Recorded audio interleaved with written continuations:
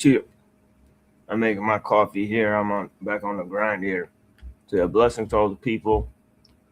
About to see what's up with these fucking tomfolios. Straight up trash debate so far.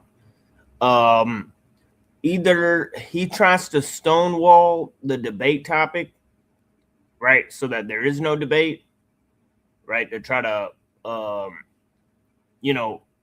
block his opponent, right, by saying, well, there's some sort of logical inconsistency with your position.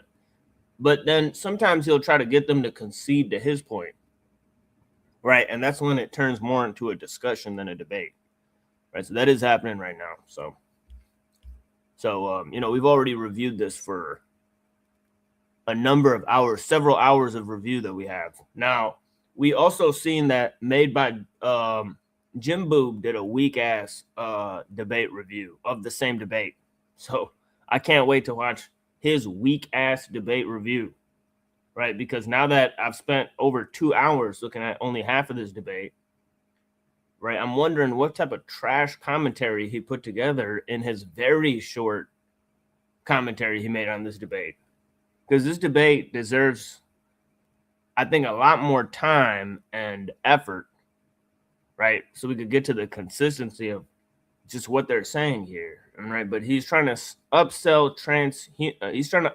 Christianity to a transhumanist. This is what it kind of seems like is happening. So let's see what's up.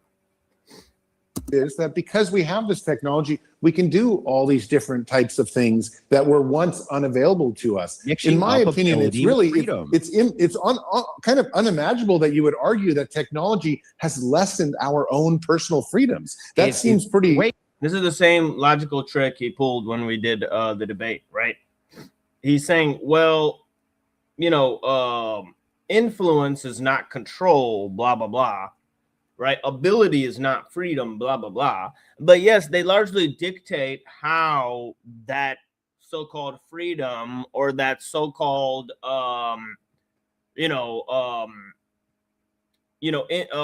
control is, expressed. So, influence and ability do control freedom and whatnot. It's just so stupid. It's dumb to think otherwise. And especially when we're dealing with the scale of technology, right? Large scale technologies that are not managed by individual use, right? That he's saying that this is about, and he's saying that also that collectively technology has not made us more free, which is really interesting because he literally argued against me in a debate, right? That he's free to use technology however he likes. So make it make sense. Does he just switch his positions depending on who he debates? What does he actually believe? And it's actually really interesting, right? I try to debate several topics that I think have philosophical and logical consistency with each other and that I actually believe in. I don't just go up there to have an intellectual contest for clicks and views, right, based on positions I don't really represent or just to beat the opponent. That seems kind of low level, but all right. It seems like, again, we're back to equivocation. In what ways has technology itself advanced freedom? It has not. It's advanced ability. Freedom is a philosophical concept. Freedom is a concept which is ingratiated in the philosophical and the spiritual and the ontology of man himself. It is not ingrained in any sort of technological jargon, babble, or a material object.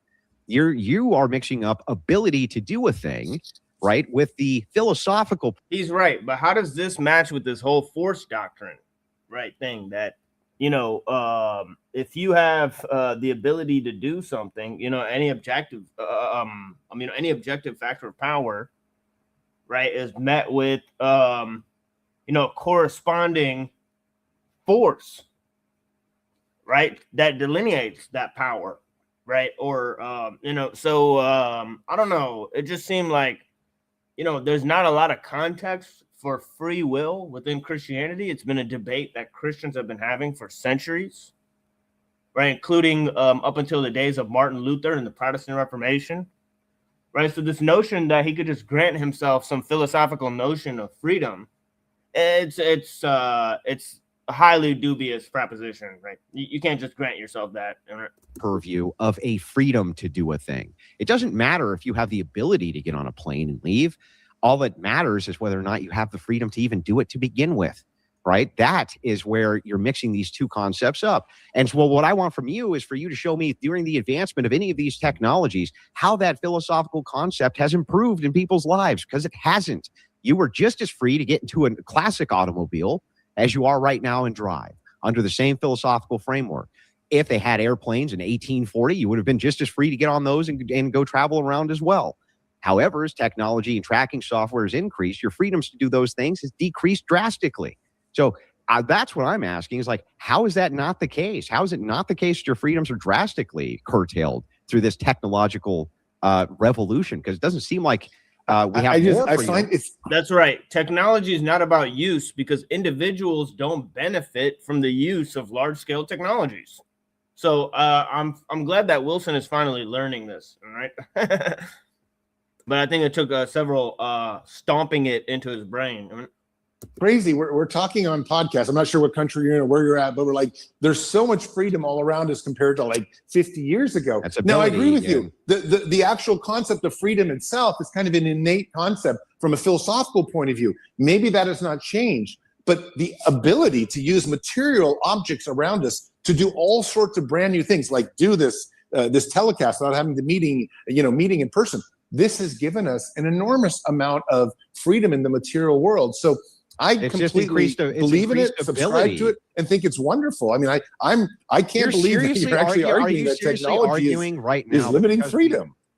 I can't believe that you're making this argument. You understand philosophy. This argument makes no sense. You're confusing ability again with freedom. Yes, I agree. We now have abilities we've never had before via technology. That is not the idea of freedom. Are you really going to seriously argue that human beings in America are more free now than they were in like 1850, 1860? Of course, my God. Because they have the ability to drive to this freedom away. See, it's a stupid idea, because he's talking about freedom on the collective scale, right? Like, who's become more free? Right now, he thinks like, freedom to do anything is more freedom. Freedom to get on a plane, freedom to get on a private jet, right? Freedom to cut your own dick off, right? Freedom to fuck whoever you want, freedom for women to vote, right? See, Wilson doesn't think that any of these things make man qualitatively more free, because they don't point to our potential as humans, right? Which is in marriage and piety and, contributing to our society and all that type of stuff. Right. So this is the thing is like, from a Christian standpoint, right. He should not be arguing for freedom, right. He should be arguing for some sort of basic human potential that's being limited by this technology, that is crippling traditions, right? Spreading the philosophy of liberalism and atheism around and humanism around, right? Which is the basis for transhumanism, right? So instead of attacking the humanistic philosophy of the Enlightenment that led to these changes, which he's all too familiar with, no, he stands on that and says it's Christian, and then says transhumanism opposes that. That makes zero fucking sense, because in any other debate, he'd be saying, well, the 16th century Enlightenment philosophy is the reason why we're in all these debacles worldwide. Right?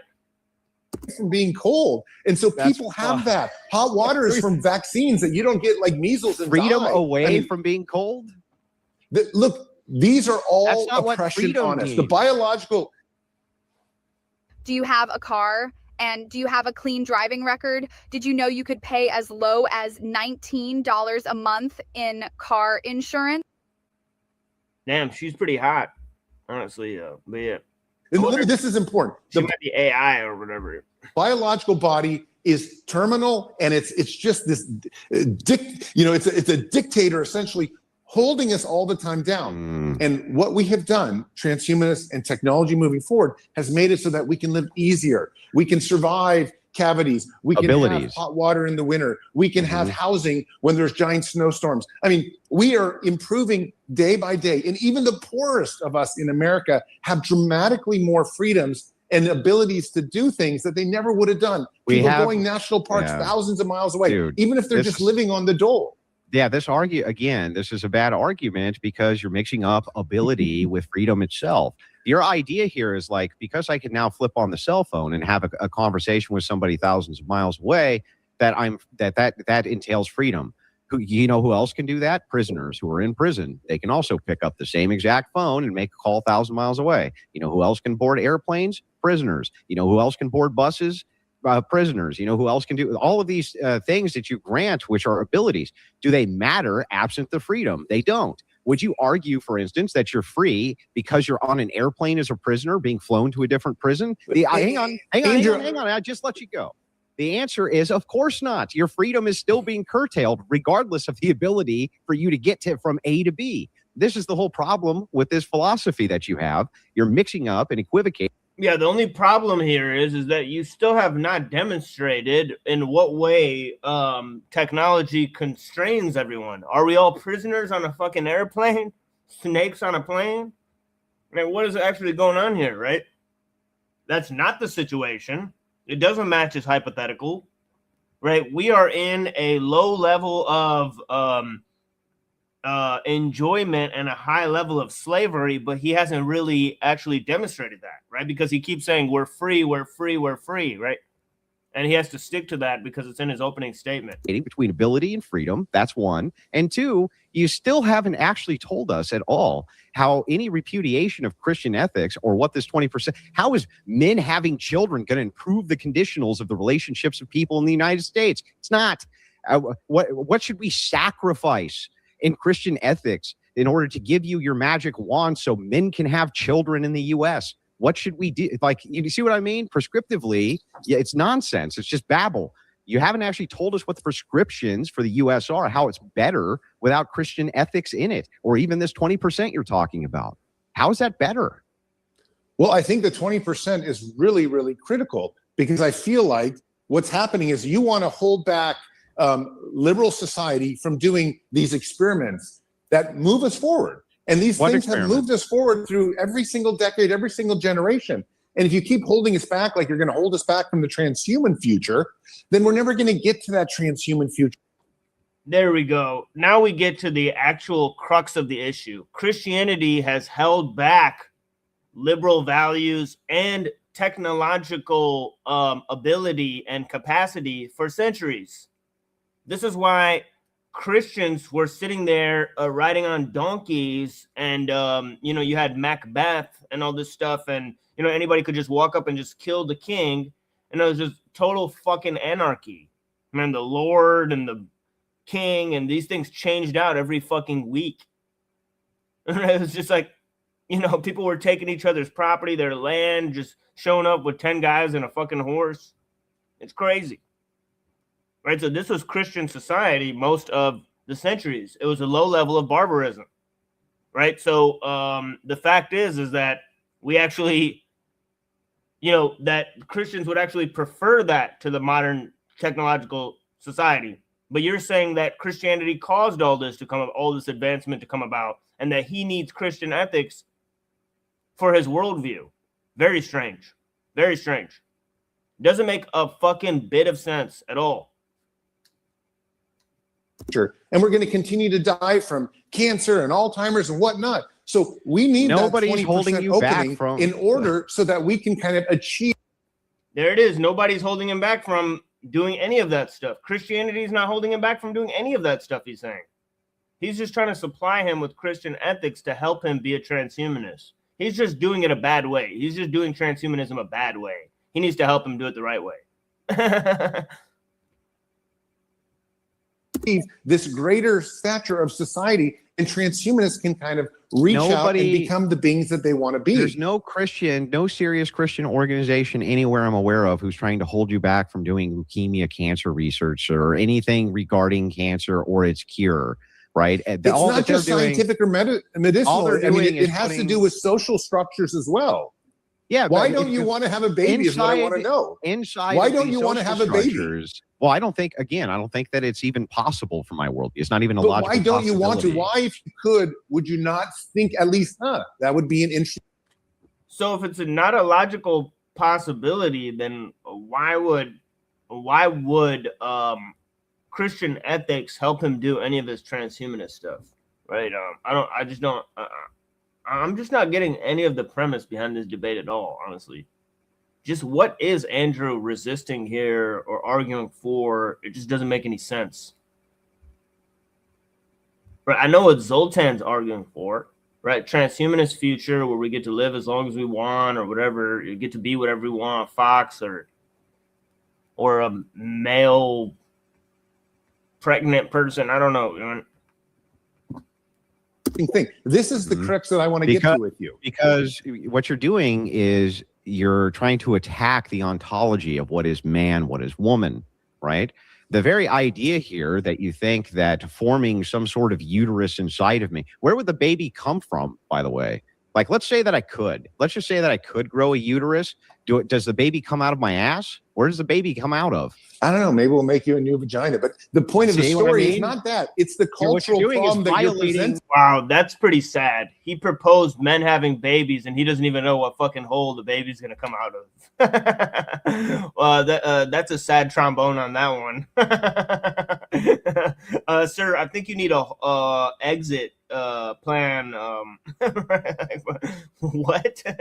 That's fucking absurd. That's the most absurd thing I've ever heard. Or the fact that they've even been talking about it for this long, but it's nobody even knows if it's possible yet. And he said it's totally possible, but he just doesn't know what hole the baby comes out of. Can you imagine? I mean, what kind of discussion is this?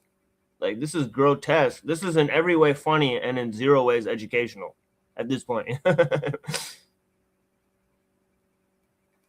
You know, what hole does the baby come out of if it's a man is the topic of discussion right now, folks, in a public debate. What you're doing is violating ontology. What you're trying to do. Yes, we are violating it.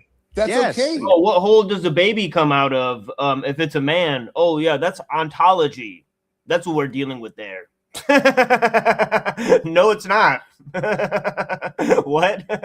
You just shoved a philosophical term in there. Look at his face. Fucking idiot. It's ontology.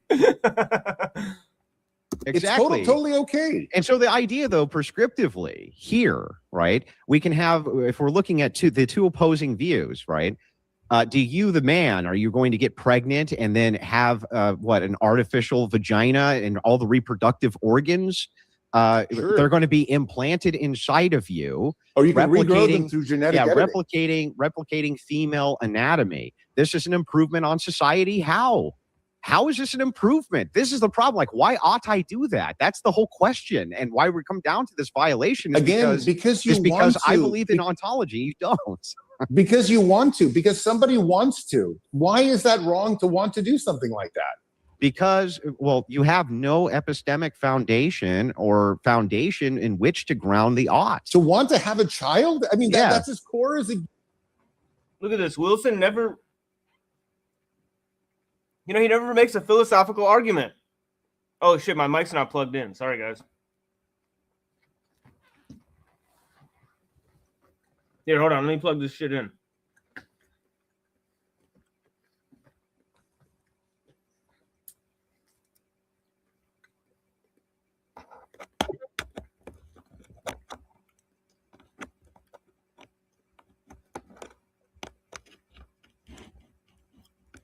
Yeah, I apologize.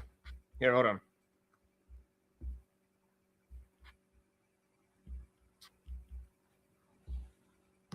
Got a whole different mic thing set up here. Okay, there we go. Here, I should sound better now, right? Whoops. Sorry about that. Yes. That's as core as what gets. There is no, what is the ought? No, a desire of something to do such. I mean, why can't a man want to, I'm just saying this philosophically. I'll tell you, hang on. We'll get into the philosophy then. Why can't I then have that baby and torture it while it remains immortal for the rest of its life? Why can't Look at this.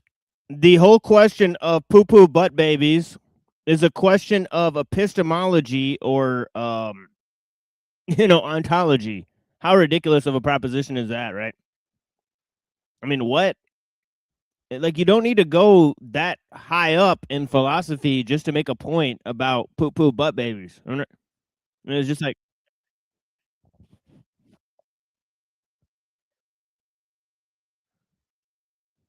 okay, let me see how I'm sounding for the rest of the show.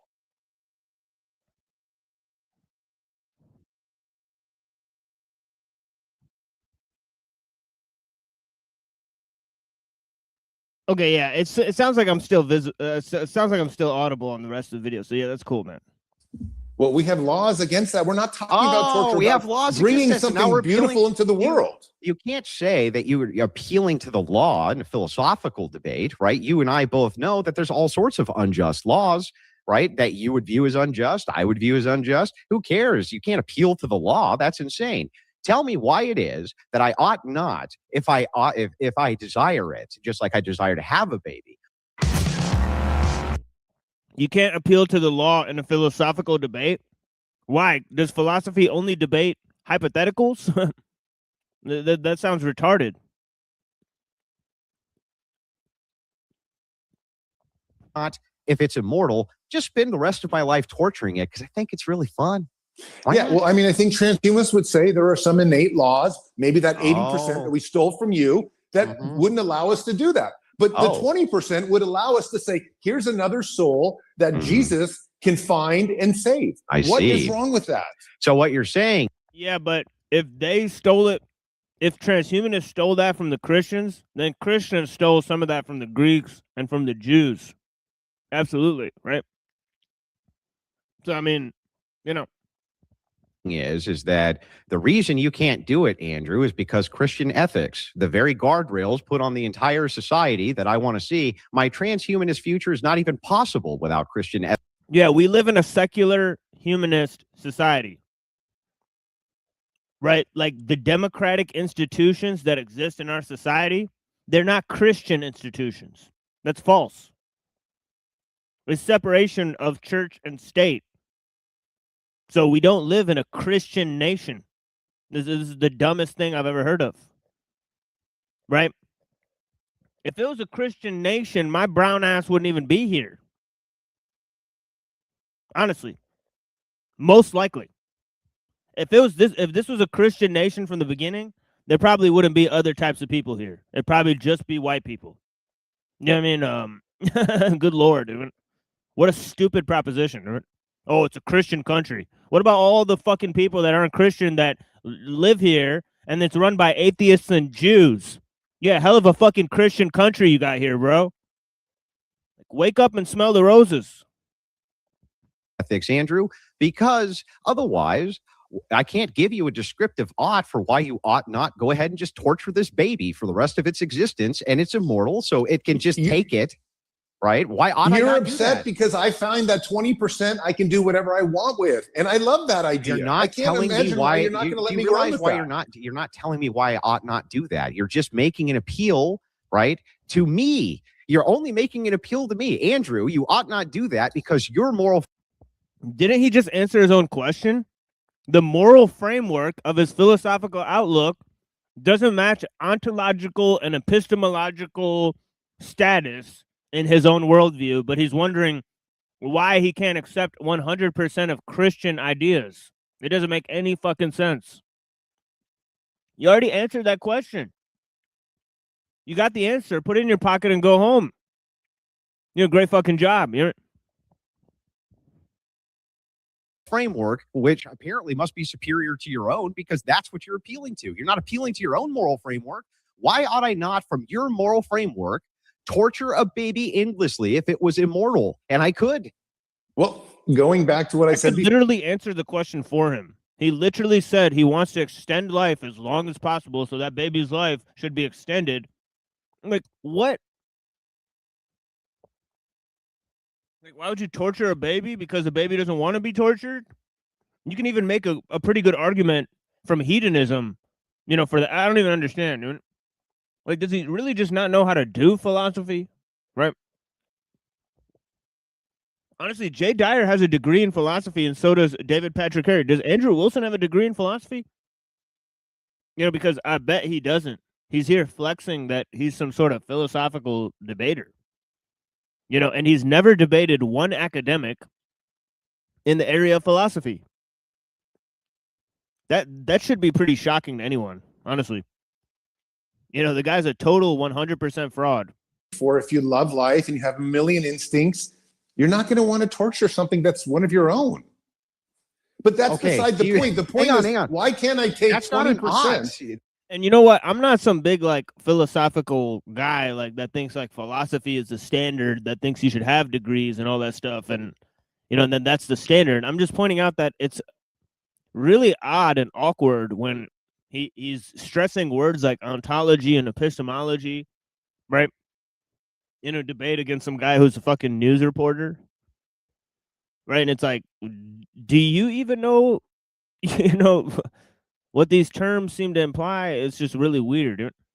You're giving me descriptors now, not oughts. I'm asking you from your moral framework, yours, Zoltan Istvan, what is actually immoral about doing that other than you just prefer that I don't? What appeal are you making to something, a stance-independent reason? Sure. Well, I think absolutely transhumanists would believe in a social contract that's been talked about for centuries. And one of those contracts is kind of the golden rule. You don't do something terrible to somebody that you wouldn't want done to yourself. I mean, and then again, I'm borrowing the 80% from Jesus.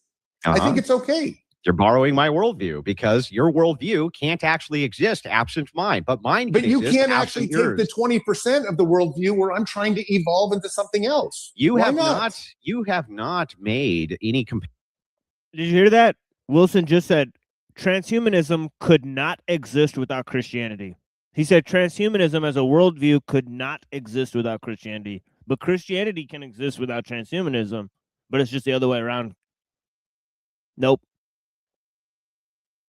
So in taking that 80% for transhumanism, he's fundamentally made himself a Christian somehow? It just doesn't make sense. So if I use 10% of Christianity, I'm all of a sudden a Christian, or 10 to 80%, somewhere in there.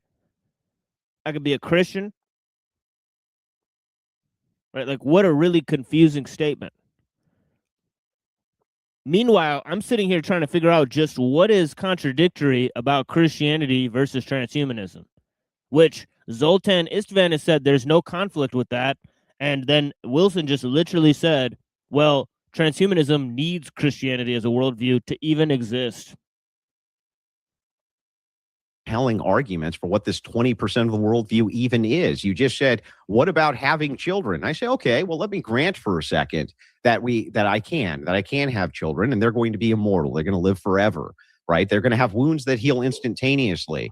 Why, Zoltan, from your transhumanist perspective, if I grabbed a soldering iron, just burned its eyeballs out every 5 minutes because it just brought me tons of joy and desire, why ought I not do that other than, well, because you just don't want me. Like, he keeps saying transhumanism is hedonism, and it's just not. Transhumanism doesn't mean that you torture people because it's fun, right? So he's using like examples that don't even fit into this dude's worldview and just like applying them. Like, he's literally asking him retarded questions. It's just, and then saying, well, actually, you need Christianity for transhumanism. Why? Why? Welcome back, everyone. As always, I'm Nick. We've got Luke with us here today, and this is Verticals. We have a what the fuck? Yeah, nice realistic show you guys have here. What the fuck? No, I just told you we have social contracts. We don't do bad things to people. What if we the don't social want them to be done contract? to What if the ourselves? social contract changes because preferences change? And it will. So that I can do that. It will. It might not be 80% of Christianity. It might be 60 or 40% or even less someday. But we're gonna retain our mammalian instincts. We're not gonna end up taking a soldering iron to children's eyes. We can transcend our mammalian instincts. And by the way, even within the confines of the mammalian instincts, you have psychopaths. And the thing is like, so here's what a bunch of weird examples. He brought up 2 or 3 examples of torturing babies. Like, the debate is Christianity versus transhumanism, man. Like, what's all this shock stuff? Right? It's literally just nonsense. It's for clicks and views that he uses these grotesque examples. They're literally classless examples that have nothing to do with the debate topic. I mean, just 2 or 3 times, just torturing babies. Yeah, all right. Like, what a sight. The idea is really simple, and you're not actually answering to this at all. Why is it that if every 5 minutes soldering iron burn out the retinas, right? They grow right back. Baby screams in agony, blood's everywhere, but that's okay. It reproduces inside of their system almost instantaneously. The social contract has changed. It's 300 years in the future. People think this is fun. They think it's hilarious. They think it's great. What does Zoltan appeal to then? The social contract has changed. The scientific method is going to say, why are we doing that? We're not just hedonists. The scientific method into something. We want to overcome scientific death. Method can't make claims like bingo. He just said it. He said, I'm not a hedonist, Andrew. You keep prescribing these scenarios where I enjoy pain and suffering at the expense of others just because it'll bring me joy. But that's hedonism, Andrew. That's not transhumanism. So stop strawmanning the dude. Actually debate against his position. There's a lot there in transhumanism that we can oppose as Christians. Why can't Andrew Wilson just do it? Right? The scientific method. You making us transhumanists out this. His literal argument against transhumanism so far has been, I don't like butt stuff.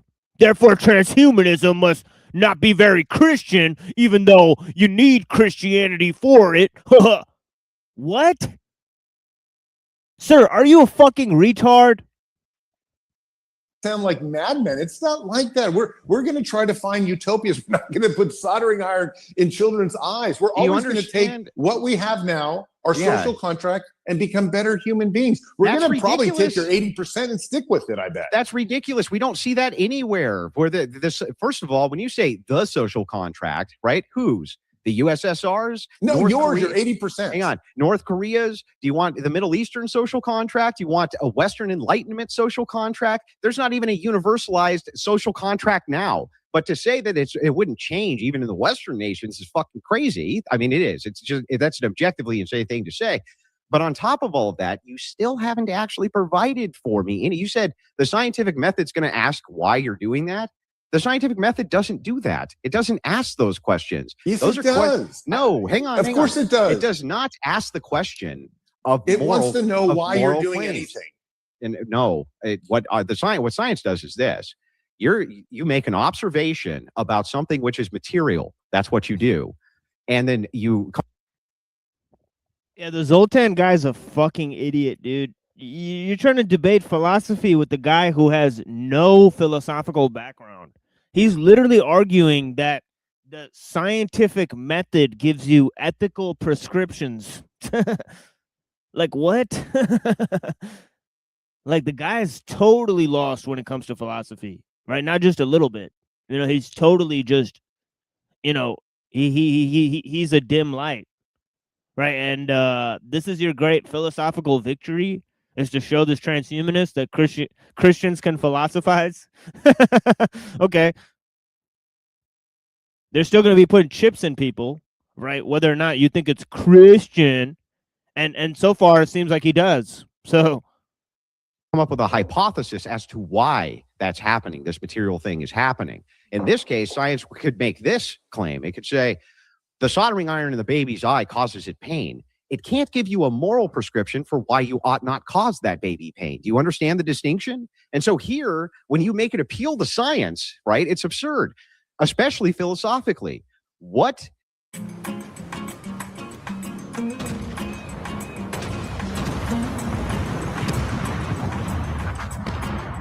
is the actual foundation from Zoltan for why it is that if Andrew Wilson had a man baby that came out of his butt and started burning its retinas out because I thought it was funsies, what is actually the issue there? Wow. Now the hypothetical scenario about butt babies has evolved to butt baby boy torture. So I don't understand. Butt baby boy torture. Like, what? All right, cool. Cool hypothetical example, man. What's this got to do with the debate? Or from you can't appeal. Yeah, you can, hang on. Transhumanism wouldn't allow it. We wouldn't allow suffering of somebody else. Why like though? that at all. Why? What are you basing that on? Because we took 80% of your philosophy that which doesn't allow it. So you just appeal to me again. Your whole appeal is, I told you already we're taking 80%, but that 20%, so your entire your soldering iron thing. So your entire appeal for why Christianity isn't good for the United States and transhumanism is because we need Christianity to stop people from doing things that you are going to create the technology for them to be able to do. Genius argument, Zoltan. It's perfect. It's like evolution. You pull the best parts and you leave behind the boring parts of the parts that don't work. And that's exactly what transhumanism is. I can't believe you don't want to support me. I'm taking 80% of your philosophy. You're making the epistemic claim of best. Best is an epistemic claim. What makes that the best other than you just prefer it? Nothing, right? Nothing makes it the best other than you just prefer that. And so we're back to Zoltan's preferences. Zoltan thinks we shouldn't do this because we shouldn't do this. It's tautological. You shouldn't do it because you shouldn't do it because you shouldn't do it. And then he moves over and says, but the main reason I can give you for not doing it is because of Christianity and Andrew's worldview, which I'm here arguing is objectively worse somehow than my worldview, yet appealing to it for the things I don't want you to do. I'm just quickly, fellas, before we carry on, just quickly, guys, just quickly. I'm asking you to open up that 20%, and then we'll be in the same ballpark. Hold on a second. We're going to go for about another 10, 15 minutes or so. So if there's anything really pressing that you guys want to talk about towards the end. Yeah, there is another do that. And then we'll go 2 minutes or so on the closings. And then we'll read out super chats, which are going to be orange and above. So by the way, I enjoy spirited debates. I don't take any of this stuff personally, by the way. I never have. None of this was an actual debate at all. What conclusion have we come to? Right. I don't know why Christianity opposes transhumanism after I'm watching this debate at all.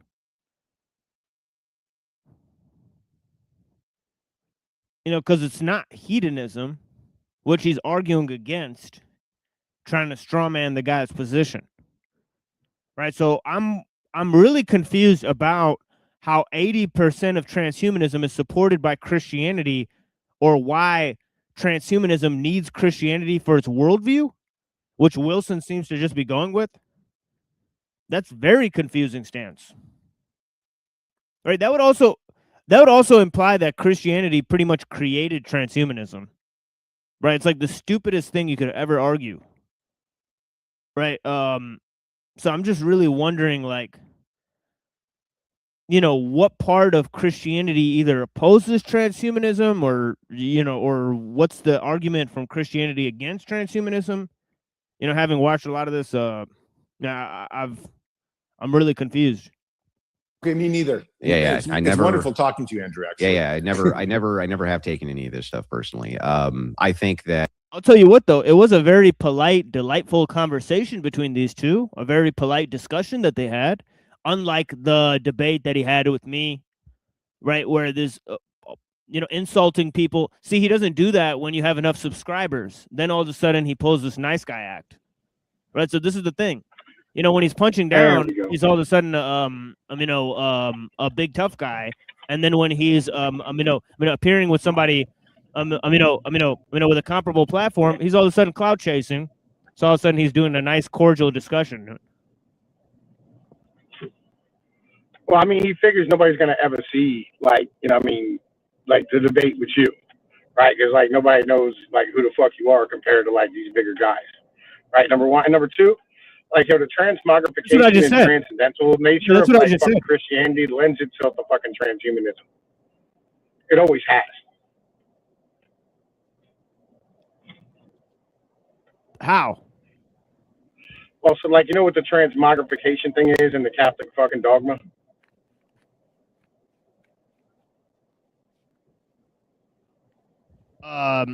Yeah. Right, and how Jesus becomes God and all that types of shit, and the Holy Spirit, all that thing.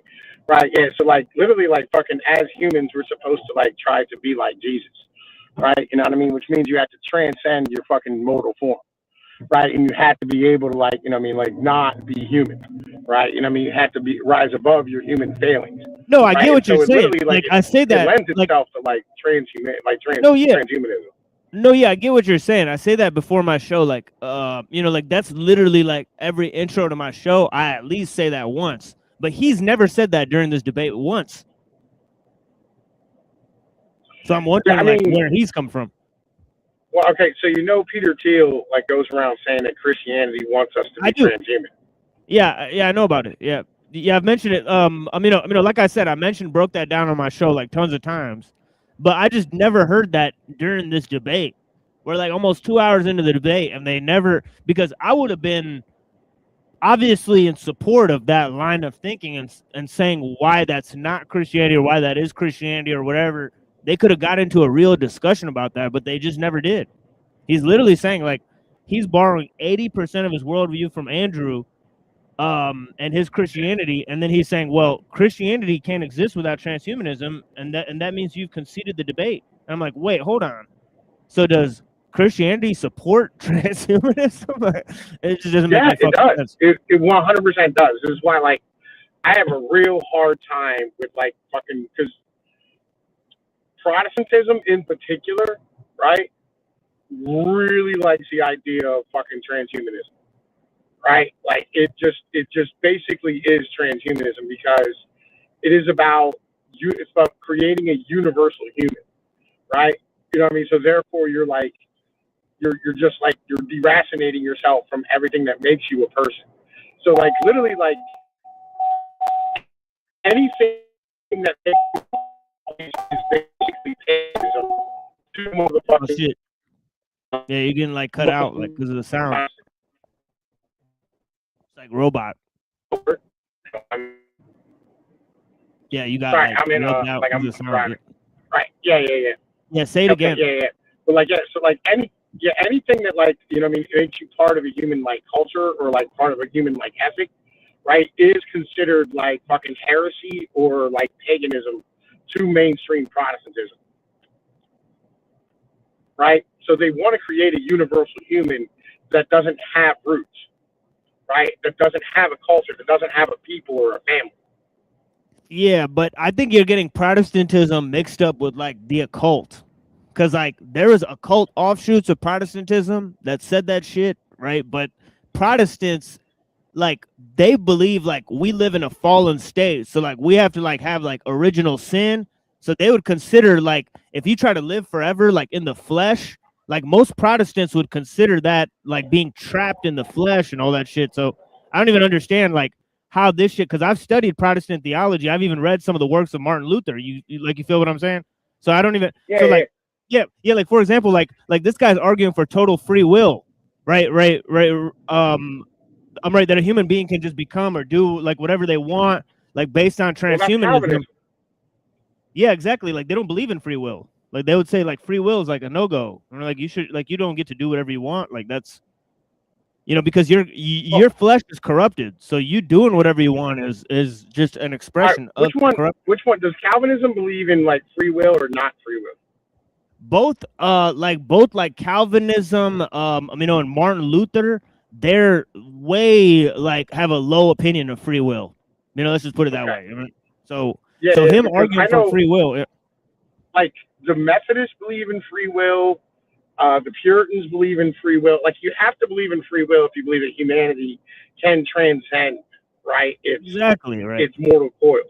Right? No, but you don't necessarily have to, because you could just believe it's evolution that's causing it. So it's not really free will that's moving the humanity along, right? It's just like humanity like something else transcends humanity because of evolution, and that thing doesn't necessarily have to be human fully.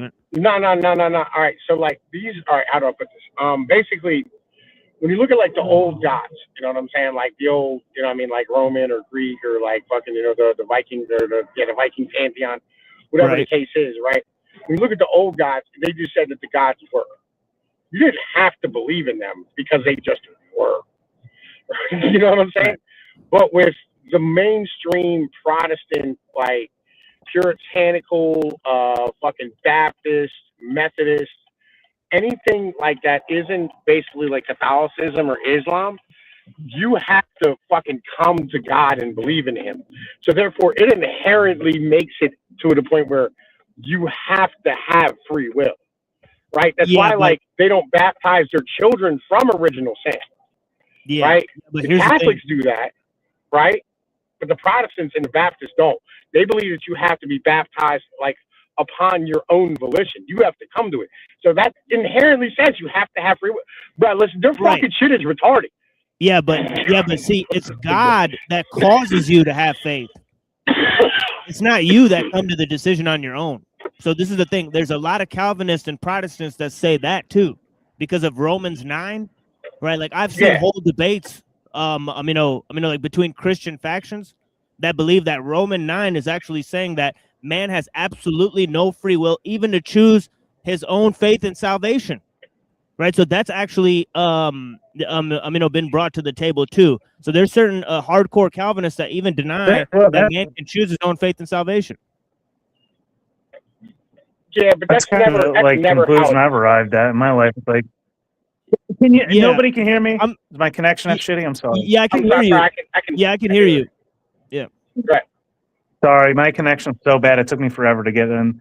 Yeah, the best thing that I can do is not fuck up what's in front of me. Like that's my best decision. Like I get presented like the perfect thing ever in front of me. All I got to do is not fuck it up with my ego and my pride and thinking I can do better than God. Right.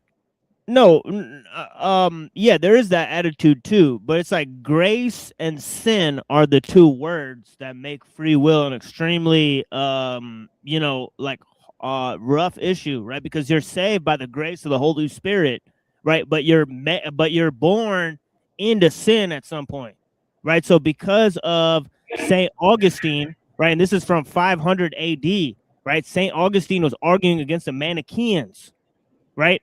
And so he came up with the doctrine of original sin and free will in order to combat that notion, right? He said, look, not only you have a free choice to choose your own salvation, right? But there's also, this whole case where, like the sins of the father, right? So, this is the thing we essentially have to transcend, and so on and so forth. And also he said that evil does not have ontology.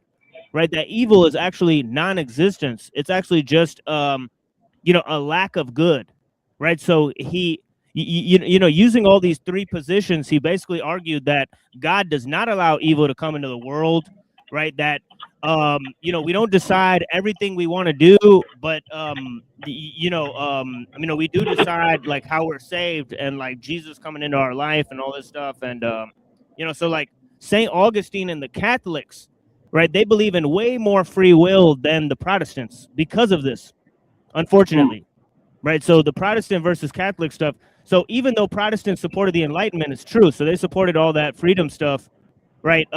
Even to the effect that some of the, some of the Protestants became like libertine heretics, right? And then Martin Luther had to write all these texts against libertinism.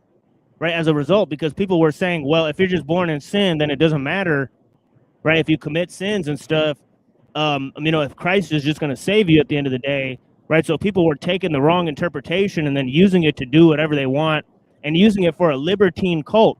But that's what's so, sort of paradoxical to understand, how the doctrine that one doesn't have free will could lead to something like libertinism. It's crazy. Right? It's like what? But as Catholics, you're born into it, right? It's literally like it's not something that you choose. You're born into it. You choose it later, like as a man, like it's on like the when you become confirmed, right? But like you are born, like right after you're born, you're baptized, right? And you're brought into the church, right? But then later on, you have to choose it, right? So there is that free will there. But with the Protestants, you have to get baptized when you choose to be baptized. Right, like it inherently states free will. Like you have to come to God. Like that's our thing. That you come to God. It's a coming to God moment. It's literally a phrase that they have. You know what I mean? Like they can't argue out of both sides of their mouths. It doesn't work that way. No, yeah, but deciding that you have faith. Like for example, like free will deals with all sorts of other issues like agency, and God, and nature, and theodicy. And like I was saying, like whether God allows evil in the world and how much man has control over nature and You know, so free will is a deeper philosophical issue, right? You know, in terms of just there could be a lot of other, and that's why it's a problem bringing it into a debate like this, because it's like, you know, you can't argue for freedom from a Christian context, right? Because free will actually doesn't appear in the Bible, right? You have to use liberalism to argue for free will, and this guy's saying that liberalism is 80% Christian, which Andrew's agreeing to. So it's like this whole debate is nonsense. You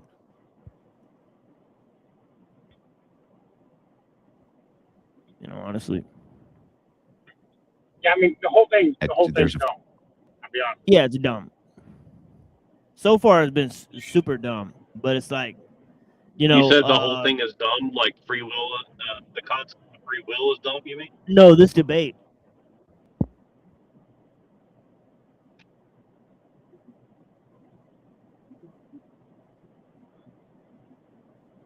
You know what I mean, Neuro? He's talking about the debate and stuff. Did Pinoy say that the concept of free will is dumb? I don't know if he thinks that, honestly. No, I said the whole fucking idea of debating free will with Christians is dumb. Oh, debating free will with Christians. Well, I mean, I think it has some utility to make people think, but I think that Christianity is going to have to like err on the side of, like, if it's between determinism and free will, I think like my opinion is you'd have to err on the side of free will, but like I don't think like Calvinism to me is like it's kind of like proto-atheism, right? Because it's like it just leads you to think that like, well, I can't do anything. I'm just a piece of space debris floating through time and space, so therefore, you know, doesn't matter what I do. I guess that's kind of the way I look at it. Like determinism as like a hard stance is like worse than like the free will stance, I think, personally. Yeah, like I refer people to a work by Martin Luther called Bondage of the Will, right? He wrote a work against free will, right? That Calvinists and other Christian groups derive their ideas from. But what's totally paradoxical is, as Pinoy is saying, is the fact that all these democratic revolutions and all this idea of tolerance. But someone who doesn't believe in free will, somebody who believes in determinism is an extremely dangerous person. I'll put it that way.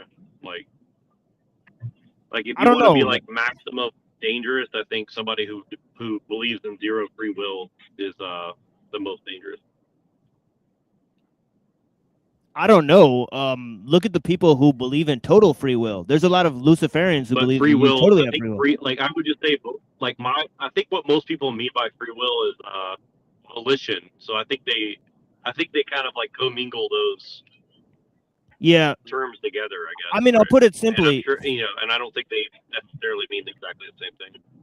Yeah, I'll put it simply to you. Freedom is obedience to God.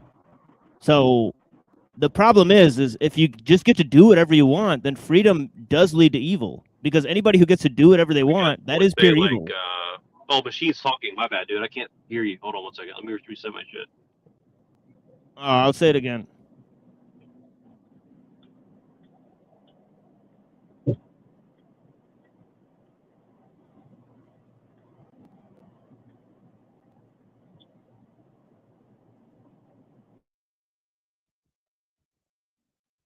Yo, sorry, man. I couldn't hear you. I didn't mean to talk over you. Let me say what I said again. I said that look, freedom and from a religious standpoint is obedience to God. Right? So you can think of somebody who's perfectly good who doesn't have freedom, but you can think of somebody who's perfectly evil who has total freedom, like a hedonist who wants to do whatever they want because it'll give them pleasure and they don't care about the consequences and they don't think there will be any. Right? So somebody who lives in total freedom is way more dangerous than somebody who believes in determinism, in my opinion. Well, I think that's the thing is, like, I think determinism leads you to freedom, kind of what you were saying, right? Like determinism leads you to libertinism, right? Like that's kind of what I'm. Isn't that what you Oh, said? I see. Oh, I see what you mean. Yeah. That way you're right. Yeah, that way. That's a way to Fucksville, for sure. What I mean is like it kind of frees you from guilt. It frees you from like self-examination. It frees you from self-awareness. You know, it frees you from all the things, right? Yeah. So I think that, and that way is what. But also, you know, and again, I think free will is dangerous in a sense too, and maybe more dangerous from a like certain perspective, because it does kind of like conflate. Like if you say, like, I think you and I agree on the term free will basically is like giving yourself godhood status. So in a sense, like you could argue that believing in free will is like kind of Luciferian in a sense. I think there's a good argument for that, right? Yeah. So if you believe in like pure free will, then you're like a Mormon or something, and you think that you're like your own God or whatever. I don't know. I mean, it's like I don't know exactly what the exact analogy would be, but you know, that's why I think there's definitely like some balance that has to be struck between like pure determinism. Like, I mean, personally, like, you know, I think if you have the right mind frame, like maybe determinism isn't that bad, because if you just say, well, ultimately God decides everything, like I can agree with that, but still it doesn't mean that you have no autonomy at all, right? Like it doesn't mean that you're not still like separate from God in some sense, as far as like you have some sort of distinction that separates you from God, right?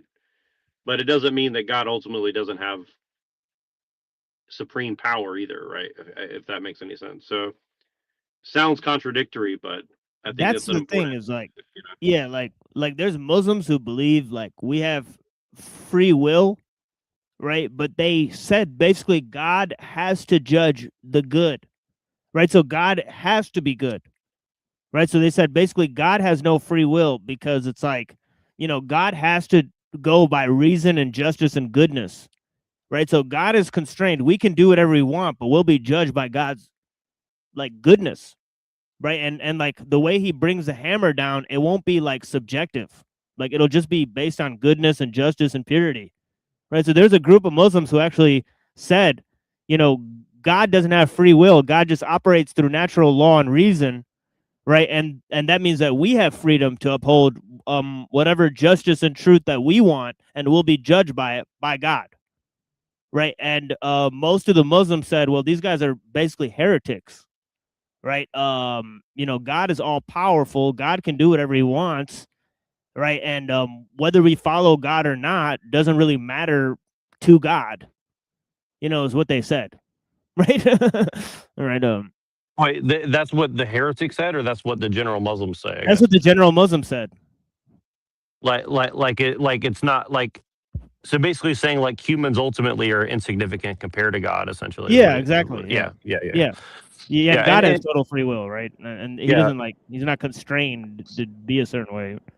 Right. Well, and again, like I think it's interesting what Pinoy's saying, because like it's way more interesting than what most people like. I went on a panel on TikTok last night, which is, you know, kind of retarded, honestly, but it was kind of funny because like you start having debates about liberalism or this or that, and I think the average person is like, I mean, I don't want to like say that they're retarded, but you know, like they can't hold a thought and like the cognitive dissonance, I guess is what I would say, right? And I'm not even making fun of them or like putting them down, but like this is like a real thing. Like people just have such severe cognitive dissonance, like you know, and it's really hard to deal with people. And I see people like Pinoid, because like I disagree with Pinoid, but he definitely, like, you know, we all have our levels of cognitive dissonance, but I appreciate what he's saying, because I think it is good to like get pushback on Christianity, because like I think just defining what is Christianity is very difficult for the average person, if not most people. You know, I think that's something that's really fucking hard to do, you know, for Christians.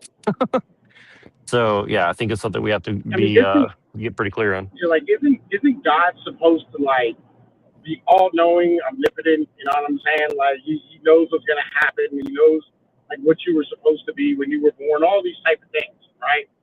Like this is what God, you know, the whole point is like God made you for a fucking purpose, right? Right. And so when you're standing here saying like I have free will, which by the way, like I don't think most people even have an idea what the fuck will is to begin with, right? You know what I'm saying? Like let alone free, right? Like all this all this fucking shit, just as in general thing, it's like, you're supposed to trust in what God made you and what God made you to do, right? Because that's the ultimate, that's faith, right? That's belief, that's trust, right? That's what that's supposed to be. That's how you're supposed to move, right? And this idea that like you have free will, right, to like choose shit, right? Or you don't have free will, you know what I mean? You go, oh, like, listen, you know, like we don't make our own decisions. I think it's like human chauvinism, right, as a whole. I think it's like these people who can't come to grips with the fact that, like, you know, the future is predetermined, and there's nothing wrong with that, right? Like the whole point is kind of supposed to be like being a kid on Christmas. You just get to open the present up a little bit, you know what I mean, as the time goes on, you get to see what the fuck it is little by little.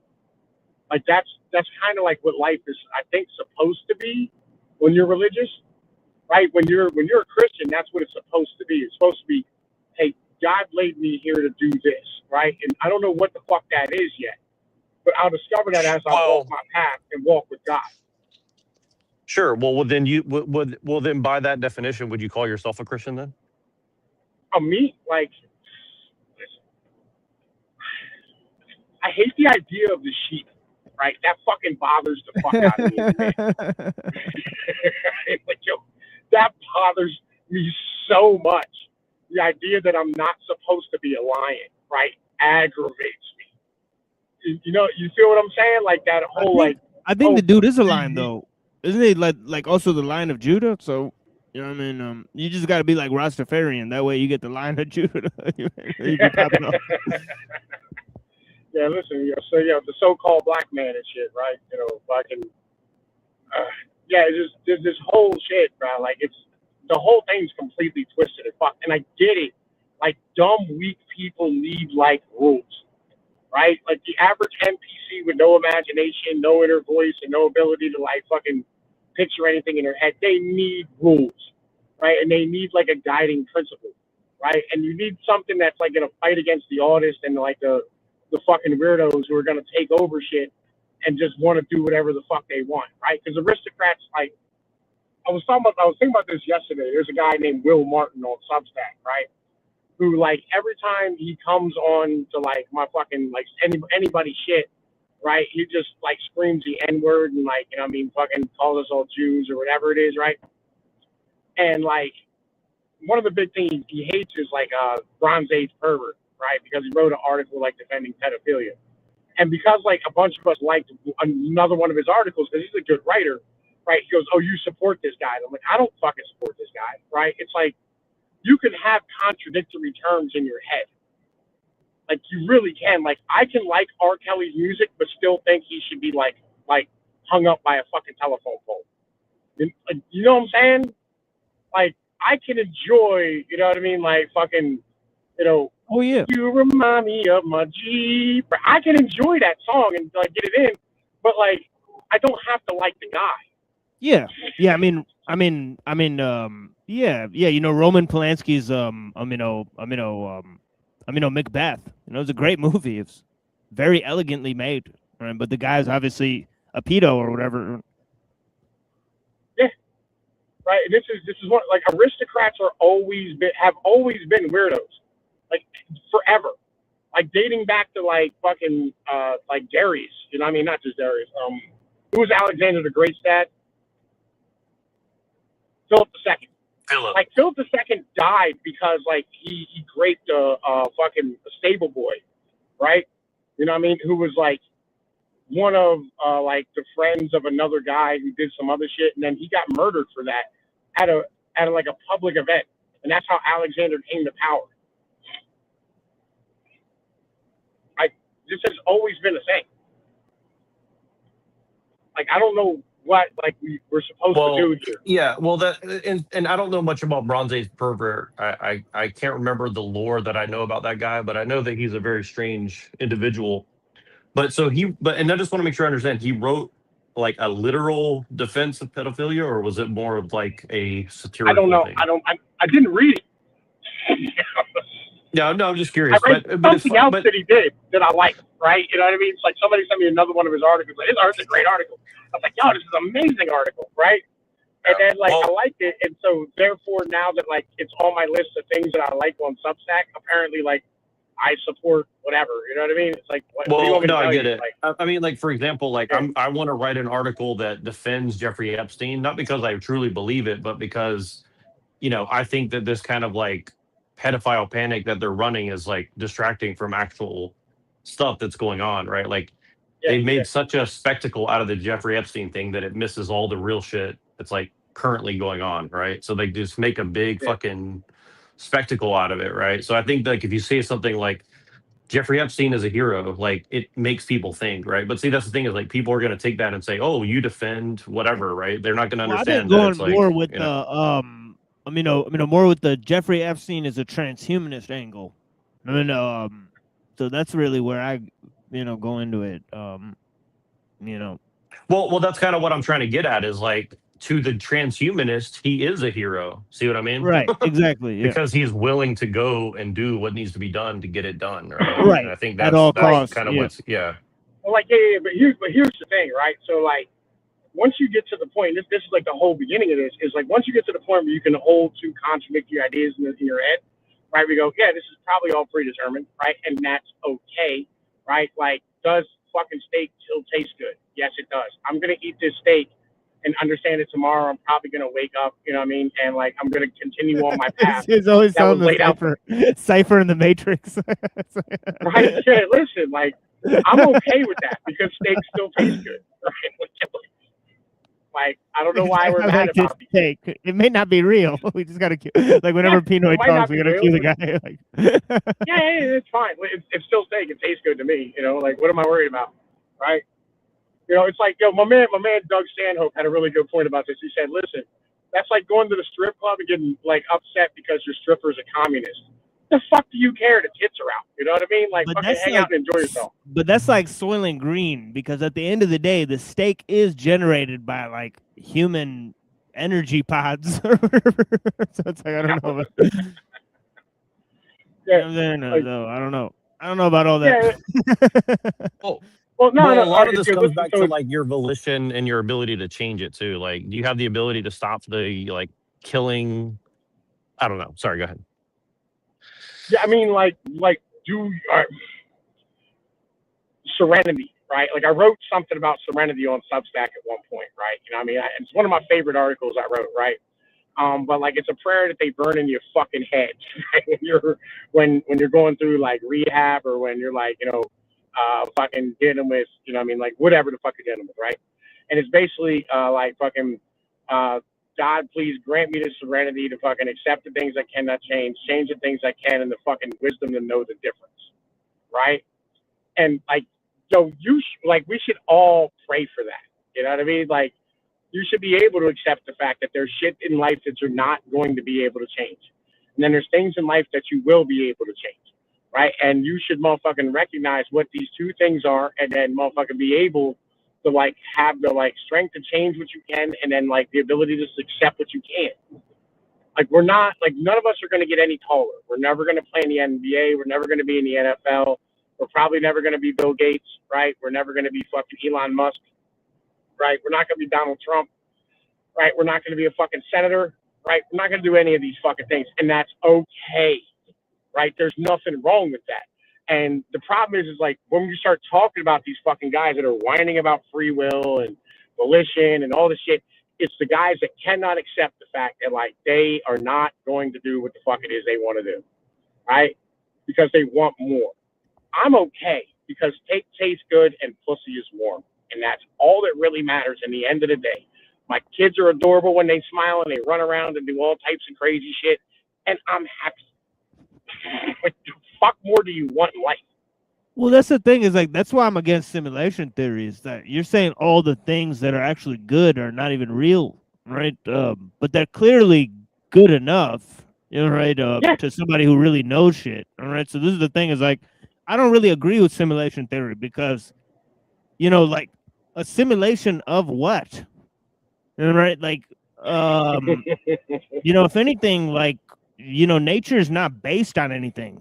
And right, like most likely, right? If you just look around for 2 minutes. Yeah, and if it were, you would have no way to judge it as such. So what difference does it make ultimately? And I think this is why like I kind of hate all this transhumanism bullshit, is because it's like, oh, we're definitely living in a simulation because this thing doesn't make sense to me. It's like, well, you might as well just say, well, God did it or God didn't do it or what. I mean, it's like it's literally the same thing. It's just like, put right. into a situation that doesn't make any sense. It's like, I don't understand this thing, therefore multiverse, therefore simulation, therefore matrix or whatever. It's like kind of like what Pino would say. Like, here's the thing is like, I think that like just saying like, what he said about like women and steak and your kids and stuff, like that's way more sane than like we're floating around a fucking sun flying through space at 100,000 miles a second or whatever the fuck they're saying, right? Like it doesn't, I mean, whether that's true or not, it ultimately doesn't fucking matter, right? Like it has no bearing whatsoever on like the way you're going to live your life here on Earth, other than if you believe in that, it might change the way that you view your kids and say, well, if my kids get blown up by a comet tomorrow or by a bomb, it doesn't matter because we're just space dust or some shit. Like, I don't think that that's a healthy mindset to have. Like, I would just err on the side that, that's probably bullshit just for the sake of my own sanity, Oh shit, he's gone. My bad. But yeah, hopefully that makes some sense.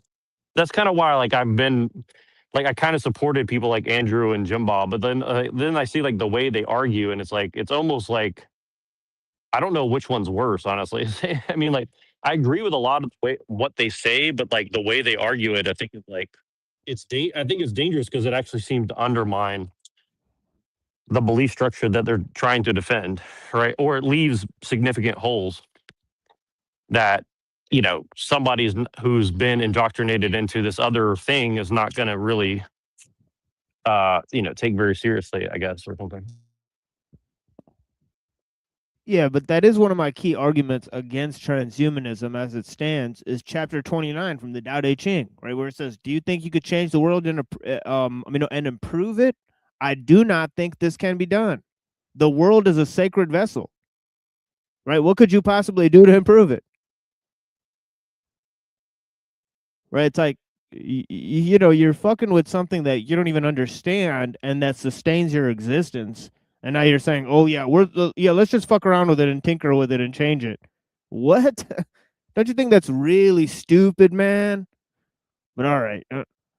Like these guys are well, and that's kind of like the whole thing with like, that's kind of the whole thing with like, let's just mess with their genetics because we can or whatever. Okay, like here's what gives me hope though. And like, I hate to say it this way because it's really fucked up to say it this way, but like, okay, here's one of the reasons I love TikTok, right? Like, there's a lot of propaganda and stuff on there, and it's really, really bad. But like every once in a while, you see some like glimmer of hope. And for example, like, I saw a really good one a couple of days ago. So there's like some girl who went to like this event, and I think I wrote an article on it. If I can't remember honestly, but I think I wrote an article about sperm racing or something like that. So like there's like these tech bros that go and like jack off in a cup and then like use like a super microscope to like race, quote unquote, their sperm and see which one has the most and which one has the fastest or whatever they're doing, right? And this girl like got invited to this party, and she's like, that was the gayest fucking thing I've ever been to. Like a bunch of guys in a room like amping each other up over who has the fastest sperm or whatever. Like, you don't even like want to put it in a woman. You want to like put it on a cup and like put it under under a microscope. You know what I mean? And I think that that's like very hopeful. Like that women are kind of like, they go and see like what this leads to, and they're like, whatever that is, I don't want to go that direction. Like, I want to go the other direction. You know what I mean? Like, whatever that is, let's not do that, right? And I don't know. I think that's kind of what's interesting about a lot of this is like, I think there are tons of people that can see certain things that are happening, and they're like, I don't want to go that direction. And you know.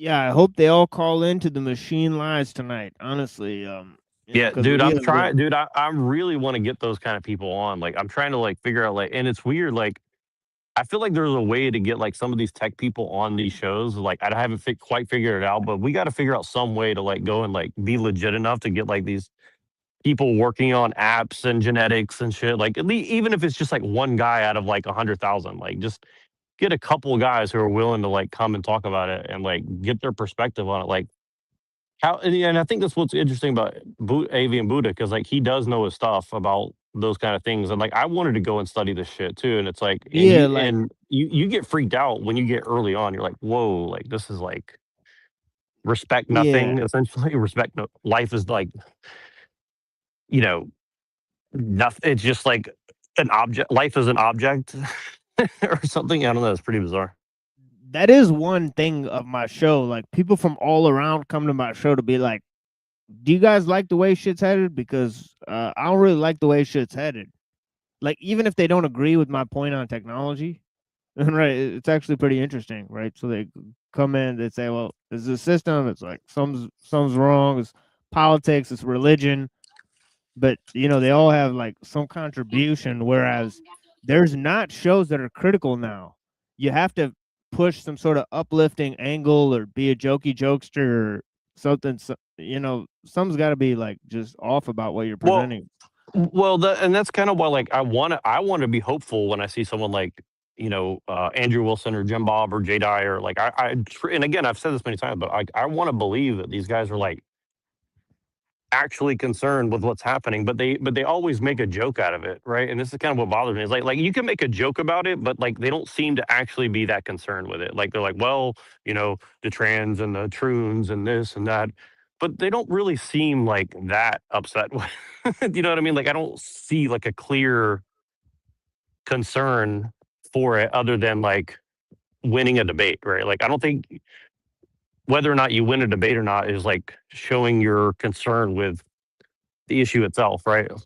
Like I would lose every fucking debate if I got the point across that I'm trying to get, right? Like I don't care about winning, quote unquote, a debate, because the average person, as they say, is not philosophically enabled enough to comprehend what philosophy or any of this shit is, myself included, maybe, right? But you know, if people come to the right conclusions, whether they comprehend it or not, like then and they're actually motivated to stop it, well, that's might be more important.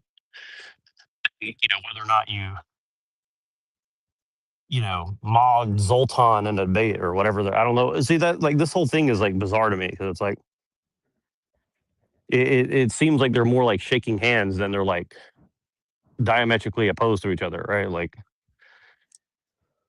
well, you don't like you want atheistic transhumanism, and like transhumanism is fine as long as you like have like this abstract morality that I can't really explain to you right now or something. It's like, you know, it's like what is this guy, like PewDiePie's dad? Like this is so weird. Like, you know. Yeah, I mean PewDiePie is more based than these guys, and I mean I'm just saying, like, like why don't they bring PewDiePie into the debate space? You know, like. You know, I don't know if you've seen what PewDiePie is doing now. And now PewDiePie is like, he's building like an AI system in his house or something, and like running his own. He's spent like $20,000 on the fucking AI system. Yeah, he's living Zoltan's dream pretty much. Yeah, exactly. Yeah, pretty weird. Well, it's weird. He's like, I took all my data off of Google, made sure it was all deleted, and then I dumped it into my own private AI at home to train it to do things for me, by me, about me, or whatever. And he's like, it's kind of freaky, but at least like nobody has access to like my personality or something. Like it's kind of like, obviously, like that's not really true, obviously, but it's still interesting that like he's thinking in those terms, you know. It's like it's kind of weird. Like, and I think he was probably like paid sponsorship or something, but it's pretty weird that he's like doing all that. Like I got news for you, PewDiePie. Like there's been hundreds of video recordings of you that have already been put into AI, you know, generating software. So yeah, and I'm pretty sure they don't ever delete that data. Like you say, delete my data. It's like I'm pretty sure that's it's all out in the cloud somewhere. You know, yeah, exactly. Yeah, as if they're actually gonna get rid of it just because you told them to. Yeah, sure, buddy. Yeah. Yeah, well, and I think that's the thing is again, this is kind of what I've been trying to figure out with, you know, me, you, Pilliter, and some of us who are kind of like trying to predict the future a little bit. And I think it's probably obvious. I'm sure people have written about it, but I'm also just trying to like live it as an experience and say like, what does my experience tell me, right? My experience is telling me right now that it's like, you know, it's very clear that they want to create an economy where the economy is based on you training the AI about logic and feelings and emotions and stuff like this. And I saw this, what do you call it? I sent you this thing the other day. Actually, if you don't mind, bring this up because I wanted to show you this. And I saw this dude. Let me see if I can find it really quick. I sent this link to you the other night. Yeah, look at this. It says PewDiePie, Felix Arvid Ulf Gjelberg. Oh, Berg in his last name, by the way. He might be. Yeah, he may be a crypto. I don't think he is, but it's. I mean, I don't know enough about like Sweden to like know. I mean, I guess I'm sure there's somebody who does, but maybe the Bergs may have stole the Berg names from the Bergs, or the Bergs may be Bergs all along, or I don't know what it is, but Right. there's something weird going on for sure. Like I can tell you this, Sweden is totally effed, in many ways. Damn, where's this link I sent you? It's weird. This link is like missing now. Oh, I think I put it in the backstage. That's why. Okay, let me just look it up. Okay, cool. I put it in the backstage of that other show you did. Let's see. It's called Tavas IO or something. Oh my god, I'm writing in the wrong language over here. Okay, let's see. Tavas. Did you click that link of Tavas IO? Here it is. I got it. Yeah. Okay, check this shit out, man. Pull this website up just for a second because this will be very interesting to you, I think. I'll put it in the back right now because this is what they're so. Yeah, just pull this link up for 1 second. I'm sorry for the distraction, but I think it's very relevant to what we're talking about right here. Like this is some guy that they were.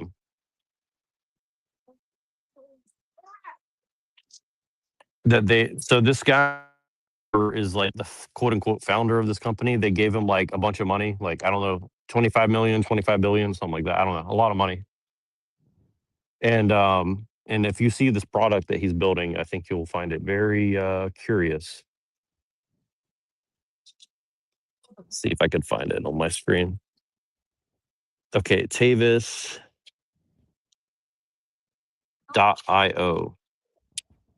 I'll put it in the chat for everybody too. Let's see if I can pull this down here. Yeah, everybody go check this website out. This is a famous company in Silicon Valley right now that they're working on. Yeah, I did click on it, but yeah, it's interesting. It's like individual, whatever, like preference shit. Yeah. Well, it basically copies actual real life personalities. But like just show the visual for a second, because like when you scroll down, I just want people to see like what they're showing, like how they're selling this to people. It's like, if you don't mind, it's okay, because okay, Yeah. meet the PALs. They can see, hear, act, and actually understand us. Yeah, I seen the thing that is there. Like usually it says like meet local singles, and it'll be like it'll show you like a picture of like a shiksa, right? Right. But then Well, that's what this is doing. Yeah. yeah, but it'll just be like, but now they say like create your own realistic AI girlfriend. Well, this is more than that. This is like people that you interact with that are going to impersonate humans that can. Okay, let me read this. Our models have powered over 2 billion interactions with hyper-realistic real-time AI that combines the EQ of humans with the reach and reliability of machines.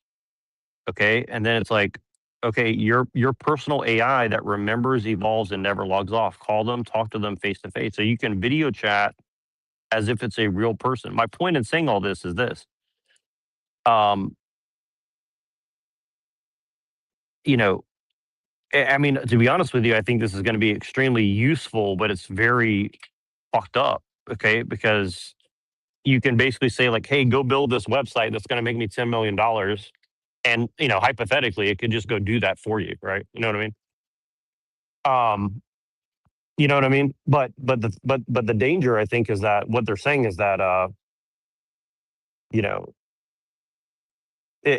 essentially you won't know the difference, right? So imagine that we're on the panels with all these people and we think these are actual people, right? Now, what if these were actually just AI systems that were created to pretend to be Andrew Wilson or whatever, right? Now, I'm not saying that's happening now, but I'm saying like that's what they're trying to build, right? And I'm saying like if they're trying to put this into consumer grade technology for the average consumer, like how far along is it behind the scenes that they're training it for, right? You see what I mean? Like, did Qualcomm like create this in a lab and then now they're like, well, let's just give this technology to this dude and let him like test it out on the consumer market so we can like perfect it in the lab or something, right? Does that make sense? Or Q Intel, what do they call it? Yeah. NQTel? Yeah, NQTel. That's what I was thinking of, not Qualcomm. But you get the idea, right? Yeah, So it's like right. NQTel develops it, and then they. So I'm just saying, it's just so insane that they're like openly. It says multimodal call, text, call, or FaceTime, anytime, anywhere. Proactive, always ready to talk. Checks in when you forget to. Remembers what you said you do.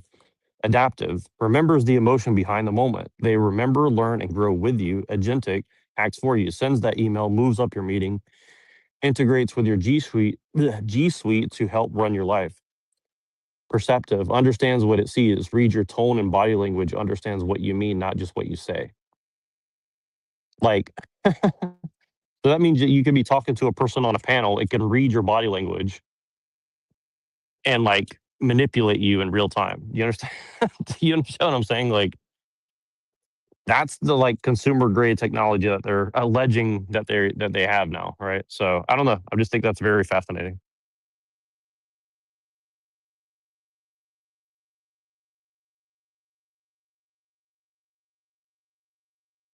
Because they're definitely like what I'm saying is like they're definitely trying to put us in a. There may not be a matrix now, but this is like literally the first step of a matrix, right? Where it's like if the person that you're talking to on the other end like is indistinguishable from a human, right? So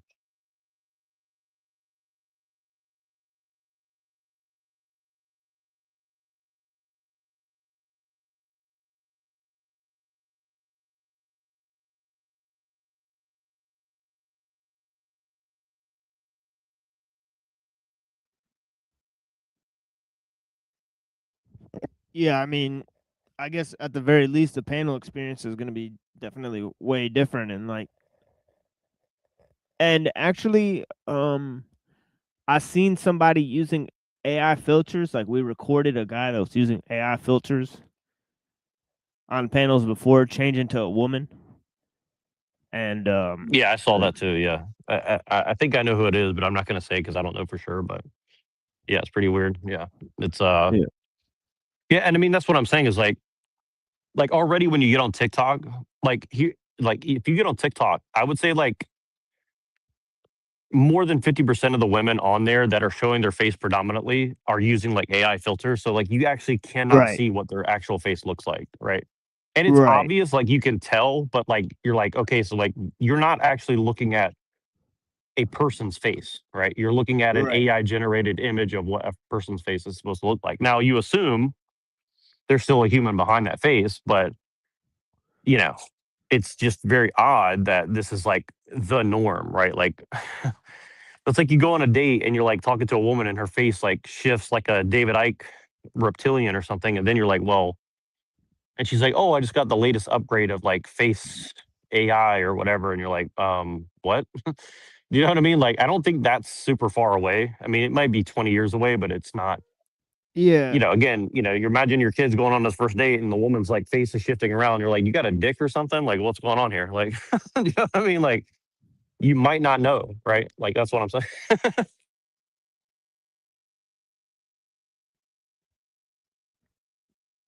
yeah. That's the danger of implants too, because with implants, right? Um, especially implants. I mean, the way that Kurzweil was saying, that help you assist you to like go into augmented reality, right, or virtual reality, right? That would be a huge. Well, you know, they might be able to change what you're looking at in real time, right? Which is like, you know, you might be looking at a building and it shows you a different building of a different type of business.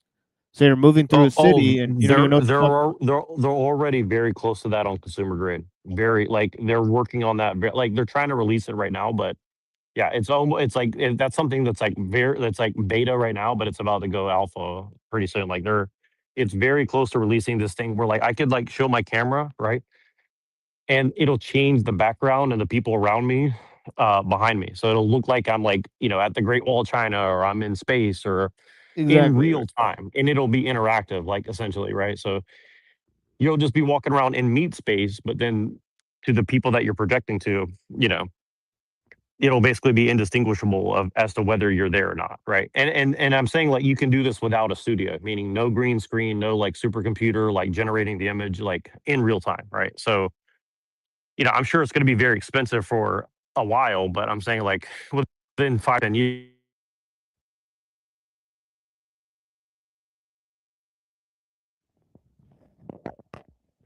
You cut out there. Here, hold on.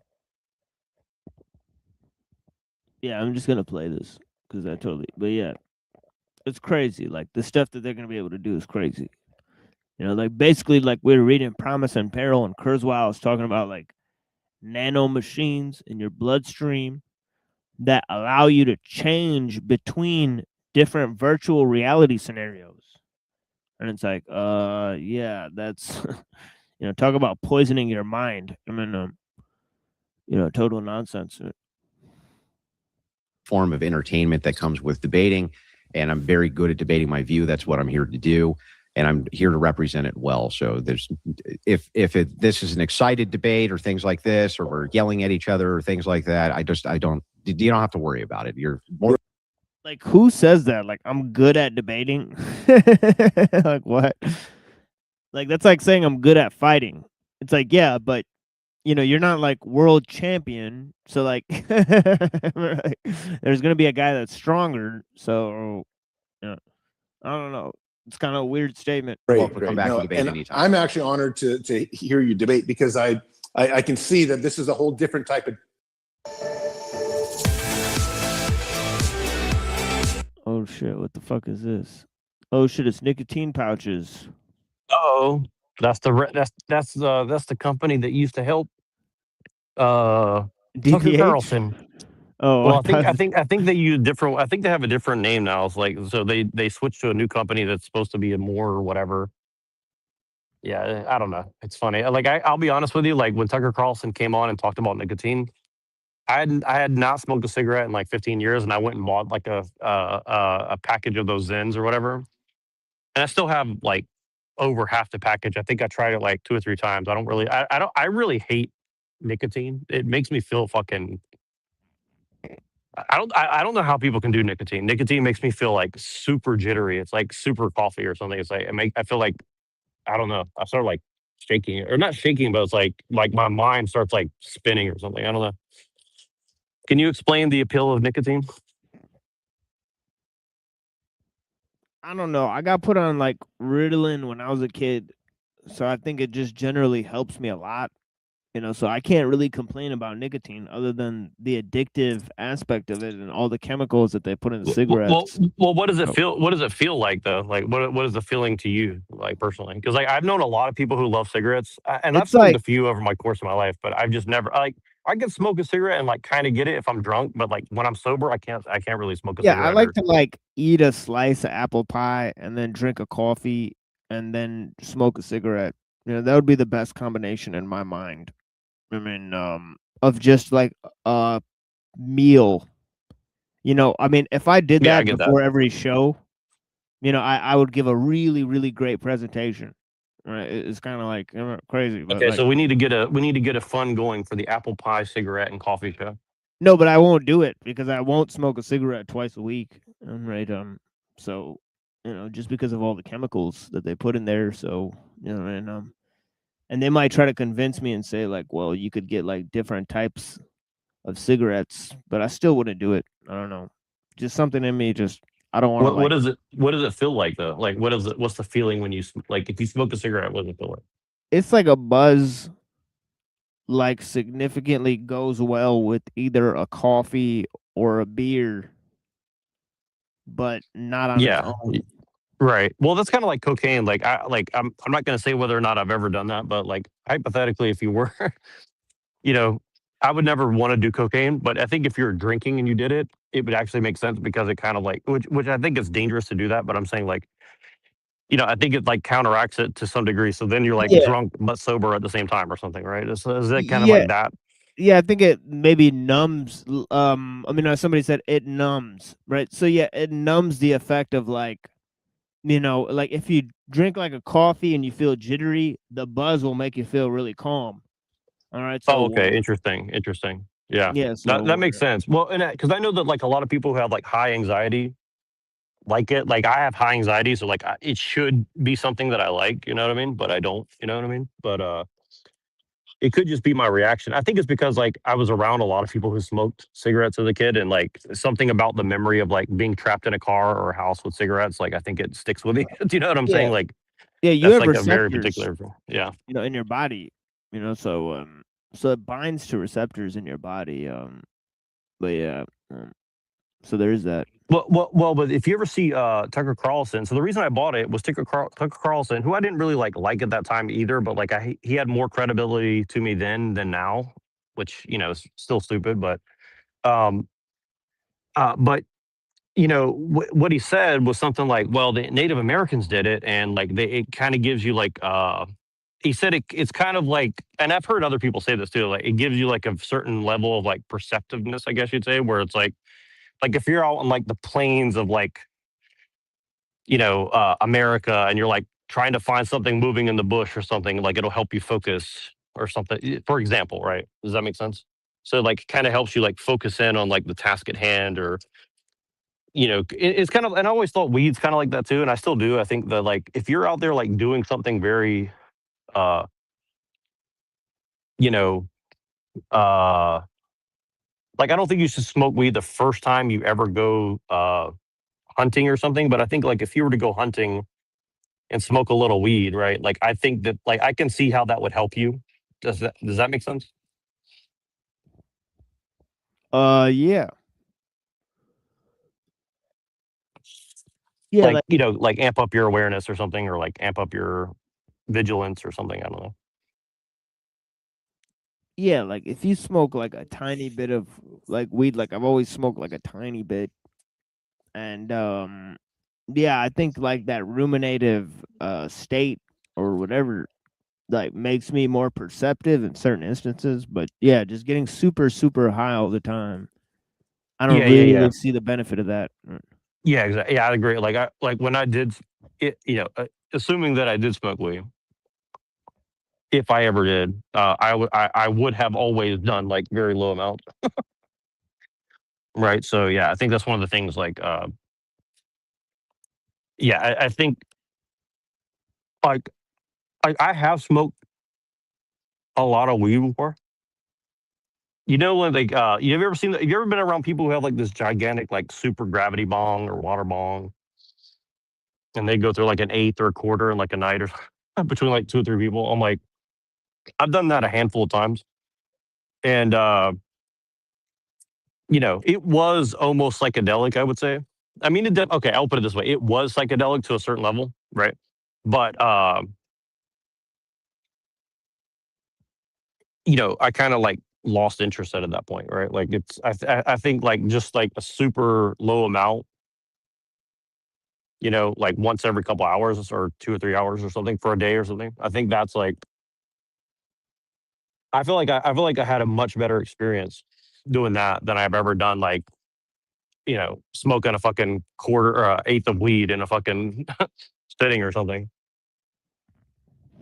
Well, that's the thing is like I remember one day like like we like went to like this it was like yeah, what do you call those things? Airbnb or whatever? like that or whatever. Like yeah, like a bunch of friends like went to like a party or whatever, right? And they stayed like in this place, or this giant house or whatever, right? So like, so they all took like MDMA. So I took some of this MDMA, and then I was like sitting there and like, I remember me and my buddy who's really introspective. Right, like, everybody had gone asleep, and then we had taken too much MDMA, and we were like sitting up talking to each other about like just how creepy this house was, and just like how we were not enjoying ourselves. Right, so we just like sat up at night for 3 hours and had a really introspective, like philosophical conversation on MDMA, and it was extremely boring, and did not feel like we did not feel good the entire time, like no matter like how much weed we smoked or whatever. But yeah, there's moments like that where it just doesn't like, like the drugs do not help the situation that you're in. That's and that's why I think that's one of the reasons I'm like generally speaking anti-drug. It's not because I think that drugs are always bad, not at all. But I think that like the situations and scenarios to which they're good are so rare in modern society, right? Like I'm not saying that, like, I think if you have enough friends or enough people or just you by yourself in a certain scenario, sharing a blunt or something, or sharing some, a couple joints or whatever is probably like healthy, I would say, right? But but so much of what it turns into is like, well, this person's going to go here and get this, and then they're going to bring this strange person into this environment, and then you're going to go to like this environment that's not really like known to you, and you're going to be like out, you know what I mean? Like there's always scenarios that come up. So like for me with weed, like I can do it in public, like when I first came to San Francisco, that's one of the things I loved about San Francisco. Like literally you could drive around in your car with the windows rolled down, smoking a joint, and the cops will just look at you and be like, put it out, put it out. So they don't have to come deal with you, right? You know what I mean? Like they would just tell you to put it out while you're driving. You know what I mean? And I'm not saying that's good either. But I'm saying like that was the situation, right? And like you could go on the street and smoke it, especially if you just did it where there's not a lot of people. And then you went into like public, nobody cared. Like it was kind of cool. Now it's to the point where so many people are doing it all the time everywhere. It kind of has lost like that mystique, right? Like it's just like, the little old lady smoking it, but like so many people do it, it's kind of lost the mystique. And so actually now weed's not as cool as it once was in California, right? You know what I mean? Had So it's some kind of really weird. weird stories, because like I had not smoked until I was really a lot older, so actually my grandma died, right? And I was like really big time homies with my grandma. Like I used to talk to my grandma a lot, right? So when she died, I became super duper depressed, man, like extremely depressed, right? So then I was like, all right, like I guess I'll just smoke weed because I'm really depressed. Right, that was the idea that I had. But then as soon as I smoked the weed, I started hallucinating. Like like I started like walking around and like I didn't know where the fuck I was. And I got lost for like 30 minutes, right? Like in the woods. And then I went home and went to sleep.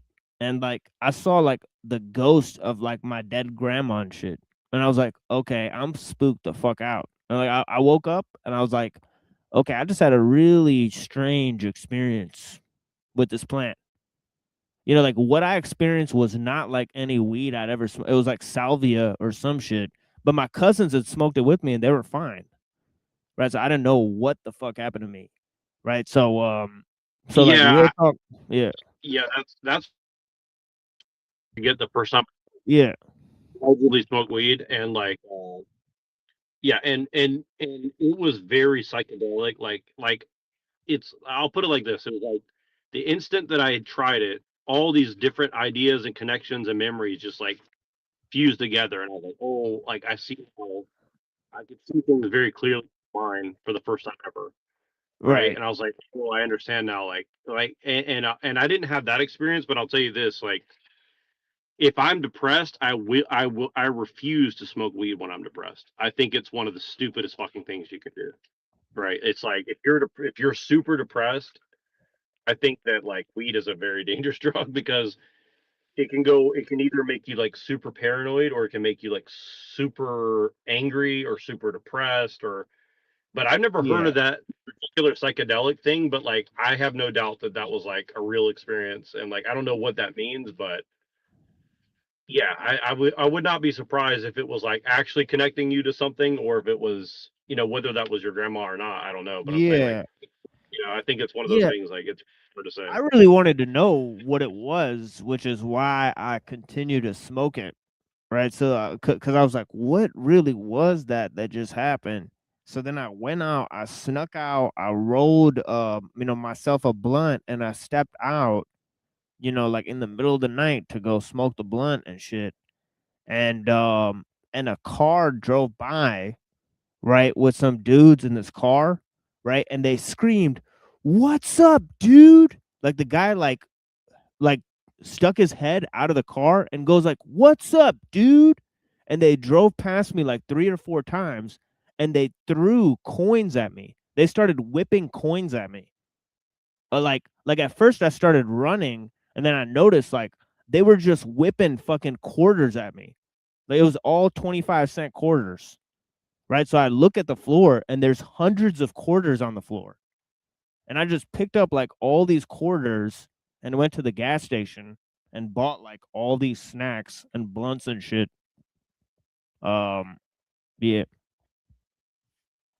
Yeah, that's a weird experience, and like I mean, I'll put it this way, like depending on your frame of mind and environment, like I think that weed definitely is like an attractor. You know what I mean? Like it attracts weird energy. You know what I mean? I think like there's something to it for sure. Like, Yeah. Yeah, like yeah, maybe they saw me like walking by, like, and they smelled the weed and they were like, all right, this guy's walking around smoking a blunt. Let's give him a bunch of quarters and see what happens. I don't know what their mind state was, but it was interesting.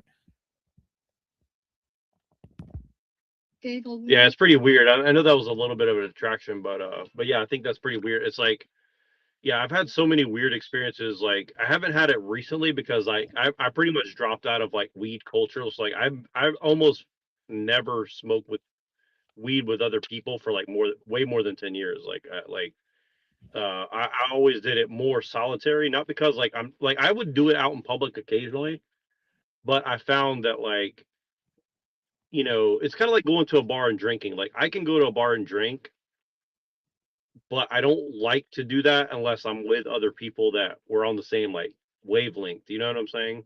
Like it's something about going out in public in an unpredictable environment, you know, like I don't know. I don't like putting myself in a position like that. I think you know, maybe if I was in like Finland or Sweden or somewhere where there's like, you know, I feel like very safe, I would, but like I don't know, putting yourself in a strange environment where you're just like surrounded by a bunch of strangers, you know, it's kind of like the gangster culture that goes with it too. Like, you know, I don't know. There's just something about that experience, like going to a public place and smoking. Like I've done it many times, but I don't know. It's kind of a weird. It just attracts a weird energy. You know what I mean? Especially if you're by yourself. I think it definitely attracts like a strange energy to you. You know, and not all bad either. Like I've had like really cool experiences doing it, but I mean, I used to allegedly work high, so I used to do that. Like I would be like talking to like tons of people doing, you know, high, and had a great time, honestly. But it puts you in a very self-aware state of mind, and I think that can be very exhausting. You know, where you're like super self-aware, you know, all the time. Actually, that's another topic I'm gonna start covering more too. Of like, have you ever heard of this? I was gonna ask you about this. Have you ever heard of like this whole guru stuff of like Eckhart Tolle and stuff like that? Have you ever looked into that stuff? Oh yeah, it's shit's garbage, dude. Well, what do you think that's about though? Like there's obviously like a practice that It's the can put you in a certain Theosophical Society and shit. Really?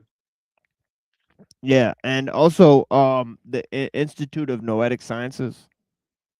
Okay. Well, I want to show you this guy that I watched before sometime. We can do it now or later, but let's finish this video. But remind me soon. Like there's some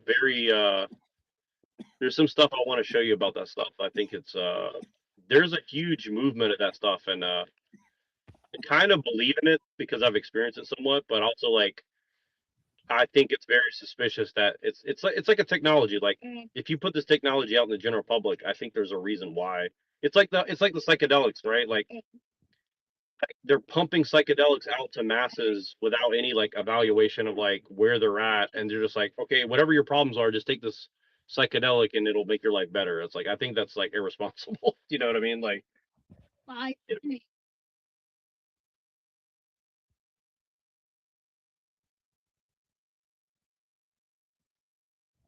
Yeah, I mean, I could highly recommend a dose of psilocybin mushrooms where somebody takes, 1 gram or 0.5 grams, right? 1 month, and then waits 2 months and takes 2 to 3 grams, right? And then waits another month and takes a large dose of 5 grams. All right. So I really recommend that for most people. I think most adults should have an experience like that for sure. Obviously mediated. Probably, I don't think it should be mediated by professionals, right? Because I don't agree with that sort of a medical system. I don't know, whatever. Well, yeah, I mean, I agree with you as far as like no medical professionals. I guess like I don't know enough about it. I mean, I think that like based on what I know, you're probably right, but definitely like I think there's some people who should not touch psychedelics, and I don't know that I have the right to say that somebody should or should not, or if somebody else should have that right. But like I think the psychedelic could definitely fuck some people up beyond repair. Like obviously like retarded people or something like that. Like, don't give it to like retarded people. But like I think somebody who's just average, capabilities, intelligence, and all that stuff, I would highly recommend it for sure. Like average health, all that stuff. So yeah. I'm used to in the academic world. Yeah, I understand that too. And I think sometimes these get to more of the core issues than some of the quote academic debates, which I've gotten into this debate here. They're pretty much wrapping up this debate. They're going to have questions and answers. It's about a 3-hour video, and we've watched over half of it. And this debate is totally garbage, right? Recently, Pinoid News called in to express his view that Christianity and transhumanism are not totally antithetical. And this might be an extension of his view in general. That's been argued by prominent, thinkers like Mencius Moldbug, right? And also Uber Boyo and other influencers online, right? That actually Christianity isn't too far from liberalism. Right. So they've argued that Christianity and liberalism aren't too far. So since liberalism is a basis for transhumanism, Christianity might as well be a basis for transhumanism. Now, this would be a pretty good argument to oppose Christianity. The problem is that Andrew Wilson has adopted this framing in order to argue against transhumanism. He's insisting that actually transhumanism relies completely on Christianity for its moral and ethical framework, right? Which is a sort of puzzling statement, but it sort of does agree with the critique of Christianity that I just mentioned by people like the influencers I just mentioned, right? They're basing their critique on people like Nietzsche, right? Nietzsche said Christianity is Platonism for the people. He argued that Plato and Christianity argue for a herd mentality and slave morality that basically led to things like the democratic institutions. Right? So this was a Nietzsche's form of argumentation, right? He opposed liberalism, and he said that liberalism is basically based on a Christian morality, a slave morality, right? So he said that we should oppose both of those things, right? So this is his form of argumentation. Now, I think there's interesting reasons to oppose Nietzsche's opinion. The most prominent reason I would think is because Christian morality did successfully oppose transhumanist values or, or technological society for many, many centuries, in fact, right? It did hold back technological progress, right? As pointed out by people like Jacques Ellul, right? So, so there's interesting arguments against Nietzsche's theories as well, right? So that frames the issues really in a more sophisticated manner than has been done in this entire debate, right? Where they've basically been pussyfooting around, not addressing the key issues and grandstanding, and he's using it to clout chase. And it's notable that this Christian influencer is clout chasing with the transhumanists, right? And whatnot, and so on and so forth. So there's the framing of the basic debate that's here. Been involved in many of those as well, and most of the time they're just kind of stodgy and boring. But back to this, there was one other thing that I kind of wanted to get at here that I do think is important, which is that, prescriptively, when we're talking about what I want to see for my nation, what I want to see for my country, when you're talking about like these mammalian instincts, things which are ingrained inside of us as human beings, don't you think that the idea of like countrymen and people groups and things like that are important to those mammalian instincts? So why is it that you would make the claim that you would want to transcend those things, even though those are as much a part of our mammalian instincts of in-group preference and things like this as anything else are? And yet you seem to even in this category pick and choose which things we should or should not be attached to. And I don't see any justification for that either. Well, first of all, I think picking and choosing is really what transhumanism is about. It's like we want the best from here, the best from there. And I know it goes against your overall Christian framework because you kind of have your rules set, and it's like this is this, male and female. Yeah, I mean, he is kind of like, I know I said Wilson earlier framed his transhumanism as hedonism, but the fact is that he doesn't seem to be arguing for technological progress at all costs and for transforming the humans and transforming nature. No, he's actually just arguing for sort of base individualism. And he's saying like, no, transhumanism just means you take from all the systems and create the best sort of system. But that's not what it means.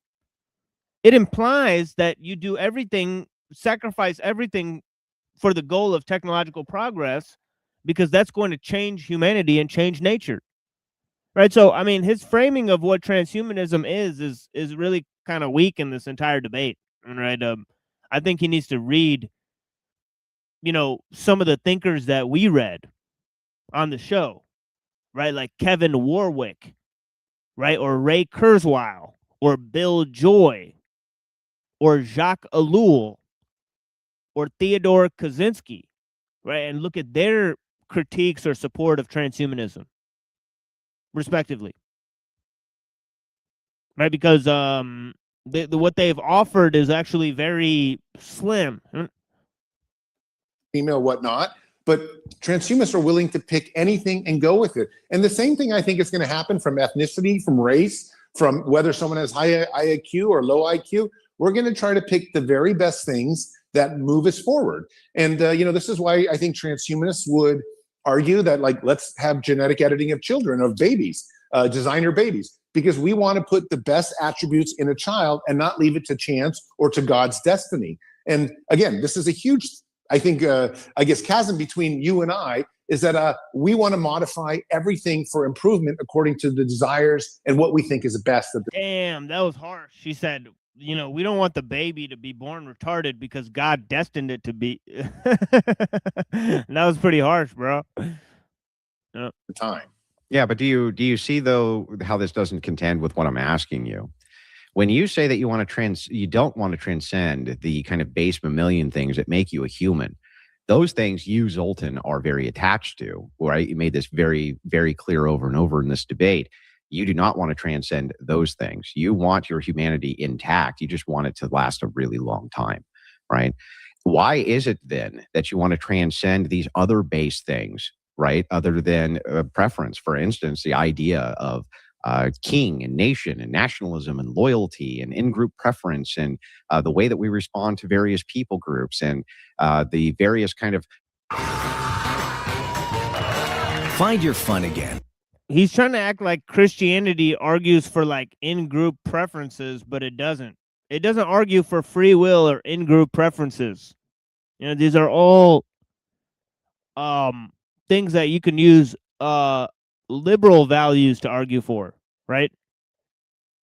And not Christianity. All right. Let's move past those.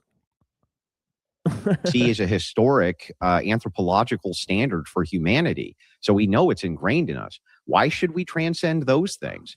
Why do we need to do that? Why do you get to pick and choose which of these mammalian instincts are uniquely human or which ones aren't? Yeah, well, I think first off, let me say some mammalian instincts we want to keep because, like, I can't imagine a world where I'm so transhuman that I don't want to see my children. But I think one of the more important parts of what I've been trying to say is we want to keep our memories. And the reason that we made decisions along the path, you know, even as going back as a child, why did you do this? How did it lead to being the adult? How did it lead to this conversation with you? You know, so I never want to forget those things. And I think when we talk about mammalian instincts, we're talking about, in my opinion, you know, millions of years of evolution that got us to this point. And therefore, I want to start off that point as kind of the foundation for moving forward. It is very possible, though, in a 10,000-year future, we might have nothing of mammalian instincts left in us, might be completely super intelligent or something of that nature. And I'm willing to let that go as well. But I do think that memory is probably going to be something just from a philosophical point of view, we're always going to have just so we have our foundation of who we are. Yeah, but we're back to the Terminator analogy. If they cut your brain out against your will and stuffed it inside of a machine, you would still have your memories intact. Those don't go away. You didn't appeal to memories. You appealed instead to mammalian instincts. The idea of what made you a human being and a person to begin with was not just strictly based on memories. After all, if it was, you wouldn't even have an issue with the machine, your brain getting stuffed in the machine. You seem to be appealing to, you want to feel emotions. You want to feel human. You want to feel those animalistic principal instincts. There's something there that's very appealing to you. And so if that's the case, and I understand that, right? I get it, right? Christians definitely understand that aspect of it, right? We would separate these into virtues and vices and various things like this. But I understand at least. Right. The mammalian part is the vice part. The human part is the vice part, right? And then the spirit, which, by the way, he doesn't agree with, right? Doesn't think that exists, right? Because as he said earlier, when you die, everything's over, right?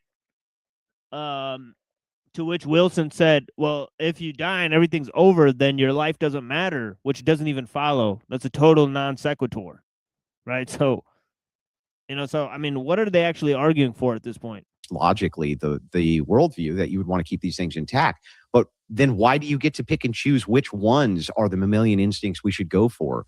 If the mammalian instincts are anthropologically or in-group preference are systems of order based around patriarchal systems, if this is the anthropological and evolutionary standard that we see, these are the feelings and evolution that most people feel. Why is it that you get to pick and choose those things, or should pick and choose these things in order to edit them out of society? That's the problem when you say things like designer babies. What do you get to edit out there?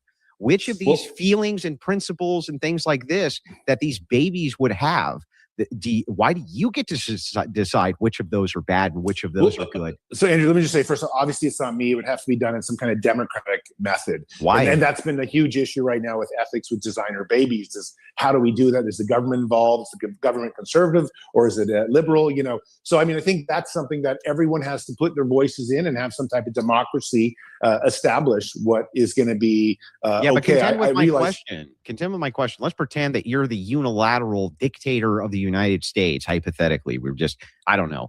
We all democratically got together and voted you to be our king. Now you have the unilateral hand, and they come to you and say, "We're going to make designer babies."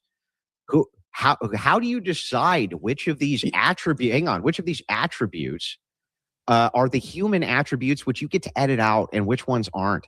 Bad emotions, is that a human attribute we get to edit out? Good emotions, do we get to edit those out? In-group preference, do we get to edit that out?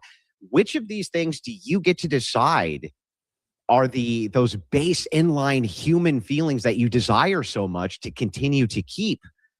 How do you make the decision on which of those things we get to edit out and which ones we don't? How? Well, you know,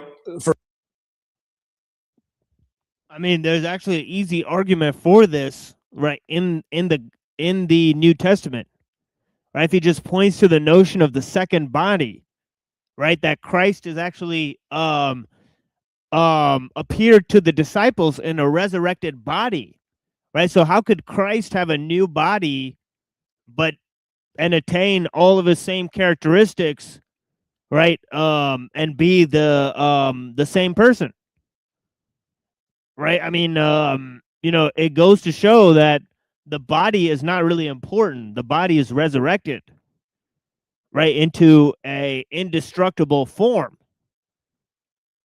right?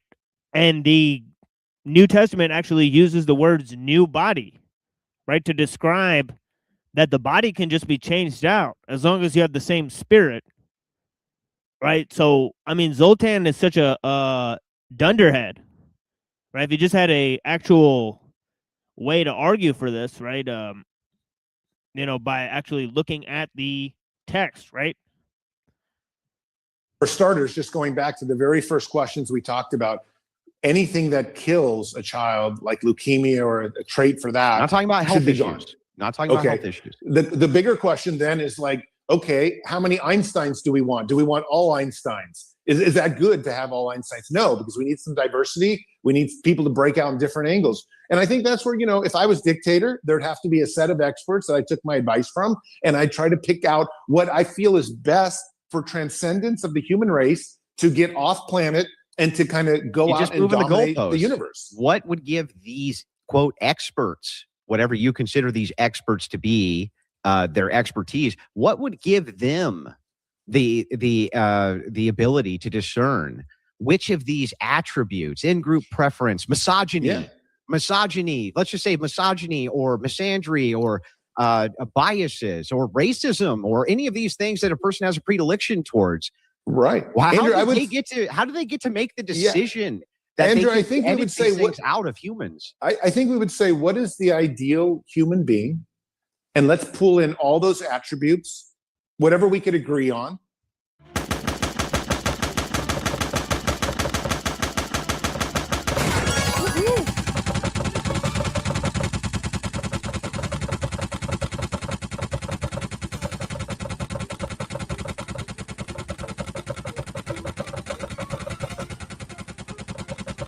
Great timing there.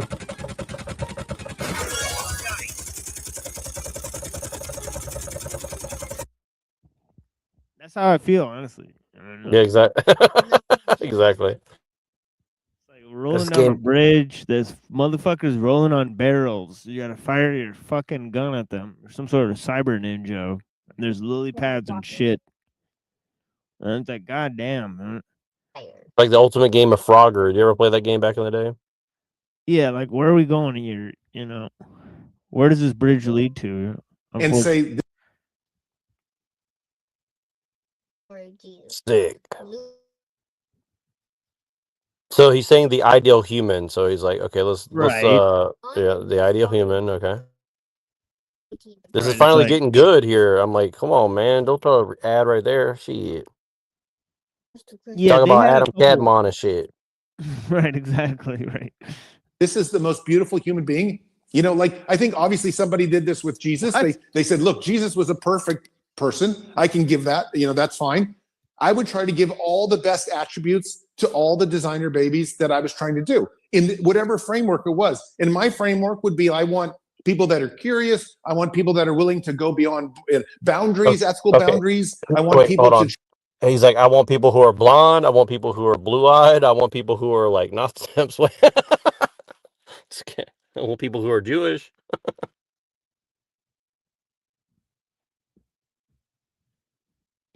Yeah, earlier he went on a tirade saying Judeo-Christian. So we did happen to catch that. You know, that's when I was on that.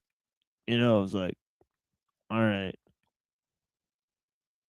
try to be as strong as they can be. I want people to be loving and take care of their loyal. So I mean, there are all these attributes. Okay, so if these experts got together and they said, here are the attributes that we in our expertise have come up with. We want 6'2", white only, blonde hair, blue-eyed. Whoa! Did I That's so predict it or weird. what? I predicted it. That's so fucking weird, dude. How's that possible? Wow. I wrote the script for him, man. Come on, man. Shit. Damn. I wish. I need some shekels, Andrew. Let me write some scripts for you. I'll Yeah. try to learn from the school of Owen Benjamin and do a good job for you. We got Bureau Jack writing the scripts out here for the Mossad. Babies, right? The Ubermensch, as it were, right? That's what we want for the world. And even if you're black or brown or Native American or anything like that, we're going to genetically. By the way, Ebitard and Toilet Bowl Birth, they brought up my anti-Semitism or whatever. they tried to frame me as anti-Semitic for their ADL handlers. They literally call their show Jew Burger and like talk about like making Jews into hamburgers. It's like, okay. Right, and then they put like a Jewish star in the back, and they were like, "We're gonna get TML to comment on this." And I'm like, "Why? Why?" Uh-oh. That's actually funny. Like, I wonder if they're actually like fans of ours or something. I don't know. At this point, I'm not sure. Yeah, they said they were watching me review them on OTW, so they apparently just sit around and watch OTW news. And sometimes I go on there, and they just start watching me like I'm a fucking star. Watching you, watching me, watching you, watching me. Exactly. It's funny. Yeah, that's actually really funny because I called Toilet Bowl Earth a ADL lawyer. That'd be hilarious if it was actually true. I mean, he does have the suit though. I mean, come on, I called it. Come on. Yeah. Alter your children to reflect this status of the Ubermensch.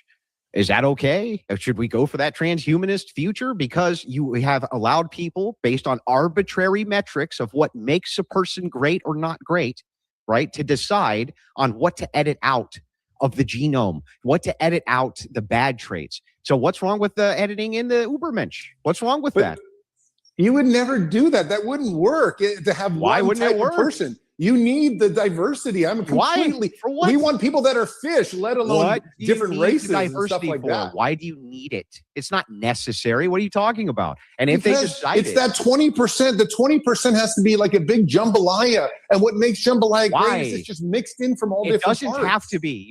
You see how you're making this as an assertion with no justification? You just say it has to be because it has to be because it has to be. It doesn't have to be. Why is it that the transhumanist designer babies can't say we only want white, blonde hair, blue-eyed Ubermensches to be born? And that's it. And we can edit the gene to get rid of whatever the black DNA traits are, whatever the Indian DNA traits are. Why can't they do that? What is actually the justify? Hang on. What is actually immoral about doing that? What? Listen, because we have goals, and those goals involve whatever humanity is at. Like, let's just take marathon running. 6'2" white dudes are not going to run very good marathons. We want Kenyans, black Kenyans who are like definitely engineered to be much better than us. The point of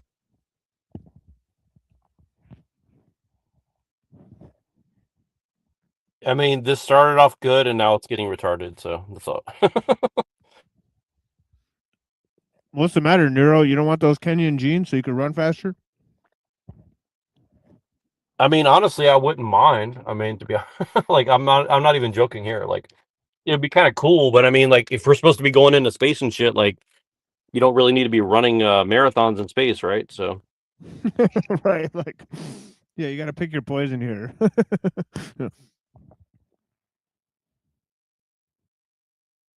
We can want engineer all them now. this diversity out there so that it leads to this greatness as a whole in a multitude of fronts. That's why diversity is beautiful. Wait, I'm super confused.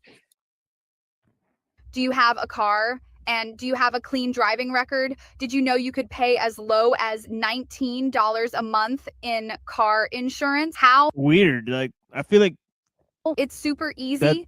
That's either not her voice or not her face. I don't know what. But yeah, It's a AI person. right. If you could do gene editing and make the blonde hair, so we're gonna, I'm guessing we're gonna go for what you just said was the most appealing and the best of the human beings. So we take all the attractiveness levels, we take all of the various factors, right? We make these people just as strong as those Kenyan marathon runners, right? But visually, we make them as appealing as possible. And what we come up with is blonde-haired, blue-eyed ubermenches who can accomplish the same thing that these other racial demographic groups can, right? What is actually immoral or unethical about that from your worldview? What? It's just not practical. It's not functional. It's not going to work. But humanity is not just like one but goal. Is it unethical? Yeah, I actually like what Andrew's doing here. I think that is very smart to put him on the spot like his that. pause does it all, right? Yeah, like he paused for like 10 seconds just there. Yeah, he's like, okay, yes, it's not unethical, but we wouldn't do it just because we don't want to piss anybody off. Pretty much, yep. That's actually actually I have to give it to Andrew on this one. Like, actually, I think he did a good job on this part. Like, look at his face. That's exactly what I would, if I were in Andrew's position. That's exactly what I would have done. What he just did is like that's because. But here's the funny thing: is like I think what Andrew's going to say is like it's not unethical from a Christian worldview. If we're going to do it, why not? That's the funny part. it's even weirder because he is a blonde-haired, blue-eyed guy. So he's like, "Come on now, dude. Right? You don't want exactly. anybody to look like you. Like, isn't it the best? Like, well, you don't want to look like a cuck. You don't want to look like a cuck either. You're like, well, you're not going to become like a self-hating white, right? You're not going to become like the Larry David of white people, are you? Yeah. Like extreme neuroticism or something, right? So he put him in a very difficult position there. Like, if this is real at all, like this is it's a good argument for sure. Yeah, look at Andrew's face. You know, he's happy as a clam. You know, he looks very Jewish in this picture, in this like freeze frame here. Right. He looks like he likes the smell of his own queefs, for sure. It looks like he woke up on the right side of the Hanukkah. Yeah. Look, my goal is to accomplish. Listen. I'm going to give you an answer. My goal is to accomplish the most for humanity. And right now, that requires a diversity of people to do so. So having just a bunch of 6'2" white guys isn't going to cut the thing. Maybe if it's a space mission and you need a certain type of person and everyone has to be the same, that would be fine. But we're not talking about. We're talking about all right, humanity so let me tell you what's happening here, really quick. Sorry. Oh wait, dude, he just okayed his genetic space program. It's pretty funny. This is like the Giorgiani thing where they're like the Nordic. They're talking about the Nordic guys in the spaceships flying. See what I mean? It's this like esoteric Hitlerism they're referring to, in my opinion. Yeah, you're right. In my opinion, that's what's happening right now. They're memeing hard, dude, with the Nordic shit right now. This is crazy. Yeah. That's what I think's going on. And again, like it's not outside the realm of possibility because remember, Alex Stein and Andrew Wilson did this whole like Atlantis debate or whatever I can't remember the details, but you know what I'm talking about. Like they're definitely aware of like this shit. You know what I mean? It's not a foreign concept to them. What I'm saying, I'm pretty sure.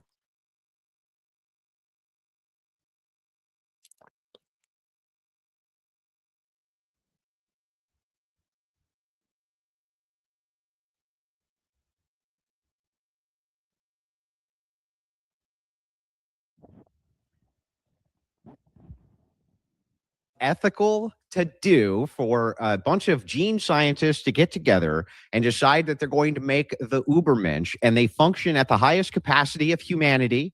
They just all happen to cosmetically be the most visually appealing people, and they decide that that's blonde-haired, blue-eyed men at about 6'2" to 6'3", and blonde-haired, blue-eyed Aryan princess women. That's what they decide. Can you tell me? Hang on. I want a yes or no. Is that unethical? I'm not going to answer a question that's totally impractical.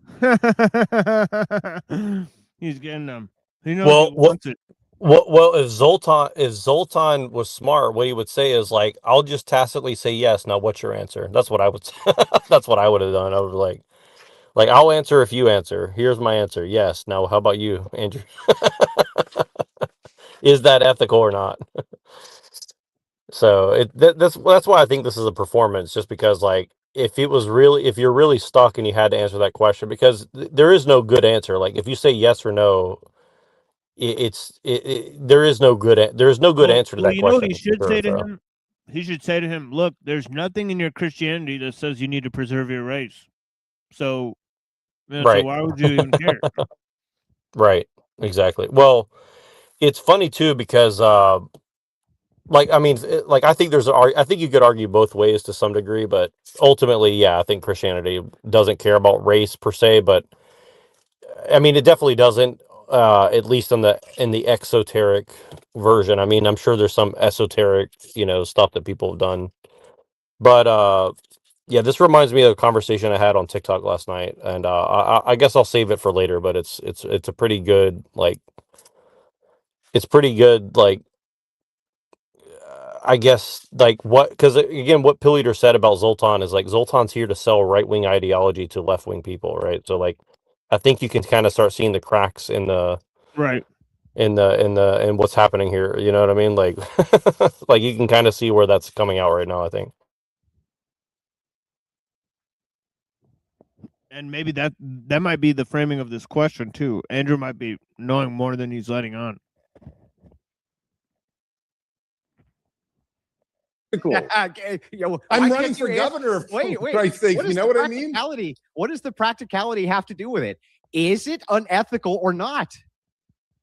I'm telling you, like, it's not a question that's realistic. You can ask a bunch of questions. Why don't you ask me how? Is it how does 2 + 2 = 5? 5? Is it unethical or isn't it? Listen, that's not the way the world works, man. It's not going to be just a one group of people reaching one thing. It's like a coalition of many people. Unethical or isn't it unethical? I don't answer questions like this. You don't? No, why not? Because I'm running for governor. Ah, I see. So, and I believe in a diversity of people moving forward through the transhumanist future. 2.5 miles. It's not very long. Only slightly longer than the National Mall in Washington.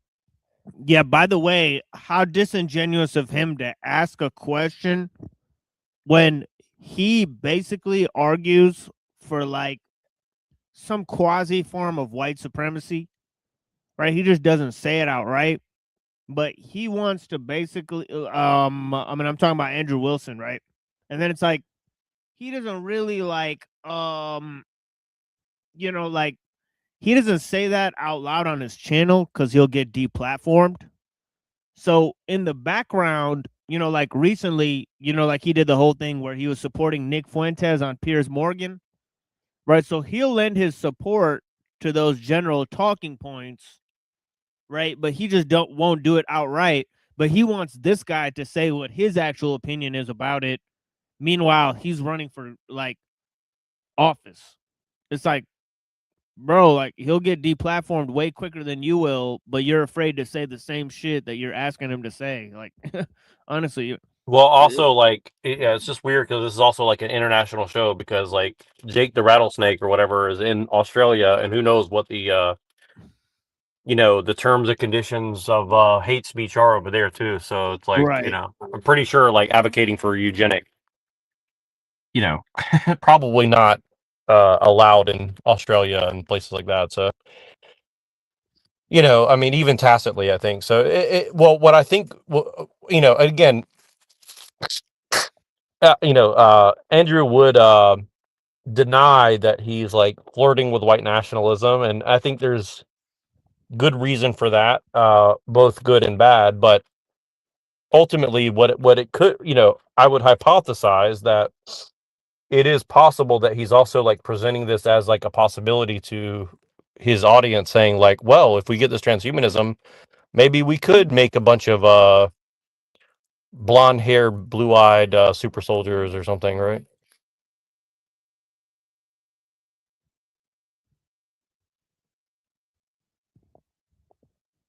Yeah, it's just weird. Like you're right. Like he should be asked the same question at the very least, right? So, and you're asking a question. By the way, that was an interesting commercial, Kite Key, and then it kind of had like a symbol that looked like the British Union or the fascists. Yeah. That is like, you know, designed to trap me, but it's not good. It's not a good It's a great question. It doesn't get to the core of where we're going. It's right to the core of it. You have conflicting human beliefs and human biases, which prevent you from answering this question honestly, because here's the honest answer for you. The honest answer is actually yes, it's ethical, right? From your worldview. Just be honest with me. Isn't it actually ethical to do that from your worldview? Isn't it? No, it's not. My worldview involves so many different things that we have to do, and that's going to require different types of people, different types of races, different types of ethnicities and IQ levels. So really, different types of. So really, what Zoltan is saying is that it's not ethical right now because there's a list of priorities. It doesn't mean that it's forever going to be unethical. That's really what he's saying. Is like maybe eventually we'll get around to it, but that's not the priority right now. And I think that is actually an honest answer from his point of view. He's actually saying like ultimately it may not be unethical, but right now it would be because it's going to expose. Yeah, I kind of feel the same way, right? Like the issue of technology, like it intersects so many different societies that all the societies have to agree to solve this one problem for now, and then they can be whatever society they want to be, right? So it's like we all have to come together to solve this one problem, right? And I bet the transhumanists see it the same way, because there's no way to get humanity over this hump, right? With a bunch of religions and races and stuff.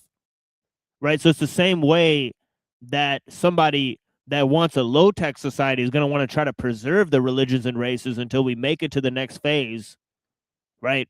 Instead of dissolving them, right? And then, I mean, so they all can agree to a low-tech society. So, right. Well, and I think that's ultimately kind of what they're aiming for. Like, I think there's two versions, and I think this is kind of what you know, Pilliter and myself are kind of memeing about as well, like Asian futurism or anime realism or this kind of. Like I kind of see what he's doing there, because it's also like, you know, maybe we're going to get to a certain level of technology where we can kind of live like a pseudo low tech life, but we can kind of choose, you know, how long we live, or, you know, our abilities or our looks, or, you know what I mean? So it is kind of weird, like, you know, and it seems like they're kind of selling that to people in a sense, right?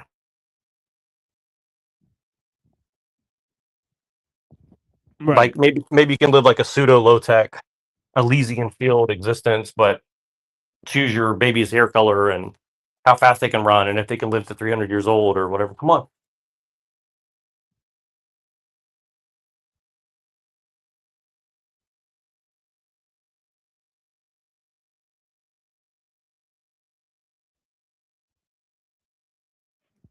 Yeah, it's interesting.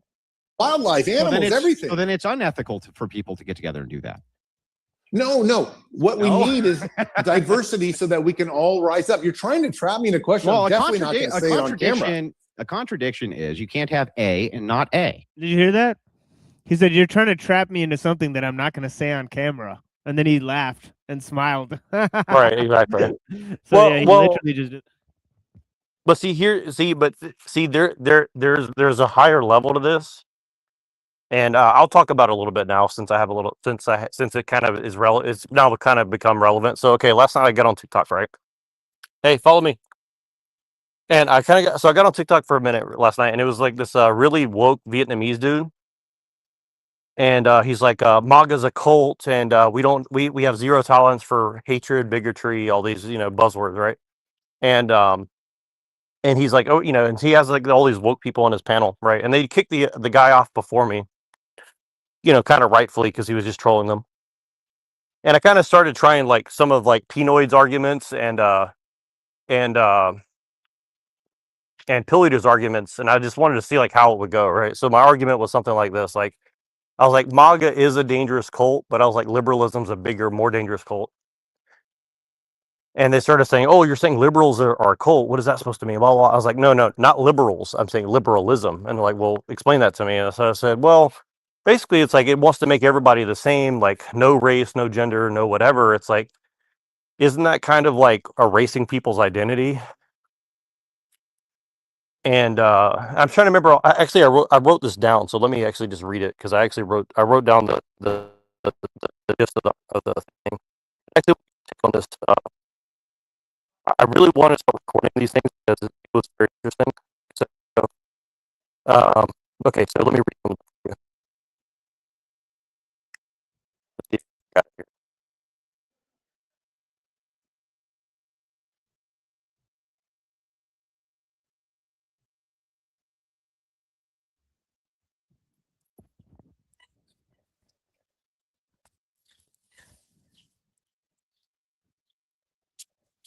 My dagger.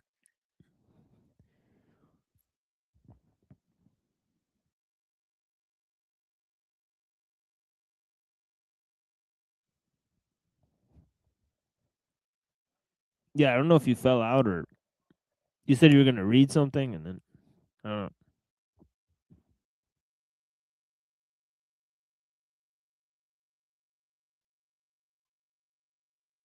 Okay, sorry, I got a spam phone Yeah. call, so I got interrupted. Okay, so okay, so here, so let me find the gist of what happened. So let's see if I can find it. Bum, bum, bum, bum, bum. Okay, here it is. So it was hosted by this Vietnamese guy and these angry white women and some gay guys, right? So I said MAGA is a cult, but liberalism is a more dangerous cult. And then I said it wants to erase everybody's identity, and the women said you're a this happened later on, but they basically eventually just started saying, well, you're a colonizer and a mediocre white man, right?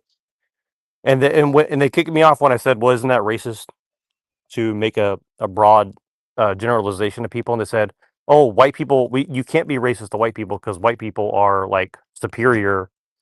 And I was like, wow, okay. And then they kicked me off the panel, right? Then. So so it was pretty weird, right? So anyways, they said and they said, well, why can't people just be people? And I said, because you want to erase people's identity and quote unquote save them with pathological altruism. And I was like, well, if that's the case, why don't you go to India or Zimbabwe and convert them to English and your way of life, rather than telling people in America that they have to like dissolve their borders and stop existing. And they're like, well, America has no culture. America is only immigration and only mixing. And I was like, well, and they're like, we should be, and they basically said like, American culture is native culture. And I was like, well, why don't you start speaking Cherokee and live in a teepee? And they said, oh, you're racist towards Native Americans because you think they're too dumb to advance in technology. And I said, I didn't say that. I said, you said that American culture is Native American culture. So I said, why don't you show us by example and live the lifestyle of a Native American, right? And stop speaking English, right? And I said this to a white woman, right? And that's when they immediately started like cutting off my microphone and telling me to shut up and call me a colonizer and a white man, right? Can you hear me? And then it gets worse. And I said, well, I said like, well, isn't it kind of delusional that you're trying to like convince the entire world that they have to give up their who they are and their own language and their own culture to like live up to these like nebulous weird ideologies that you're trying to like put on them and like erase their identity and make them speak English and make them do all these things. And she's like, no, you're racist.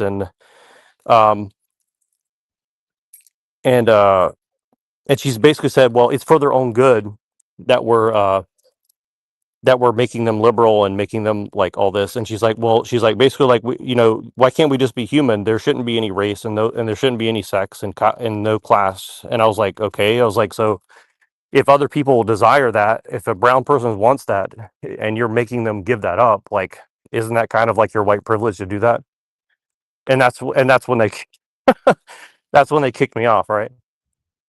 And just called me a colonist. And I could tell like the gay guys kind of understood what I was saying, but like this like Vietnamese like incel guy and the white women, they just couldn't take it because they actually had no response. Like I totally pointed out that they're basically whitewashing the world and basically like saying like technology has to like take over people's culture. Like they literally admitted to it and then like called me a colonizer and like a mediocre white person and all these things. And I just found it was like it was so masterful, honestly. Like I'm not saying like I did it, like it's just literally like you just point out the obvious and they get like they can't take it, and I don't know, that was a really weird experience to me.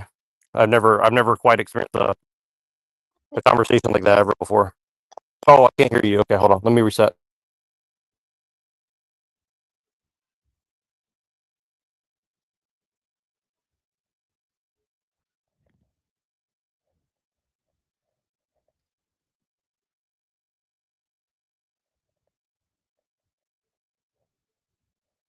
My bad, dude. Sorry.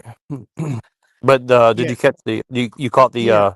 okay, Yeah, caught the yeah. gist. Okay, cool. Yeah, I was just like it's just funny that they think white people run everything, but that's what Pinoy thinks. Right? But that Well, yeah. yeah. Well, they basically said like white people are superior, so they have to give up their culture because they have no culture. And I was like, but you're saying that like the culture of America is to like erase everybody's identity and make them speak English and adopt technology and stop living in teepees, right? Like, right? And it's like it's just weird. I was like, so why don't you go to China? And I was asking, I was like, why don't you go to China or India or Zimbabwe and like tell these people that? Why are you doing it here in America where that's already happening, right? Like it was weird. It was just like they called Yeah. me the colonizer, and they're like, I'm like, Even well, though it's a white lady. That's crazy. yeah, it was really bizarre. It was like it was one of the weirdest interactions I've ever had because like I didn't realize like how powerful that argument would actually be, but it was like I could tell that they were literally like freaked out, like because I could tell like I forced them into cognitive dissonance like immediately because they had to admit that like yes, we want to make everybody like us by erasing their identity, right? And yeah, it's just crazy. It's like they're literally defending the monoculture, but saying it's like for their own good because like class and state and you know misogyny and all these things are bad. And I was like, well, you know, if you tell that to a Chinese person, they're going to disagree with you, right? So you know, why are you telling me? Why are you preaching that here where that's already like a thing, right? I don't know. It's just really strange. I wish I was better arguing it. I'm sure other people could do a much better job than me, but it was the first time I ever tried that kind of argument out on a Yeah. panel, and I thought it was just Yeah. very fascinating experience. Yeah, Uncle Teddy makes the same argument in leftist psychology. He says that basically, liberals have a self-hatred because they want everybody to be like liberals, but that means like, like if they want to give like black people rights, right? They acknowledge that being black consists in nothing more than eating black style food, wearing black style clothing or living where other black people live, but they want to integrate they want to integrate the black person into white society and take away the characteristics that make him black, essentially, right? Right? It's Yeah, like, it's funny. Yeah, it's so funny, dude. And I wish I had a Pilliter's book because what inspired me to do that was I read a little bit of Pilliter's book. It's like the one where he just has a bunch of quotes in it, and his quotes were exactly like that. It's like you know, liberals love white black people so much that they just want to call them black and then like erase their culture and like you said, he's like they just you know right. give them like some token thing called black, whatever that's supposed to mean. Right. You know, and it's like and then he was playing with the semantics about like, well, if I adopt this pseudo culture, am I now black or something? Like you know, stuff like that. Right. You know. Because based on his definition of black, I was like, I literally am a black person, like by the definition he was using. So I thought it was like very funny. It's like black just basically means like you don't conform to like the general milieu of like Right. white culture. It's like it's just really Right. funny the way he did that because he's Right. basically like doing it against these like fake, you know, these fake, you Yeah. know, bleeding heart, you know, people, you know. Yeah, you're that guy who like who takes Jenny away from Forrest Gump in the movie, right? Who like joins the Black Panthers or whatever. You're basically that guy. Yeah, well, yeah, exactly. It was really funny because and I think that's and I was it's funny you say that too because I was thinking about Forrest Gump yesterday and like how Forrest Gump is kind of about that in a lot of ways. Like it's about like the average white person is just like this dumb retarded person who just goes and does what he's told and just you know what I mean? Like that's literally what that movie's about. It's like Forrest Gump is like the ultimate liberal, you know, like it's Right. that like, well, mama told me to do this and no, you know, no father, you know, retarded, you know, he can do certain things good, but you know, he doesn't really have his own mind. Essentially, that movie is like one of the most subversive movies I think I've ever seen in my life. Like all Robert Zemeckis films are actually. He did what's the other one? Back to the Future. Like that's another very strange Yeah. I actually wasn't deep aware level that the movie. same guy made both of those movies. Yeah, he did. Yeah. Yeah, he made a lot of weird movies like that. Yeah, so if you look up Robert Zemeckis films, it's everything he's done is like giant psyop. Just like Ron Howard. Like I watched, you know, like Ron Howard movies are like that too. You know.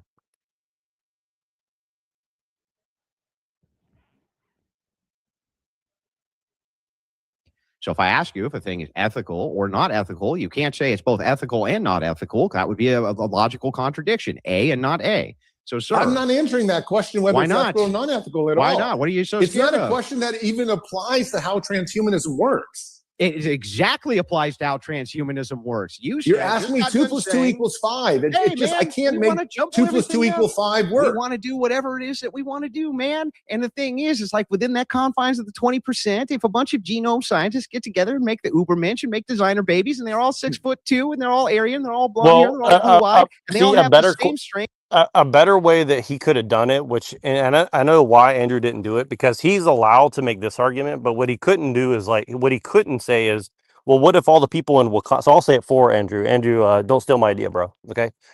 What would be better is that if he said well, what if all those rocket scientists in Wakanda got together and said they want 6'8" black Kenyan people to be their Ubermensch, and they take over the world, because we all just want to be like them or something with that, or something like that. Slaves too, for good measure. They get to have their genetically engineered white slaves. Right. Or something give the guy a bone. If he's running for governor or wherever, I don't even know where he's running for governor of, but give him a liberal bone to chew on or something. Come on. Yeah, exactly. Yeah. You got to sweeten the pot. All right. This is what you're offering is. It's like a shit sandwich. And characteristics of other people, they're just the most visually appealing from their preference, arbitrary preference base. What are they actually doing wrong from your view? Are they doing anything wrong or unethical? You know why AI hallucinates? It's because things don't go that way. It's not like perfect mathematics. It's crazy out there. It's chaos. And we need chaos when we're talking about genetic editing and designer babies. Bad faith evasion. Is it unethical for these people to have an arbitrary metric that they come up with within the jumble of 20? We've got to try everything. The answer is that of course not. The quick answer is that surveying the ideology itself, eugenics seems to be a natural consequence of designer babies. So if you have designer babies, you will have colonies of people that just decide to have a certain type of baby all the time. And of course, they want to live together. How could you possibly stop them if you just let people do whatever they want? It's possible, right? He should just say it's possible. But thing, man, it's fine to have fucking men who can get pregnant and have kids, but man, if we start talking about genetically altering people so they're blonde hair, blue eyed, that's really crossing a line, right? Last one, guys, then we'll go into closings. Come on, man, just be honest with me. It's totally fine, right? It's not a logical question for me. It's a logical question for you. Maybe it has some logic, but it's not realistic. Man babies are realistic, but you can't. You're trying to trap me into saying something how is it not realistic? That I just simply don't believe in. How is it not realistic? It's not never going to happen. What's unrealistic from there are 8 billion people on planet Earth. It's never going to be like that. Yeah, what's unrealistic? Never. What is unrealistic about a person who wants and select groups of people? That's something that those white nationalists don't really talk about a lot. Is that at the very minimum, Small Mustache Man did want a scientific utopia, right? So he did want to bring that about so that he could do his eugenics program, right? So if that's possible, then, from Small Mustache Man to Jeffrey Epstein, we kind of have the same basic idea in terms of transhumanism, which is we'll use gene editing to, continue our genetic heritage indefinitely or whatever. People who want only to have, through genetic editing, blue-eyed, blonde-haired, super strong, super high IQ.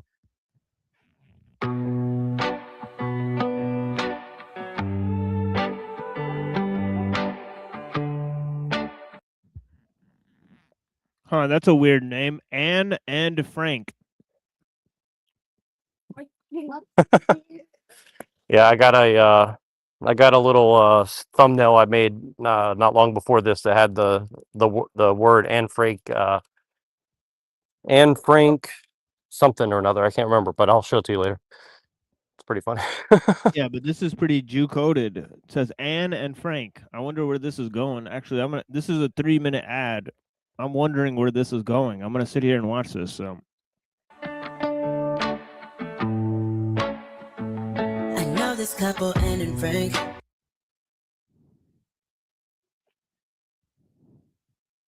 So she said, I know this couple, Anne and Frank. What? Interesting. Like what? This is pretty funny. Where is this headed? Like, is this lady Jewish? Like, I don't know. Oh, I found a really good ABC News piece, a few really good ABC News pieces, and I'll at least discuss them with you before we get off here, because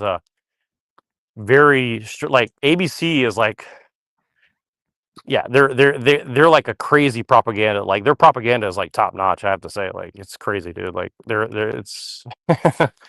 I'll tell you about it after this, but let's see where this goes. I just think it's weird that we were talking about small mustache men and editing blonde hair, blue eyed babies or whatever. And they're like, yeah, they're like we need to target this ad directly to these people.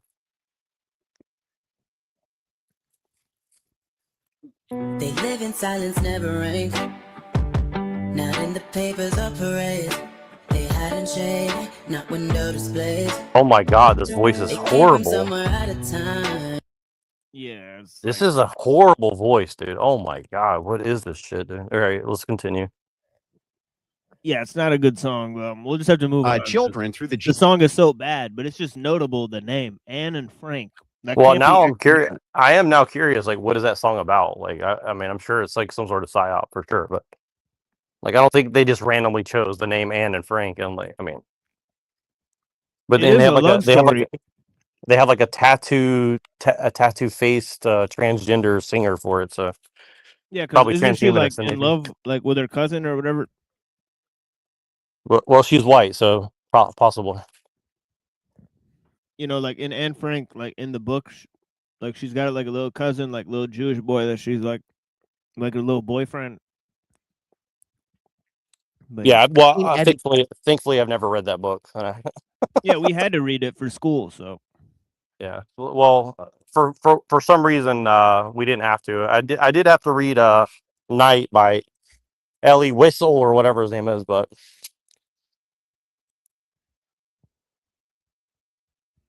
Oh. Yeah, our teacher was hardcore. She made us read books in Ebonics. It was super hard to read. Well, they're gonna learn you something. I definitely never heard of that, but that sounds very racist or something. Yeah, it's like old Ebonics, like from the South.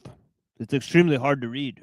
It's like reading like Huckleberry Finn or like well, it's funny because I wrote those articles and I was expecting that somebody would say, well, that's really racist, but I guess now I can say, well, it's an academic endeavor. So right. Process. Some people may choose that. Some people may say yes, but I'm not going to. If whole countries choose that, there he goes. There's the answer. Some people may choose that, right? So there's nothing wrong if they choose it. You know, that's what he's obviously he's going to say that. Fine, right?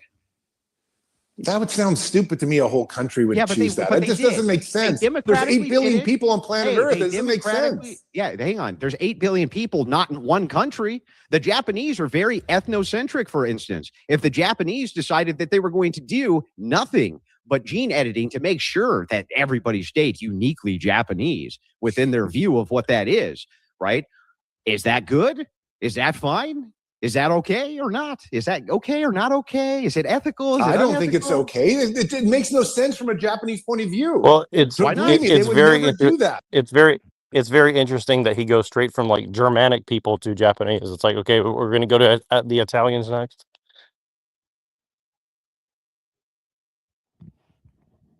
Right, he's hitting some key points. Right, it is notable. Yeah, that's what I'm trying to say. Is like the question itself. I would never do that. Now suddenly we need to break all barriers and everything's on the table, but people would never do it's that. not all barriers. It just this question doesn't make sense. It's like we there's could pop 8 billion of us. It's going to take 8 billion reasons. We could pop a uterus in a man. He could shit a baby out. But let's not talk about cosmetic changes that people would have for beauty standards. We can talk about it, but just not for the entire human race. I didn't say the entire human race. I said country specific. You don't think that there's Eastern European countries that would want to have nothing but blonde-haired, blue-eyed babies who look like the Ubermensch? Is that unethical for them to do or not? I think it's stupid for them to do. Is it unethical for them to do? Well, I don't know that answer. If it's stupid, then you don't know the answer. Stupid. You don't know if it's unethical or not. Okay. All right, it depends. Well, if you consider stupid as unethical, yes. It's a good time to get on to the closing statements now. So let's do that. Zoltan, you men would want to have babies, but thank God this is over. Steve, people wanting to cosmetically change. Andrew, if you want to jump in with you. Yeah, like they've been on this trajectory for a painful amount of time. They've gotten nowhere. Right?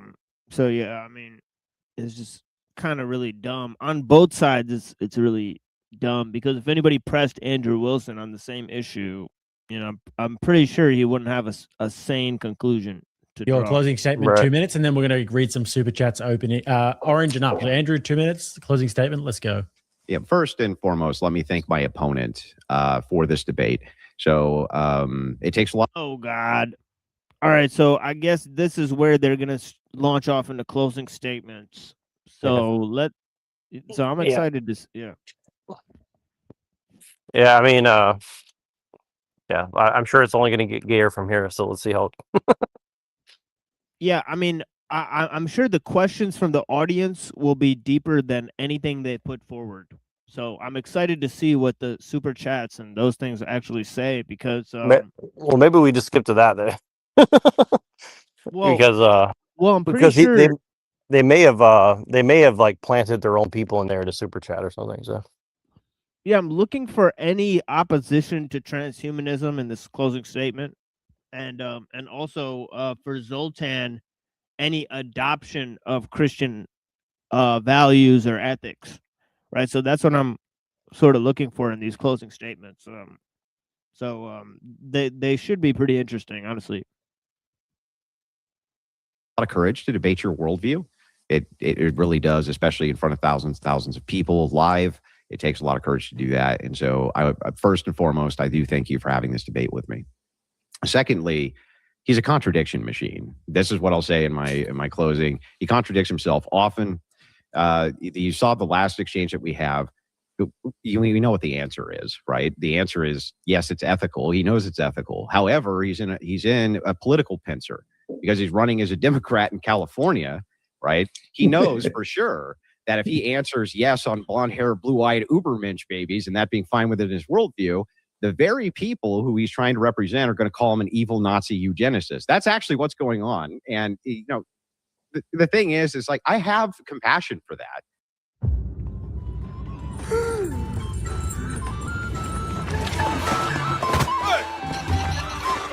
Like, just what the fuck am I looking at right now?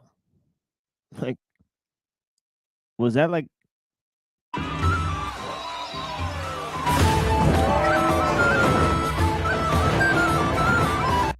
Okay. Some sort of Divinity the game. So I guess this is about like becoming your own god or something. Right. Here, hold on. Let me drop this link for the homie Avian Buddha. See if it'll come through. I'm not upset by the fact that he's trying to be evasive in the answer because he's in a political pincer. And the thing is, though, is that's a political pincer of your making. The whole identity politics thing and stuff like this, it's all perpetuated by the same exact technology you want no guardrails on as you appeal to my worldview in order to stop you from doing crazy things. Sorry to interrupt. But I think this is about this is actually about like the Gavin Newsom stuff. I think this is like, okay, so if he gets a chance to talk to Gavin Newsom, is he going to be like the right wing, quote unquote, opposition to someone like a Gavin Newsom to say, well, Gavin Newsom's a base Democrat, but we need to be against him because he's a Democrat or something? I don't know. Something strange going on here.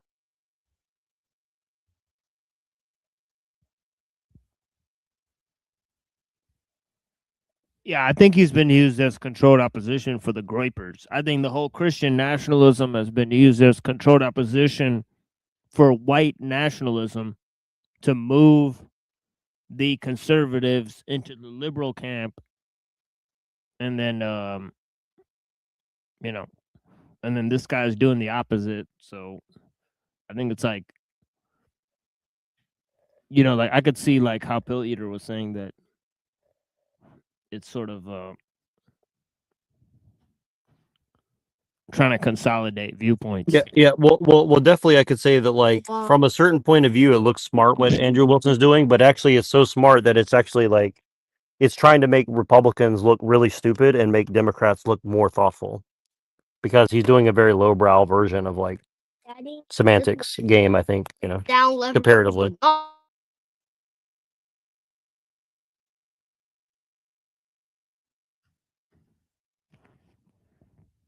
That you got out of this debate is this: that he adopts most of my worldview, adopts most of my ethical system, and then he tries to carve out the parts that he doesn't like. He carves out the portions of my ethical system which would prevent horrific things from happening. See, I think this is a sort of flaw in his way of thinking, because instead of saying that, it's a different set of values, right? He's saying that somehow transhumanism borrows from the Christian value system, which is sort of a strange statement, right? Because he's saying that there's something Christian about transhumanism. So he's asserted that many times without proving what that is, right? Happening to people, but can't justify it himself. There is no Christ he's appealing to. There is no God he's appealing to. There is no justification he's appealing to outside of himself. Every time we try to get to what he's appealing to, it's consensus. What if consensus say we can have designer Ubermensch babies? Well, that's just impossible. But, of course, having men who have children, totally possible. It's like over and over and over again, as we dive into this worldview, we realize that really it's completely and totally reliant on my worldview, not his at all. He's actually asking Christians for permission more than anything else to pursue these diabolical arts. And what makes them diabolical is simple. There's no justification he can give for why you ought to do any of this other than your own personal preference. And then, but unless we get to preferences you have, which aren't politically expedient, then, I don't know about those things, right? This is, and so I have no choice but to believe, based on the last question exchange, that he's actually hiding many of his true intentions. Why? The last question exchange that we just had, it was a completely... Yeah, I mean, that's probably true for both of them, to be honest. I mean, they're high-profile people on a very public platform, that are paid shills. Both of them may honestly be representatives of Murdoch Media. This guy's, Wilson, he's been on Piers Morgan, and his wife has been on Tucker Carlson on Fox News, right? So those are two platforms that were basically started up by Murdoch Media, right? And then Zoltan Istvan, he worked for National Geographic, right, as a film reporter, right? So this is after National Geographic was published by News Corp, I'm assuming, right? So for all intents and purposes, these are two News Corp employees, right? Well, I wonder.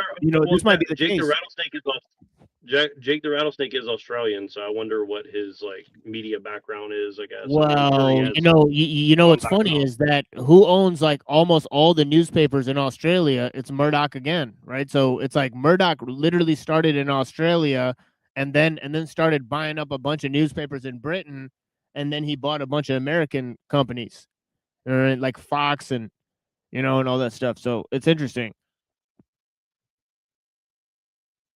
Yeah, well, there's some sort of I'll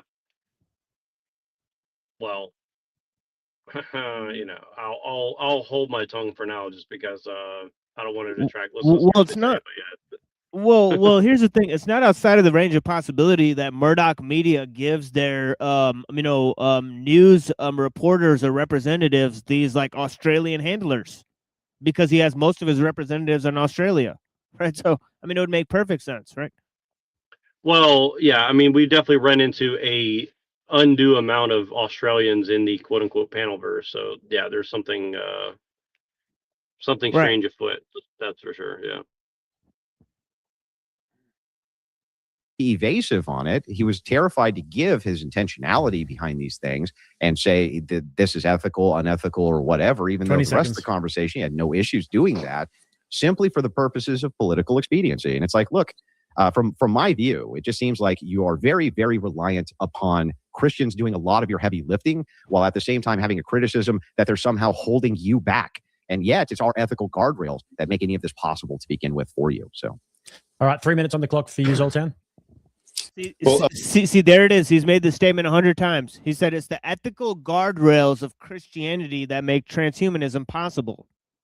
So he's almost agreeing with Pinoid that Christianity caused transhumanism, or it's one-to-one with transhumanism, because of some statements made by Peter Thiel, which I'm willing to disagree with, because for most of the history of Christianity, it sure didn't imply anything like transhumanism, or even like technological progress, right? Yeah, there does seem to be a very dualistic thing going on. One where it seems that there could be some affirmative, salvaging of Christianity, but ultimately it seems to be a giant straw manning of Christianity. And this is not like a recent thing. I mean, the Enlightenment is the best example of that, right? So, was the Enlightenment Christian? No, not really, but it was done in the name of Christianity. So, you know what I mean? So I think that's kind of it's kind of a similar game. And if all these people are a part of the Dark Enlightenment and hate the Enlightenment so much, I mean, isn't it kind of ironic that they're kind of straw manning Christianity to get that done? I mean, I don't know. I think that's kind of a weird situation in a sense. Yeah. First, Andrew, thanks so much for doing the debate. It's been awesome. Actually, I've been really enjoying it. And Jake, thank you for hosting this. Let me just first say that transhumanism, the social movement of trying to use all these radical technologies to upgrade ourselves, is really something like that. Something that is not just deep to me, but deep to many, millions, hundreds of millions of people around the world, especially where I live near Silicon Valley. We are really trying to remake planet Earth and remake what it means to be a human being. And that's perfectly justifiable, perfectly morally okay. And it's totally morally okay to take 80% of the Judeo-Christian framework that's out there, that's enabled. It's perfect timing. But yeah, he said again, 80% of the Judeo-Christian framework. For that. Yeah, it's the perfect timing for that music, like like the fucking X-Files, like Judeo-Christian. Dude, you need a drop. We need to get a drop for both of our shows. Every fucking time somebody says Judeo-Christian or some buzzword, we just do that music, like that would be perfect. Yeah, I think. But he said, but yeah, I just want to point out, he immediately halfway affirmed Andrew's point and said, yes, we need some of the Christian framing for our transhumanist system to be put in place. He said 80% of Christianity is salvageable. So, oh my God. Right? And then they played the X-Files music right on cue. It's crazy, man. And so this couldn't be. They're like, we need to interrupt this broadcast right now. Yeah, it's like Peter Thiel, and of course Palantir, like immediately interrupt this. And what's the message of this? Oh yeah, there's big titty hoes in the libraries. So check that out. So yeah, modern scientists and modern history to kind of do what it's doing right now. I think men should be trying to pick up women at the library. Personally, I mean, normal men, not all men, but like if you're trying to find like a good woman, like go to the library. It's a much better place for sure. Right. Which is provide these incredible technologies, this ability to even do this debate online through the airwaves, or wherever you guys are. I'm in, California. These things are part of that Judeo-Christian framework, but it has its limits. And as human beings, we have to bend outside those limits sometimes. That's where that 20% comes from. I'm willing to. Judeo-Christian, 80% Judeo-Christian. Like, what is this dude selling? All right. Really weird framing. I mean, he's arguing for transhumanism. He's like, I'm 80% Judeo-Christian. I'm certified 80% Judeo-Christian. It's like 80% THC. It's like really weird. go somewhere where no one's gone before. And so are all my peers. We want to see what else can be done to the human body. We want to see what else can be done to the human experience. And that means one day men giving birth or putting our brains into machines. Maybe we'll do it. It's not going to happen today, but it's something that I'm willing to entertain and say there could be a moral fabric for it. And we could find new truths and new rules that are even better than we've had before, better than the Judeo-Christian framework than we've had. And I got to just say, regarding the last 10, 15 minutes, when it comes to kind of what we're discussing, it's absolutely okay to, again, stretch rules of morality and ideas, what we're wanting to discuss. But you're talking about with, eugenics, trying to bring me into this fold. And yes, I am running for governor, so I'm a little bit more careful. But there are 8 billion people out there making decisions. And we want everyone to have at least some say. And so you can't just say, oh, we're all just going to choose one type of person to become transhuman. And that's the person that's going to be the best. It's never going to be like that. It's going to go back and forth and here and there. And it's going to be a coalition. And that's what's made evolution possible, is borrowing from the strong parts, leaving behind the weak parts. And I do believe Christianity has some weak parts. The biggest weakness for Christianity for me is that I don't believe in God. And that's a problem for me. I've tried to believe in God. I want God to come in my life, but I can't see it. I can't know it. I can't feel it. And that's always been a dilemma for me. So I'm going to take the best part. So the whole question now is that can you even be 80% Christian and just not believe in God? How does that one work? I don't understand how that one actually works. Well, it's very complicated what he's doing. He's doing a very sophisticated thing. Like, I'm almost tempted to say go back, but also like it'll make me more angry. But he's like, okay, he's like weakness. Like, we need to get rid of the weakness. So he's invoking Nietzsche. That's part of it, right? He's invoking the Übermensch. Weakness is bad, which is anti-Christian, by the way.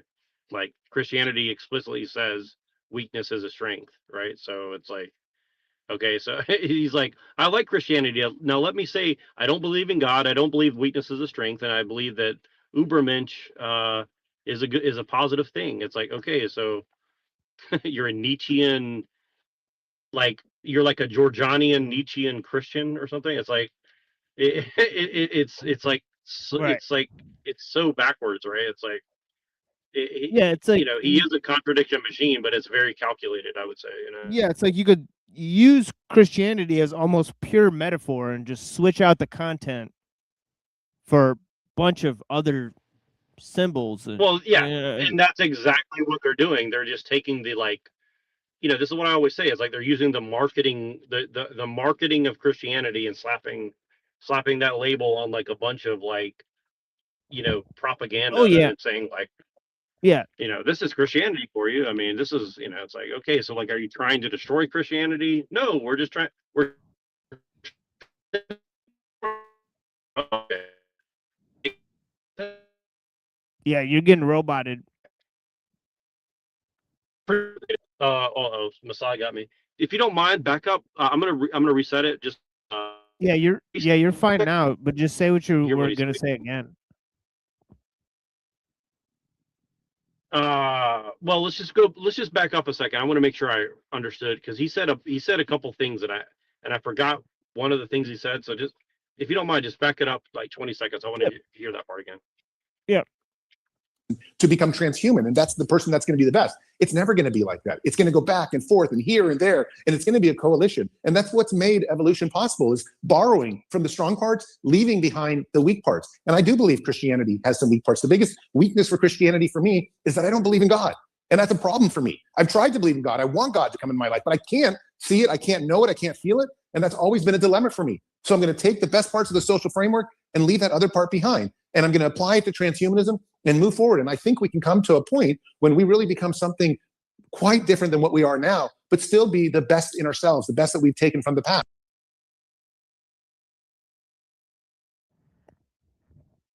Again, all I'm getting from both sides is that we need to successfully apply Christianity to transhumanism.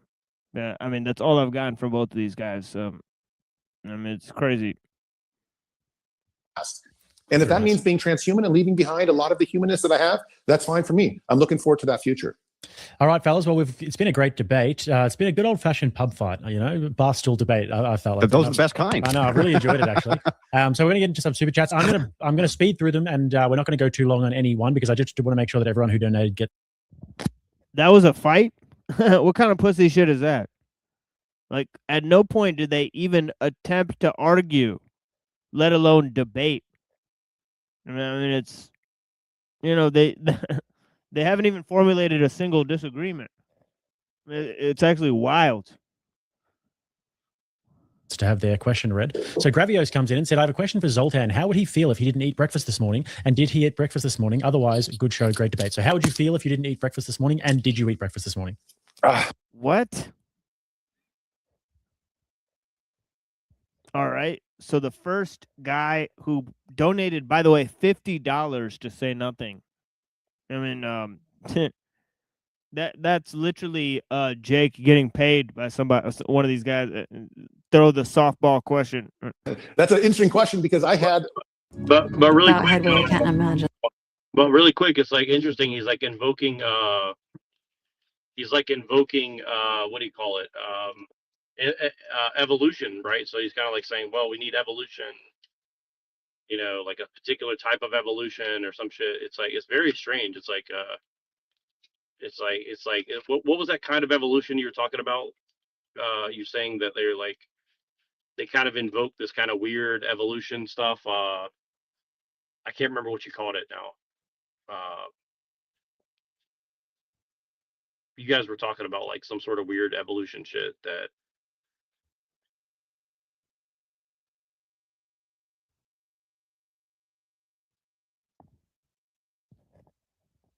I don't know. Like that Deacon Ananias talks about, like. Yeah, you're talking about like theistic evolution or like cosmic evolution. Do you see any evidence that they're kind of like affirming that in a kind of like weird way or something? Yeah. Because like they're both saying that Christianity was necessary for transhumanism. So yeah, they're directly affirming theistic evolution. Right. Okay. So is it so it's definitely possible that could be a major part of like what they're actually trying to do is like introduce this into like seems like it. Yeah, seems like. I mean, we literally saw the bro get up there on Jay Dyer and say we need 2,000 years, you know, or 1,000-year reign from the night or whatever. I don't know, man. You know, that's literally millenarianism or whatever. He's saying like there's a future in which Christianity rules for like 1,000 years, and it's like totally technologically advanced or whatever. You know, it seemed like they're evoking some sort of thing, and then obviously Wilson used the phrase Christian futurism, and then when I went to the Nick Fuentes speech where he used the term Christian futurism, his whole idea was like, he's like, we cannot go back to some older times. He's like, we need Christianity to move forward, like to the future, like to infinity and beyond. Even.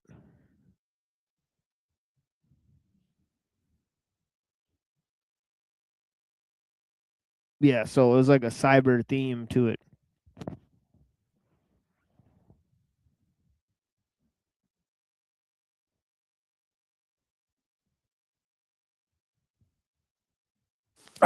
That's an interesting question because I had, after a few scotches last night, a little bit fourth dinner, and I punished myself this morning by not having breakfast. So, and I do that sometimes if I drink and then have a midnight snack, I don't eat breakfast. So I didn't really have much to eat. But I got to say that in the future, I'm hoping that eating won't necessarily be something we always have to do. Maybe it'll be fun sometimes, but it really bothers me that you can go 10 or 20 days without food and die. That presents a problem in the transhumanist mindset. The same thing with water. The fact that you can't go 2 or 3 days without liquid and then you die presents a problem to transhumanists. It's interesting. Yeah, but I mean, you have to remember the biblical standard here that God doesn't mind what goes in your mouth. And we're talking about food and water here. He minds what comes out of it.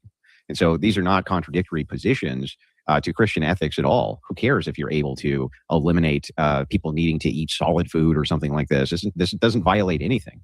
The violation comes in when you said, what about, I'm gonna take your ethical system and carve out and only keep the 20% that I don't like. So I can just do the same thing. Okay, well, I'll take your transhumanism stuff and I'll just carve out all the stuff I don't like. In this case, I don't like you, creating these death machines or having no moral oughts or, any of these things. Just carve out the things I don't like. It's the same. You see how the standard's the exact same both ways? Like, how are you going to critique? So look, so he's saying he'll use transhumanism. He'll just carve out the parts of it that aren't Christian and use it.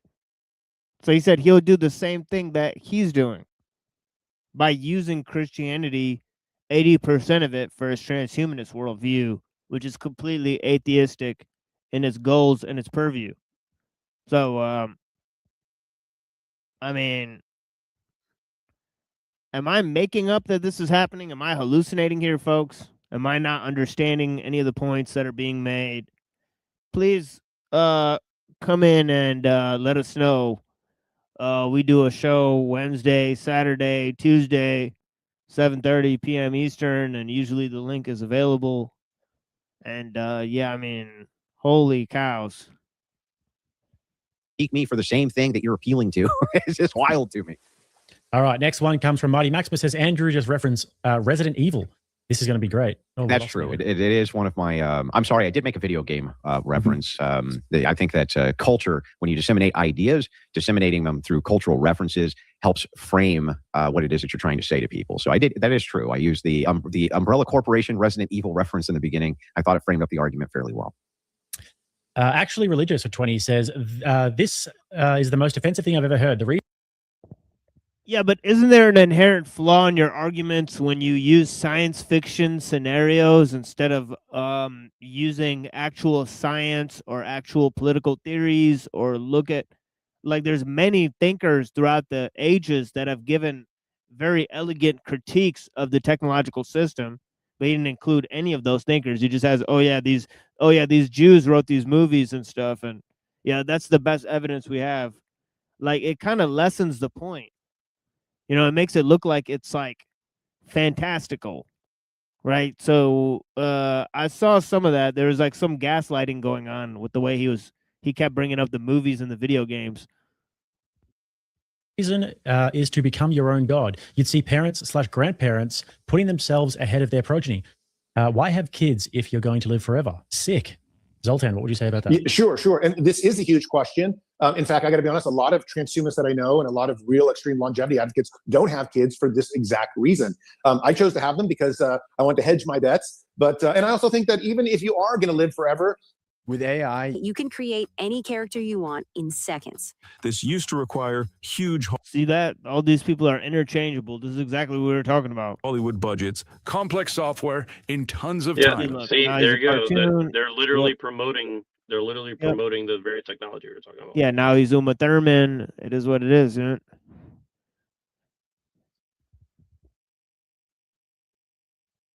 Having children would be wonderful, and I would love to see them grow and do whatever they're going to do forever. I mean, in fact, I think if you love your child and you don't believe in an afterlife like me, then you want them to live as long as possible, forever, hopefully. So, but I just point out that many transhumanists don't have kids for exactly that very. So if you see, this is what Andrew should have said is like, well, if your son or daughter decides to like become a gay dinosaur, are you okay with that? You know what I mean? Like, that would have been a good question to ask. Like, a gay transgender, male to female to male, baby having uterus implanting, velociraptor or something, like that would have been. Usually his hypotheticals are more, complex. If you had sex with a dead piece of wood or whatever. Yeah. Right, like usually his hypotheticals are way more bizarre, but today I guess he wasn't really that into it. Wise question. I just want to point out to you though, that idea was explored by J.R.R. Tolkien. He called them elves, and it was the idea was explored a long time ago, and it ended up with disastrous results for a reason. Sniper Bike sent 5 memberships. Thank you, sir. Imperial Cantina for 20 said, question for Zoltan. Is there a ship of Theseus point with transhumanism? Where if you replace enough human parts with non-humans that it stops being a person, and is it just an AI robot mimicking human life? Cheers, Jake. Sure. Well, I would say most transhumanists say when you have crossed the 50% threshold, so when you've replaced over 50% of your body, you no longer should be theoretically called a human being. Like, so I have a chip implant in my hand, but that's just like a tiny percent, a quarter percent of my body. However, when you've done over half, then I would say you have become something that is no longer part of the species. See, However, you probably still argue right, retain your memories, right there. retain your mammalianness and all that. And if that's in your brain, then you may still feel you're very human, even if you are entirely. Yeah. See, this is the whole thing is like, so to argue that humans are purely physical beings, right? Like, I know that he's like saying that he doesn't believe in God and all that, but like, it's not even scientific, right? Like, scientifically, you can't say like a human being is just a clump of cells, right? Like, obviously we have consciousness, right? Like, everybody, as far as I know, all atheists believe that we have consciousness, which you can't quantify to or qualify as like purely physical, right? Like, they can try to argue that like we only experience consciousness because of the brain, but they can't actually say that like consciousness generates in the brain, right? Like, I think that's you can't, I don't think there's any science whatsoever that makes such a claim, right? So it's just a purely instant, I mean, in my opinion, I think he's making a purely unscientific argument right now, which is kind of ironic, Right, but it like goes along with the atheism and the transhumanism. So you think that science can achieve all these things because you have a philosophically untenable worldview such as just atheism, and then you think like transhumanism is some form of individualism when it's not. So it's collectivist. So ultimately, I think what I'm getting, I think I'm starting to get what's going on is like, Zoltan's playing the ringer for Andrew, so Andrew can say transhumanism is bad as it is, but as soon as we get that Christianity in there, it's going to be good. That's really what's happening right now. I think you got it right there. Like, he's basically like taking the fall for Andrew, so Andrew can say, you're just missing this Christian stuff, and so then we'll make it based and shit. So. And then maybe the race stuff was like a segue into that. And it's like, yeah, because obviously this guy's not going to get voted in as like governor. That's obviously not a reality at all. Like, this is like some performance. That's like Jello Biafra running for governor of like California. Like, obviously it's not going to happen. The point is that fucking Saskatchewan. Exactly. Yeah. A cyborg or even a brain in a vat at some point. But you see how arbitrary this is? Totally arbitrary. Like, what makes it at 50%? Which 50%, for instance? Like, if you get cut in half, and the entirety of the bottom half of your section becomes robotic, are you now not a human being anymore? I think you can make an easy argument that you are still indeed, in fact, a human being, and that this doesn't get to the core of what the ontology of a person is, the very being of a person. It's another arbitrary starting position, and there's no reason for us to grant any of these arbitrary starting positions. They're arbitrary. So Andrew is right here in this sense. Yeah, he just set up the pin so Andrew can knock him down. That's all that was. So he just literally setting it up, and they're like, okay, Andrew, I put up the pins, I got the bumpers on the fucking lane, so just go ahead and roll that ball down here, Right.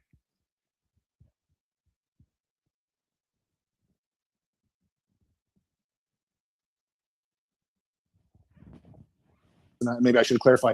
That 50% has to be done electively. You would have to say, oh, I want to take away 50% of my body and replace it. You can't have an accident happen to you, because then I would say you're fully still human. Why? Right, wait, that's absurd. Okay, That's great. you just based on. Sorry to keep interrupting, but what he's saying is that, human being, quote unquote, is just a social construction, right? Like, this is like actual critical theory or something.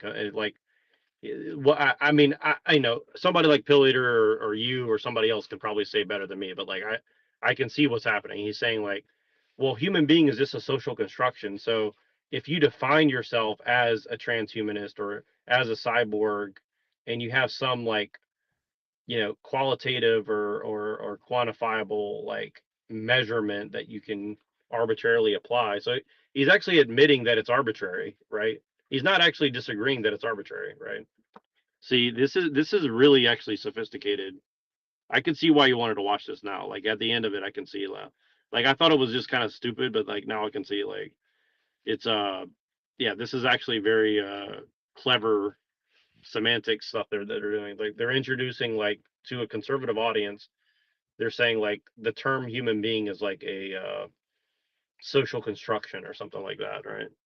I mean, I know that Andrew's going to say that he disagrees with that, but you know, I'm not as sure. Like I'm kind of curious what he's going to say now, but you know, this is kind of this is actually a pretty bizarre interaction. This particular part is pretty bizarre.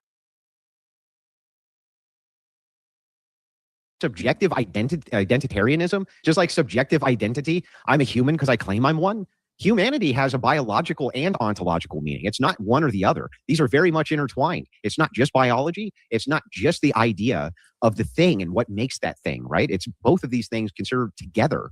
When you, I think you it's say, perception. Okay. you say, So, wait a second. So sorry to You could pause just right there. So would you say he's making a Platonic argument, an Aristotelian, or something else?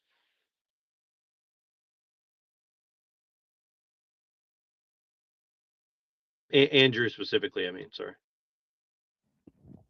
I mean, he said this word ontology like a buttload of times, right? I'd say he said it at least 24 times, right? Where there's no need to bring up the term at all, right? So what he's introducing with like just bringing really vague philosophical notions, but it's kind of his style, like with a Christian discussion. Yeah, it does leave a lot of, you know, room to implant or obfuscate through various modes, you know, like Platonism and stuff, right? So I mean, it's just really interesting, right? Yeah. Well, if you don't mind, back up 10 seconds, and I just want to like dissect what he says right here, because he says like the ontology and the forms, and so he's like making a particular argument. I want to make sure I heard that. There's something very interesting going on right here at this part, in my opinion. Like, well, I want to make sure I heard what Andrew said correctly. Biology, it's not just the idea of the thing and what makes that thing, right? It's both of these things considered together. Stop right there. The idea and the idea of something. So he's talking about like essence or something. He's talking, you know, I don't know. I'm trying to figure out what he's like. What is he exactly saying right there? Yeah, like, he it's is. something Yeah, kind he of is weird. alluding to just like Platonism. Like he's saying it's not the idea or the thing, but it's both of them put together. So yeah, that is basically the idea there. So he's like, so what is he trying to synthesize? Like, if he had to say that that's like Aristotelian or Platonic or Maimonides or like Hegelian or like Heraclitean, or if you had to apply like some sort of like thing to what he's saying, like what is he trying to synthesize there when he's saying that? Like, it's not the idea or the idea of something that makes something. It's like he's like the essence of something makes something. So is he like saying like the Platonic forms are real or something? And again, like I'm not saying he means he's wrong. I just think it's kind of weird. It's like he's just kind of injecting that in, like, and moving past it. I think that's pretty interesting, rather than like get deeper into it. I don't know. Right. You say, wait a second, you could just identify. Okay, well then I'm a robot right now, right? Yes, but we do identify. So look, if you chop off both your arms, you put in a robotic heart. You know, I mean, this is it. You Android will. Am I a we robot? identify. He's watching our shit, Oh, dude. He's doing Android Wilson. See, you gotta dude, clip that. He's signaling. He's signaling, dude. Yeah, we gotta clip He's been Android watching. Wilson. Yeah. Clip that right now, dude. You gotta clip that shit right now. Oh my god, that's funny as fuck. Yeah, that was. All right, get that time. Write down that timestamp and send it to me. I want to clip that too. That's a good drop right there, man. It's 2:09. All right, all right. Everybody remember 2:09 on this one. 2:09. 2:09. Nice. That's funny, dude. Dude, he's doing Android Wilson. I'm telling you, man. Like he's the. That's crazy, dude. Oh man, dude, oh man. Did we meme this into reality or something, or what? We got him. Yeah, we got him. Yeah. Like I think we're literally like memeing shit. Like I think Owen Benjamin's right. Like we like meme shit into reality or something. I don't know. It's pretty weird. Yeah, let's see that 0.5. Robot right now. right? Yes, but we do identify. So look, if you chop up both your arms, you put it in a robotic heart. You know. So yeah, we got him. We got Android Wilson queued up. It is what it is. I mean, this is it. You know what people like us transgenders, am I a we robot? identify, and that's okay. Am I a robot right now because I say I am? No, of course not. That's ridiculous. That's ridiculous. You basically would have to be lying to me, right? If I said I'm a robot and you said yes, you are, you would be lying, objectively lying. Replacing 50% of your body, that would be hundreds of surgeries. That's so at that point, after hundreds of surgeries, replacing limbs and hearts and organs, I would say that look, you may qualify as whatever you want to call yourself. That's a different thing than you just saying right now, I'm a robot. No, it's the same thing. It's you using arbitrary metrics in order to create identities which are fictional. There's no, what's the proof you're not human anymore? Again, it's just an arbitrary starting position because I just don't think you are. Right? It doesn't not make you human anymore. These ideas, if you have major organs that you have electively taken, I would say that constitutes something that goes beyond being a human being. When you're talking 50%, I mean, and you said this earlier. You said like your biological body actually gives you a sense of who you are. So if you replace 50% of it, we should start calling that something different. No, I don't think we should. For instance, and here's why it doesn't hold up to scrutiny. Because if I say, okay, I give you my heart and my lungs and my this and my that electively so that they're replaced with some kind of mechanical devices. Okay, now you're not a human, or you can at least elect to not be one. But if I'm in a tragic car accident and all of these things are replaced mechanically, now suddenly I am still human? You see how arbitrary that metric is? It makes no sense.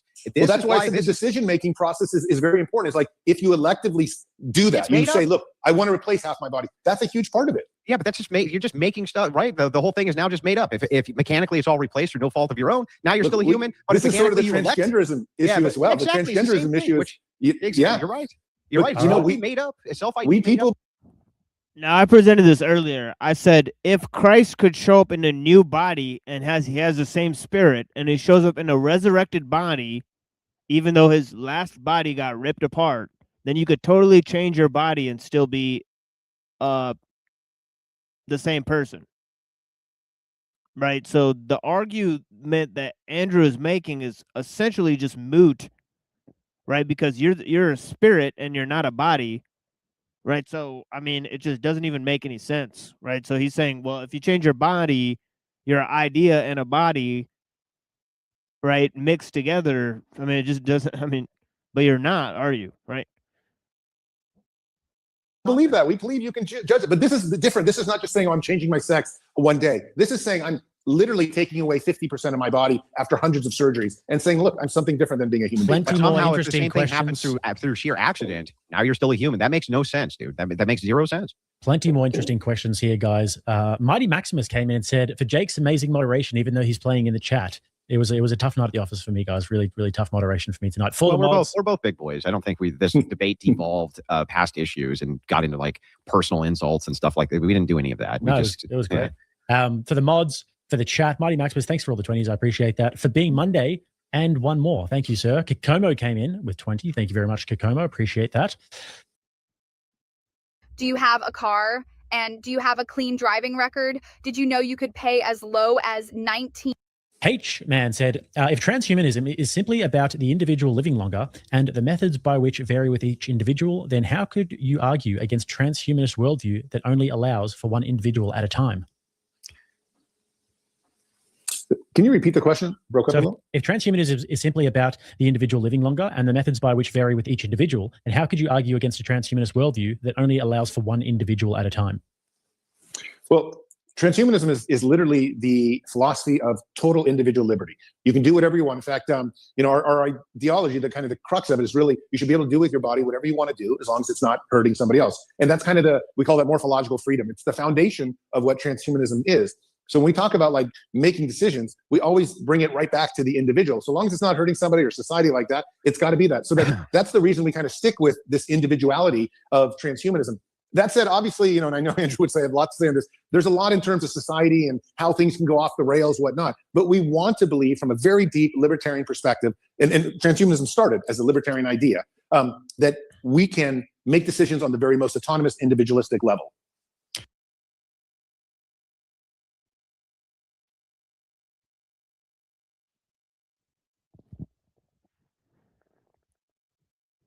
So they're both libertarians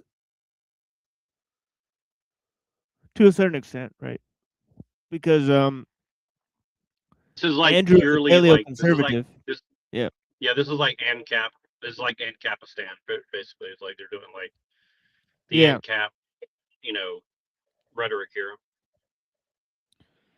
Yeah, it's interesting that he said that. He said that transhumanist was formed as a libertarian philosophy, and I don't even think that that's true, but there is libertarians like Elon Musk who say, okay, we espouse libertarianism and transhumanism together, and then Andrew Wilson is a paleoconservative, so he espouses some forms of libertarians. He debated libertarians, and he supports capitalism.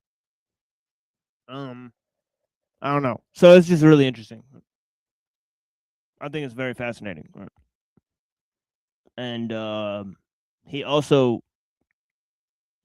it's like they're sort of libertarian crypto communism is fucking showing at this point. It's kind of weird. Yeah, but the answer to the question directly is that would be a consistent worldview. That, it would be, you couldn't deny if transhumanism is simply the individual living longer, whatever methodologies that they decided to come up with on only an individual level, there's only one immortal, and that's me, would still be consistent within his worldview. That's the actual facts of the matter, at least for consistency's sake, right? I don't agree with that. I think there would be other, if it was my child, I'd still give up my life for my child. So I think we'd still hold a bunch of those mammalian beliefs, even if we are individualistic at the very core. Yeah, but we've already determined that we can't really select out any of these mammalianistic beliefs or mammalian beliefs or mammalian, ideals or the way that we act, because when put to the question, you still defer to some ethical standards in which these should stay and these should go, and they're just completely arbitrary, just arbitrary metrics come up with out of complete nothing, just arbitrary, just based on a personal preference and arbitrariness.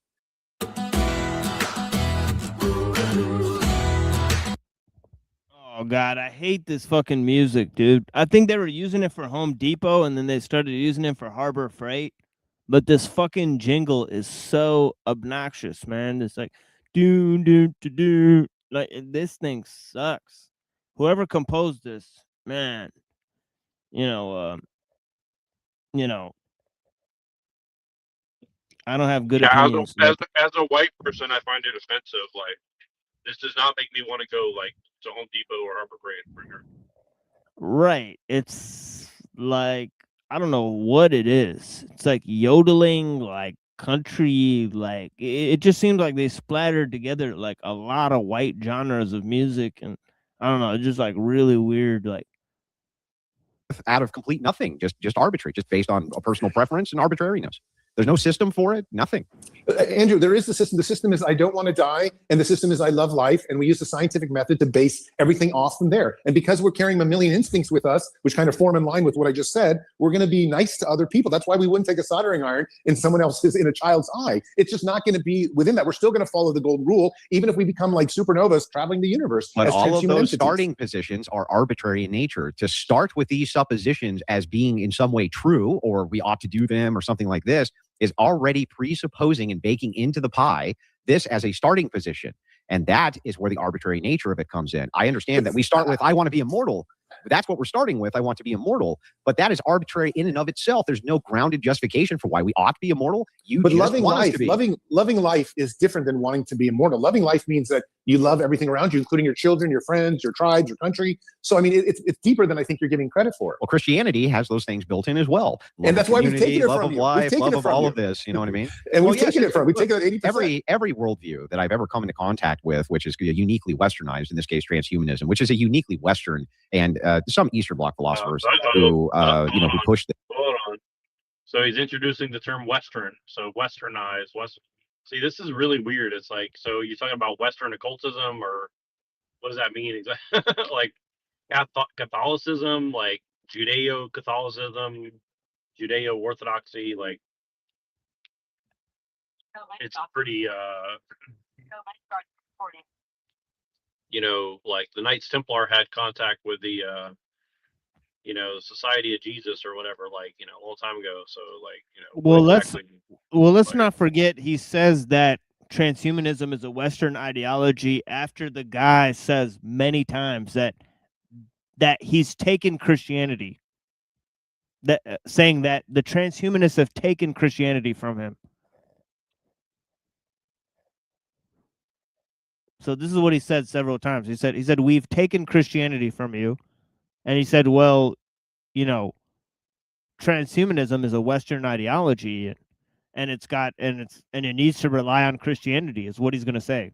So I mean, this just goes back and forth. It's a loop that's gone back and forth. You know.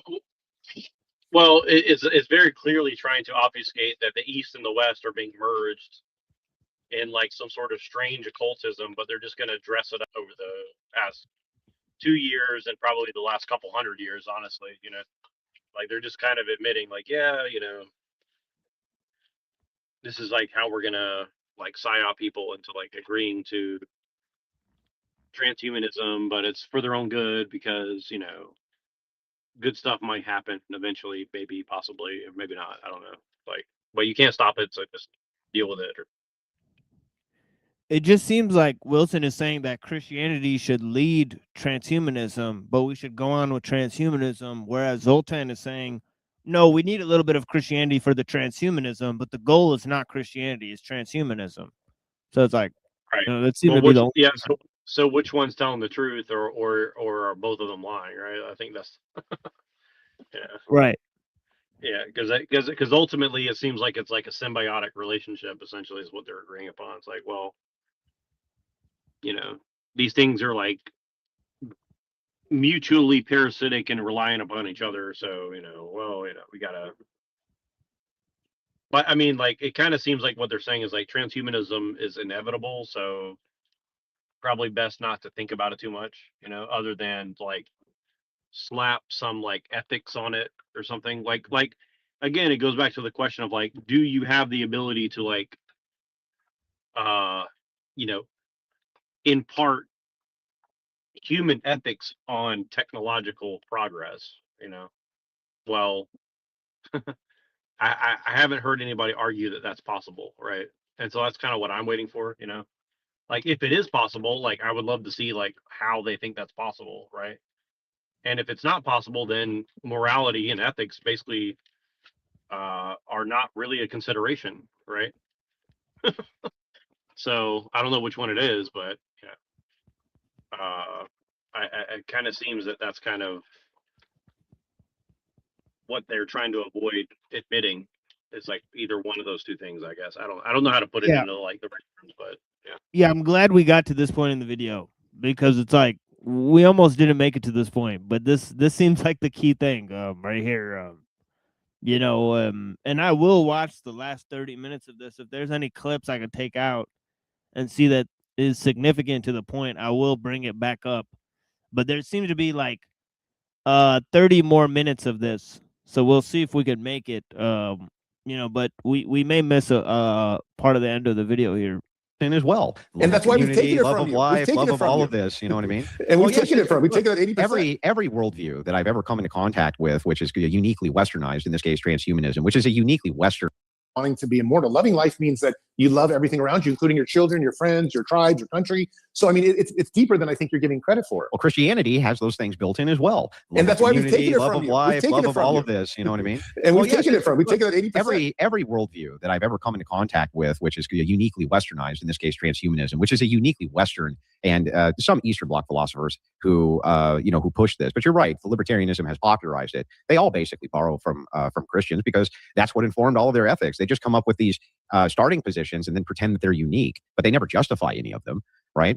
The truth is like, why should we want to be immortal? You then say, well, if it's the case that you want A, B, and C, then you should want to be immortal. But that's tautological. You should want it because if you want it, you want it. That's why you want. You know what I mean? It's a complete tautology. It's not grounded in nothing. You're making a huge issue of things being arbitrary, but we hold them as core policies moving forward. We're not going to abandon them unless we find better policies. And that's just how the scientific method imbues our kind of worldview. So I think it's okay that we took your 80%. That's the core of our goal, you know, I guess our mantra right now. It may be disposed of later, but we hold lots of very similar views to you at the core of our part. It may be more arbitrary than your umbrella of God, but at the same time, it's not like we're going to leave it behind. Okay, so just because this is like, if it works, we're going to keep it. So this is like justification. This is like ethics versus applied ethics. This is like you know, like engineering theory or like, you know, physics versus like engineering or something like that, right? Like, so it's like the right. So the Zoltan guy is like, well, we have the methodology, and you have the ethics. So it's like, well, you know, if you're not even concerned with the how to, then ultimately you're going to get left behind. And then you know, Andrew Wilson's like, well, you know, I'll be left behind, but at least I'll have my God or something like that. So it's like, it is very weird. Like, you know, it's like, it's very strange, like how they're kind of like, they're definitely playing like a very particular, you know, dichotomy here. I don't know exactly how to put it into better words, but it is very clear that, you know, they're doing this kind of like, well, in applied ethics, I think that's Peter Singer or someone, right? So it's like, they're doing it. There's definitely a lot of stuff going on here. Like, this is a very sophisticated, conversation they're having, although it doesn't seem like it on the surface, you know. Puts us, you can't actually put your ought above anybody else's. And so if people, and Christians especially, reject transhumanism, you have no ought to tell them why they shouldn't. You have no oughts to give them because you're just saying, I uniquely start in an arbitrary starting position for no good reason. Yes, That's you it. are totally right here. We have no oughts. And that's the whole thing about liberty with transhumanism is I don't want to tell people what they are, what they want to do. I just want to be like, look, the goal Unless it comes to designer Ubermensch, let's move babies. forward. I don't want to tell you what to believe. Yeah, unless it comes to designer Ubermensch babies, and you can't make an ethical claim there. Or when it comes to burning out the retinas of a baby, now suddenly you have objections. It's like you have tons of oughts, Well, right? And yes, the well, thing is, when it you breaks just the can't come up golden with rule, them it's on an your ought. own. You just can't come up with them Yeah, on your pause own. right there. So this is part of the psyop too. It's like, okay, so like some people have no moral qualms to stop them from doing things, and other people do. Well, generally speaking, like, you know, if the technology is in the hands of people with zero moral qualms, like maybe they'll self-destruct, but they might take everybody else with them, right? So, you know, it's kind of like then ethics come back into play where it's like, okay, so, you know, is it ethical to allow people with zero moral qualms to have access to technology? You know, so I don't know. I don't know. There's a lot of stuff going on here. It's you know, he said something else too. I can't remember what it was, but he said something like yeah,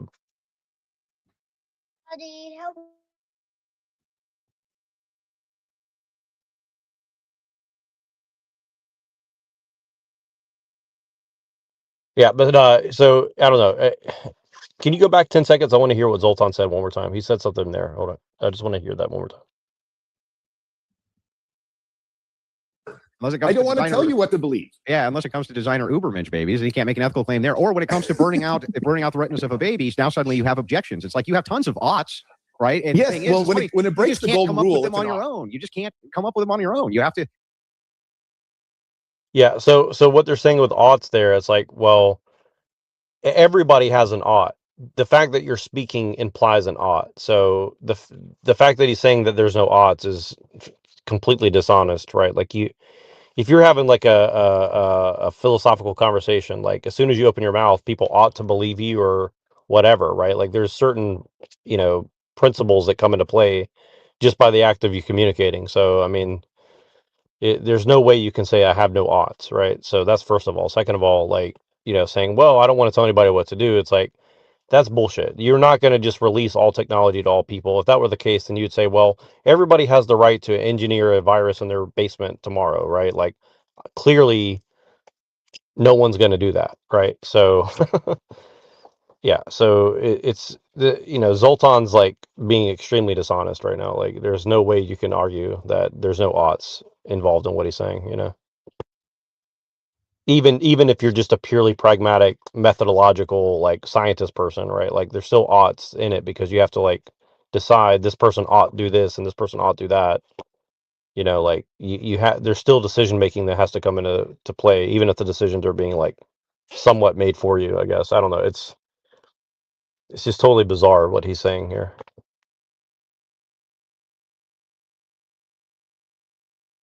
Literally appeal to the very worldview in which you're trying to defy. It's just baffling to me.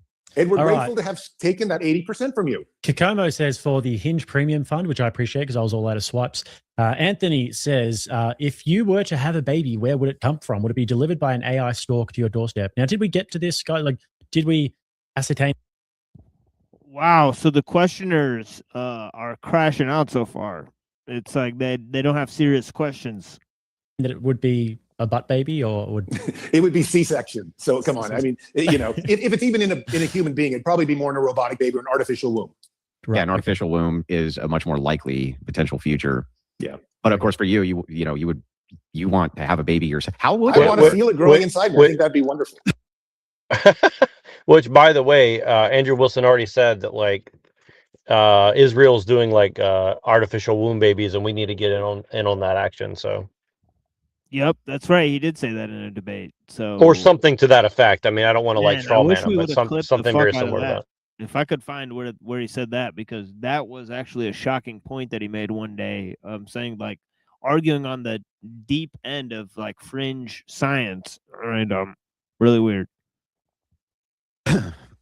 Okay, Norwegian Dan says a real KO would be to run the transcript of this debate through Grok after the conclusion of the stream, asking for AI to conclude the winner, just to find out Andrew crushed it. Well, if anybody wants to do that, definitely let me know the results.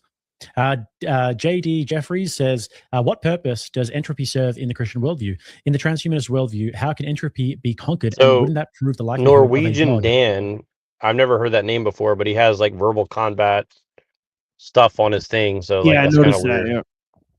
And you know, also like Norwegian is something that Deacon Ananias goes by. So maybe that was Deacon Ananias or something. I don't know. Who existed prior to entropy? Yeah, let's go. Yeah, let's have some nice gunshots.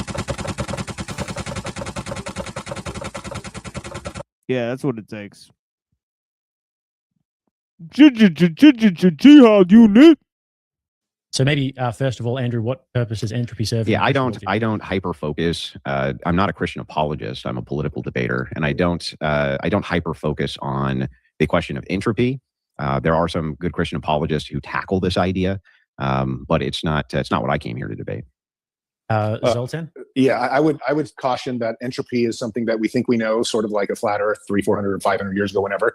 I bet we'll find something that opposes entropy here moving forward in the next few hundred years. So I think the idea that the universe is disintegrating some way might be just what we believe now, but we'll find other much more complicated physics of what's really happening in the universe. I mean, our eyesight, for example, can only see 1% of the universe at the moment, and even our robotics are still not getting huge things with the God particle and black holes and things like that. Let's just wait 100, 500 years to make sure.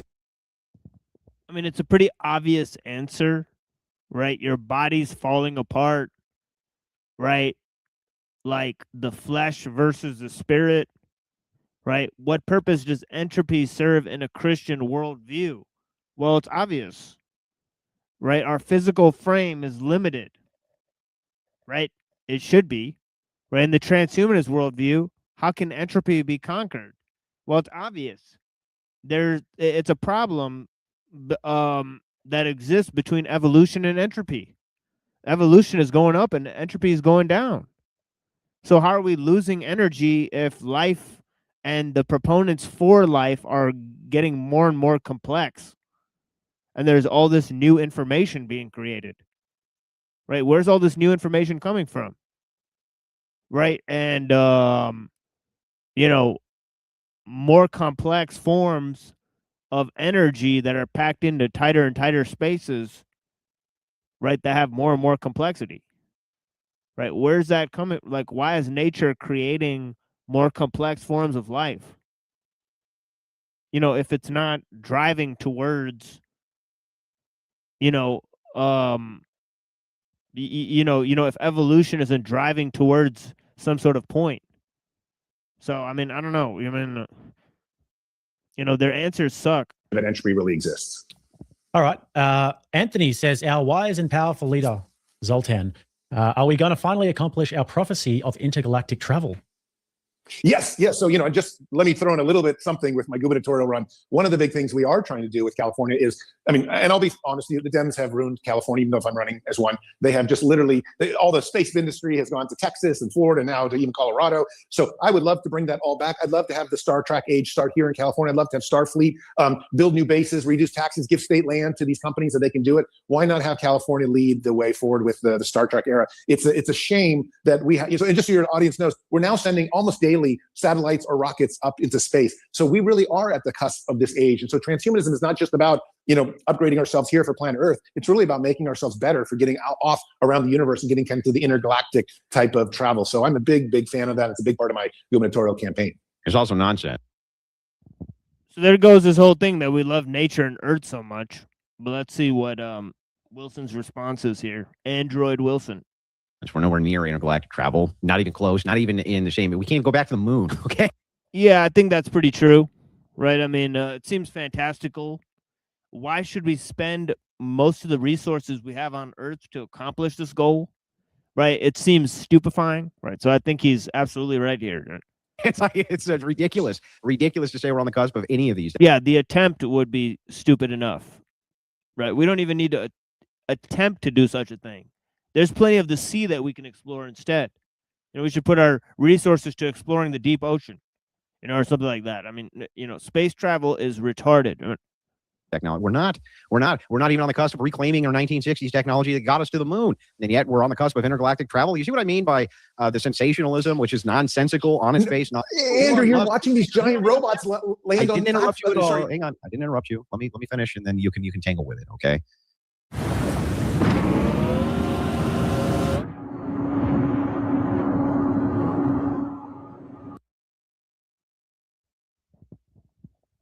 Okay, so I just said exploring the deep ocean, and now there's a commercial. Seems to be some sort of naval expedition. So I'm sure that's just a coincidence too, right?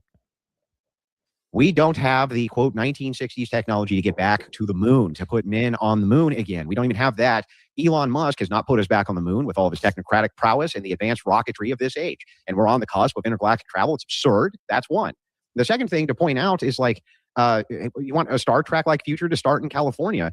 The reason California's bankrupt and all the business is leaving is because of the high exorbitant tax rate. And you want to institute a UBI. Do you think that's going to help with business? That's insanity. It's not going to incentivize businesses to come in. You're going to tax them at a higher rate to give people a universal basic income. These things make no sense, dude. They don't make any sense. Well, look, artificial intelligence is absolutely going to devastate the job market. It's already happening here in Silicon Valley. If we don't do something like that, there are going to be people rioting all over the place. They're going to need basics, food, healthcare, and shelter. Universal basic income covers that. But let me just say, look, I'm in the privy with a lot of people in the space industry. We are already, they're not talking about it much, but there are plans in the works to go to Mars probably within 2 to 4 years. So no one wants to go to the moon anymore. It's just kind of pointless. We have absolutely the better technology than we did 20, 30, 40 years ago. And we're going to start getting into our own solar system here literally within a decade's time. Not just Mars, other planets as well. And then start doing some space industry stuff too, bring in trillions of dollars of materials and stuff like that. It's all about to happen. Believe me, I've just been in kind of cahoots with a lot of people that are investing in this future. It's all going to happen in the next few years. $1 trillion. Yeah, that seems to be what they always say. You've heard these guys say this 100 million times. It's all going to happen in the next few years. It's literally hope and cope. It's crazy stuff. Tomorrow is going to be better than today, right? They always say this shit, right? They've given hundreds of millions of false predictions, and saying this science is going to improve humanity. I've heard it dozens of times in my own childhood. I mean, it's completely ridiculous. All right. So, yeah. Dollars to go up and mine an asteroid and bring back $1 million. The thing that's so funny about this is that this has been investigated ad nauseum by futurists. And to say that going back to the moon is something which is a trivial pursuit in comparison to Mars, no. If you were to have a lunar base, your trip to Mars would be much easier, wouldn't it? The thing that's so funny here, and that cracks me up, is let's start with that. Let's start with actually having a, quote, moon base. Let's start with actually getting people back to the moon. Let's start with any of these things first before we start giving people the illusion that we're going to have manned Mars missions and Mars colonies. For what purpose? For what purpose would you want that over the moon? What would the purpose be? It's like, it's so silly to me. The same purpose for transhumanism, the same purpose. We just want to see, we're curious. We want to get off planet. It's great. I want to go to Mars, not for just going to Mars, just because it's super cool. And this is the same reason about having a man give birth to a child. You don't actually need a reason to do it. It just could be cool because you want to do it.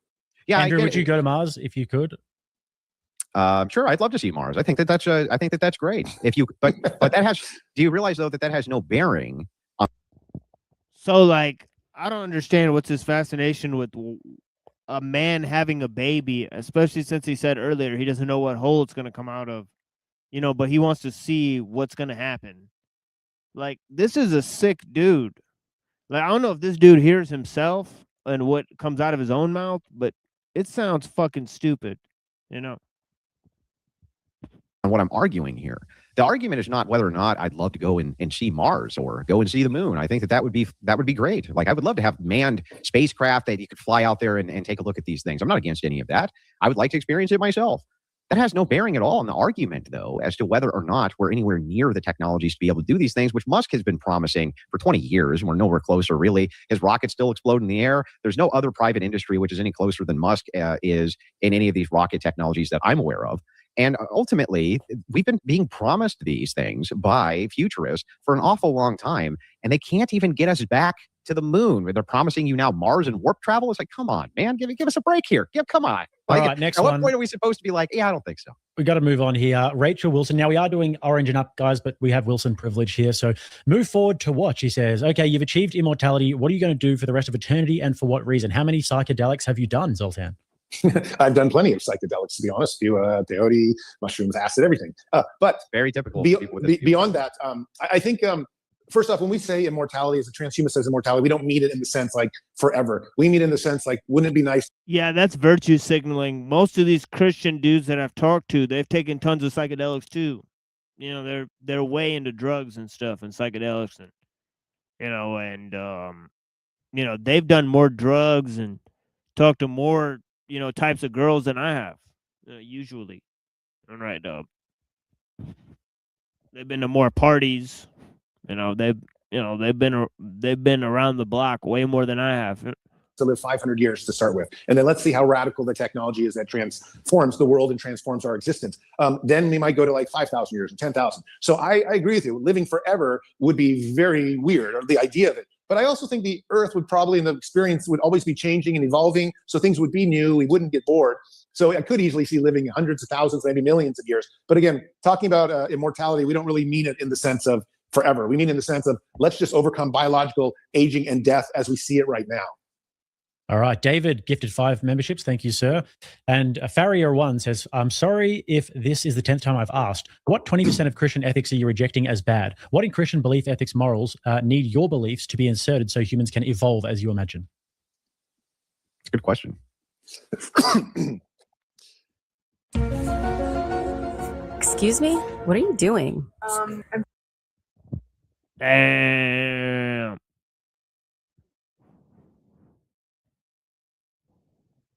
The bottom line is that when you look at human history, you have to take what's happened in the past. And let's be honest, the Judeo-Christian ethic has been the framework for how Western man has evolved and how I've evolved all the way back to the Greeks and, through all of history in the last 2,000 years, especially the Enlightenment. We take it and it's just part of what's brought us to where we are. We don't actually need it. I just think it's why we've evolved the way we are, and we've chosen to keep it. And I choose to live by it every day. I mean, in fact, I mentioned the golden rule, which is kind of Jesus's, golden rule. I mean, I guess other cultures and religions have brought it up, but I mentioned it because I find it as the very best method for living and going about my life, as well as moving the transhumanism movement forward. So, it's not more why are we taking it? It's because it's so useful and so good. Again, the 80% is. Then there's 20%, as Andrew's arguing, that I just don't think would just be holding us back. We don't need it to guide us. We need more freedom than that.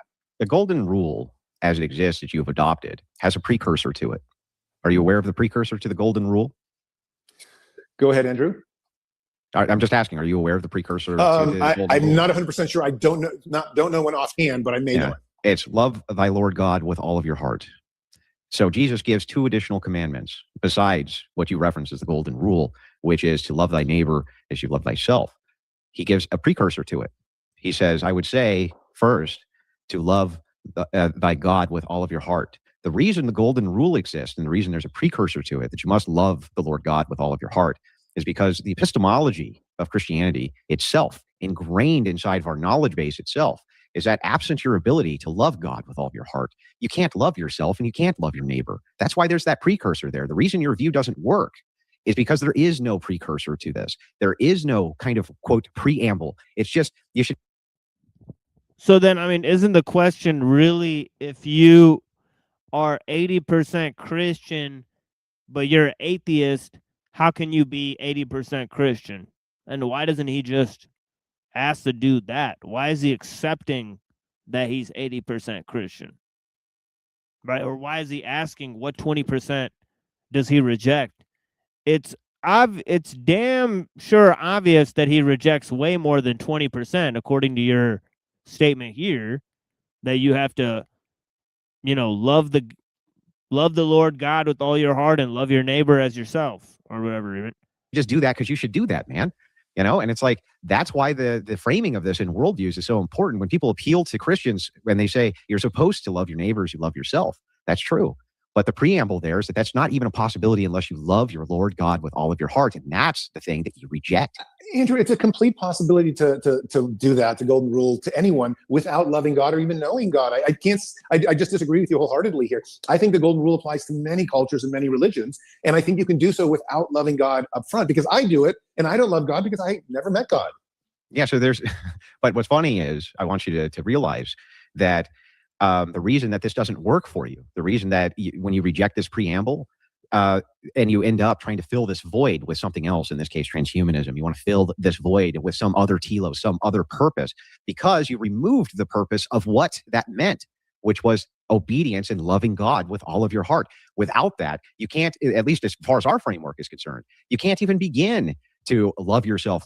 Love yourself how? There has to be a framework and a commandment and a way in which that is done, or it's meaningless. What does that even mean? Same thing when you say love your neighbor as you love yourself. There are conditionals that need to be met so we know that you're actually loving your neighbor. It can't just be, oh, well, I love you, so I cut your leg off because I just didn't think you needed it anymore, but I still love you, right? There has to be conditionals that you ground these things in. Well, in the transhumanism defense, these conditionals would be one's DNA and the mammalian instincts. It's like we do. You know, you see an old lady across the street, most people go out and try to help her if she's fallen or something, just because we care. And we have this empathy. And I think that's built into all of us, whether or not you believe in God.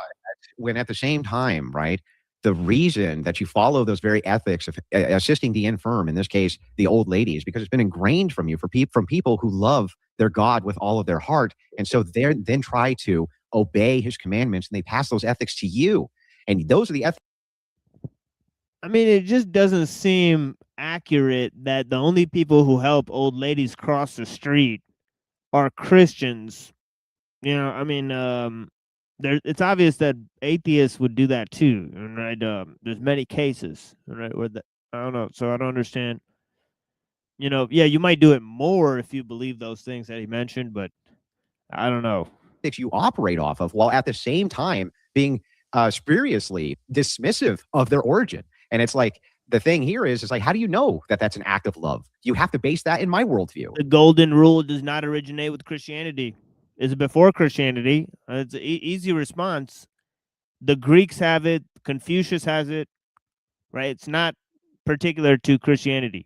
You can't base it in your own. It just feels good. You know, it just feels good. Why can't I just have a natural DNA instinct, a genetic instinct to want to help an old lady who's fallen in the middle of the road? Why can't I agree with you? It is carried. The ethics have been carried. Why can't I have a genetic instinct to push her down? Because I think it's funny. Some people do have that, but I think majority of us don't. Majority of us are mammals. But you can't appeal to the majority for your own standardized ethics, because when we appeal to the majority, like, is slavery good? You would still disagree with them, I suppose, right? If majority of people said slavery is okay, I suppose that you would say no, that's still not. Congratulations, guys, on another great year. Thank you so much for your contributions.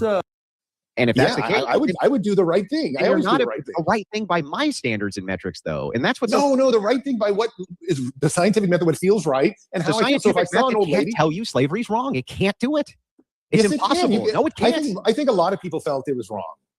They just don't. Yeah, that's not the scientific method telling you it's wrong. You're appealing to your emotions, which are grounded in nothing. If your emotion is to help the little old lady across the street, and my emotion is to push her down on the ground because I think it's funny, How do we determine, arbitrate who's correct here if we're both basing it on mammalian instinct? The Christian's giving you the foundationalism of saying, look, we have a standard for what love is, and that's why we have a preamble, you must love God with all of your heart, and here's the conditionals for what that means. You don't have that. That's why the justification always comes back to me. I have a sense of right and wrong based on what I'm trying to do at every moment. Move on, guys. We have to move on. We've got more questions. Go ahead.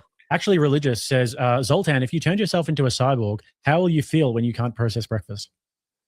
Yeah, I'd probably be sad, especially drinking, because I do love drinking. So that would be tough for me. But, I feel like those are some of the things you might give up. But again, you could probably program yourself to want to enjoy drinks and have maybe some type of internal organ, even if you are a cyborg. Hey, it would be awesome if you could. Yeah, they both love drinking, and it basically shows when they debate. Each other. It's incredible. Make a transhumanist pill that cured hangovers immediately. Yes, or like like a transhumanist some kind of like implant that you just never get hungover again, but you experience all the fun of drinking. That would be great. That would be. I want one. Point of agreement. Reverse massage, and I've actually been wondering this question as well, Zoltan. Did you ever find your continuum transfunctioner? It seemed awfully important to you. Yeah, sorry, Denise. It seems like there's 15 more minutes of this. No, but I do wonder about this. At Oxford, I didn't really, in my introduction, I kind of didn't say what I've been doing, but I am briefly took my graduate degree at Oxford, and part of what I worried about and wrote about was simulation theory. And so I do think that simulation theory, another dead end. Yeah, me and Pinoid and Neurojack were talking about how stupid simulation theory is earlier. It's a total moral dead end, total non sequitur. Doesn't make any sense at all, right? Why would the universe be a computer simulation that human beings were able to create in the fucking 20th century with the aid of computers, right? Why would nature compare to our human-made creations at all? It's just the stupidest fucking theory of all time, right? Simulation theory. It's a real dud, right? But yeah. Sometimes I may already be uncovering things like this conversation is something that's already been predestined or preordained or something like that. And of course, that would work well. And that goes along with the multiverse thing. Yeah. Simulation guys need multiverses and crap like that, right? So it's all nonsense. With the Christian theology as well, maybe in some cases, but I haven't found it yet. Do you ever get these "Dude, Where's My Car" like Zoltan? Yes, of course I do. And I've been grateful. Actually, it helps quite a bit with the campaign because people love it. That's awesome. All right, Crimson says, Zoltan, your whole belief system is based on hypothetical transhumanism. Hypothetically, transhumanism will most definitely cause suffering to the human experience. How will they improve the human body without experiment on them? Yeah, unfortunately, they're probably going to have to experiment on some. But let's be honest. The transhumanist system will cause unnecessary suffering. The industrial society and its consequences have caused, unnecessary suffering. All right. It's crazy. Because of artificial intelligence coming here, they're already starting to do all these molecular discoveries in AI without actually doing them through human research anymore. And even some of the human trials are becoming less and less. So it's coming to this point when eventually we'll be able to simulate everything and probably cause a lot less suffering. Like I would be sort of against a lot of animal suffering on cosmetics and lipstick and things like that. And I think eventually we'll get to a point where we can use AI for almost everything to test and to figure out whether these experiments work. Mr. E says, Zoltan, how many boosters have you had? Tonight? No boosters today, but maybe, in the future. Okay. Anthony says, Zoltan, I demand a new full body bubble wrap suit. I popped all my bubble wrap on my last one. Sorry. They have to go to Home Depot and figure that out themselves. Sorry, we don't have our operations up yet. David says, those who kneel before God can stand before anyone. Who do transhumanists kneel before, Zoltan? Also, Andrew, Rachel, and Jake love you all. Thank you, David. Who does they kneel before? I feel like the joke is writing itself. They kneel before Zoltan. But anyway. Yeah. Well, no, but honestly, I think transhumanists often don't have mentors. They often don't have any kind of legacy. And this is an essential part of what Andrew and I have been discussing tonight and disagreeing on, is that we make our decisions based on what appears to be best for us at that moment, given our goals. But there's almost nothing except for the scientific method that we hold holy. Right. Okay. And Zach Gelpy, go on, Andrew. The scientific method thing, that's also like philosophically, I could see good arguments for transhumanism that kind of make sense. They're kind of hard to refute in some categories. I think that they're easy, most of them you can refute. But the point is like 44% of all respondents plan their travel routes to ensure access to restrooms. 38% avoid eating and drinking to limit the need to visit public restrooms. 26% have avoided public events due to concerns about access to public restrooms. What the fuck? What the hell? When it comes to this idea of idolizing science, that's a simple methodology to give us descriptors of things which are happening. Science has never tried to engage with aughts or metaethics or any of that stuff. That's not what its purpose is. And so this idea that you can just appeal to science for answers of what you should or shouldn't do, even scientists don't make this claim. I mean, there's never been a claim that science is used for this because it can't. It's designed to utilize experimentation to give you descriptors of material reality, not what you should do with those things. But I think the scientific method, especially in the way that I'm using it, is just really the idea that we test something, an outcome that we're trying to get. We find the very best outcomes based on whatever tests we did, and we go with that. And that's really the holy grail to us. And yeah, but you see like that, the loaded words there, like best and greatest, or these types of things. These are philosophically loaded terms. What is best is not a thing science can answer at all, ever. It can only answer is. Yeah, I have to agree with him there. Right. There's ultimately no base, but if he's saying that Christianity can supply a moral basis for something like immortality or something like that, right? When you're not supposed to live in the physical world, right, for all of eternity, right? That would, or try to make an eternal home in this physical frame. And I don't know. I think a lot of Christians would find that detestable. So I don't know, like kind of like selling away your soul, right? So you could like buy eternity in like a fake heaven, right? So I don't know. So are you hungry? Not whether or not we would say whatever is most statistically functional for whatever goal we're trying to achieve. We would go with that, knowing that we might improve upon that here in the near future or the long-term future. But I mean, if you want me to use bigger terms. If descriptively science said that elimination of 80% of humanity would lead to the other 20% living in a golden future and a golden age, and descriptively that would be true, you would still ethically oppose it. So I mean, it can't be the golden standard here, right? It really can't be. Well, I think you have to understand we're not, the scientific method sort of, at least in my opinion, comes after this foundational stuff, which is we're trying not to die, we're afraid of death, and we have mammalian instincts. And then we kind of apply these things. So I think the mammalian instincts would kick in and say, wait a sec, we need to find an alternative to killing 80% of the population or something of that nature. And so that's where I think the scientific method is really just this instrument, even if it is this holy instrument that leads us on our decisions. It's not that we always necessarily follow it. There can be plenty of times like, you would say, okay, well, Zolt's idea is to live forever, but he just said earlier he would give his life for his daughter. That doesn't make much transhuman sense. But that's where I'm still a human being. So I haven't actually made that transcendence yet. And I think that's important for transhumanism as well as, our discussion regarding Christianity is transhumanists want the best that they can get in the future, but they're still very much humans. We haven't made this jump yet to being truly transhuman. Yeah, but do you see what I'm saying? Like, Zoltan's going to run into a burning house to save his daughter. I applaud that, by the way. I consider that, from my view, to be a virtue. Right. In fact, it's like he can't get this whole idea between transhumanism and posthumanism, right? Because he's saying one day we'll have to leave behind humanity, or we might outlive our mortal frame, right? But right now he wants to accentuate the human, so he can't even decide if he wants to transcend humanity or accentuate, what it is to be human or reach a full potential as a human. It's a totally schizophrenic idea. If Christians were there, I'm certain that they would assist. They would try to run in and help you do this, putting their life and limb, at risk for somebody who's a virtual unknown. This happens all the time. And by the way, atheists may do this as well, and other categories of people as well. But science can't tell you to do that. Science can only tell you that she's going to die from smoke inhalation. It can only tell you that fire is going to burn her. It can only tell you that the house is burning down. It can't tell you that you should go in and rescue the person who's burning alive, though. Do you see my point?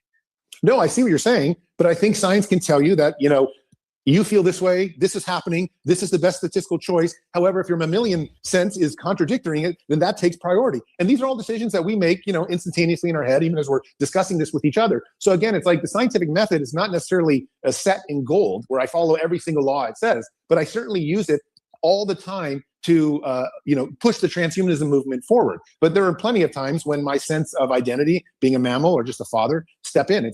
We're not. Maybe in the future there will be a person that says, I would do these what considered unethical things. I'm not there. I can't even imagine doing that.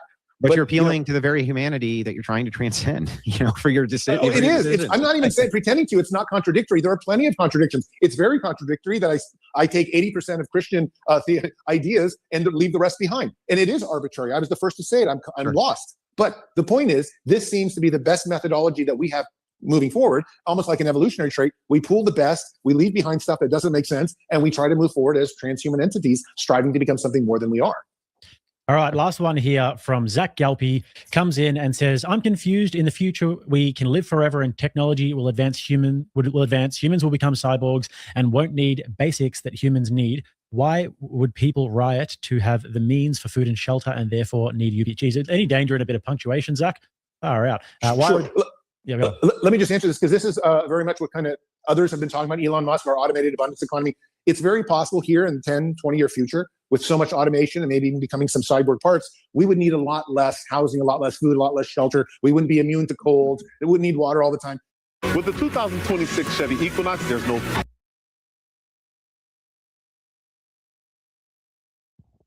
Yeah, so, we got to shut this down because I got to go do my show.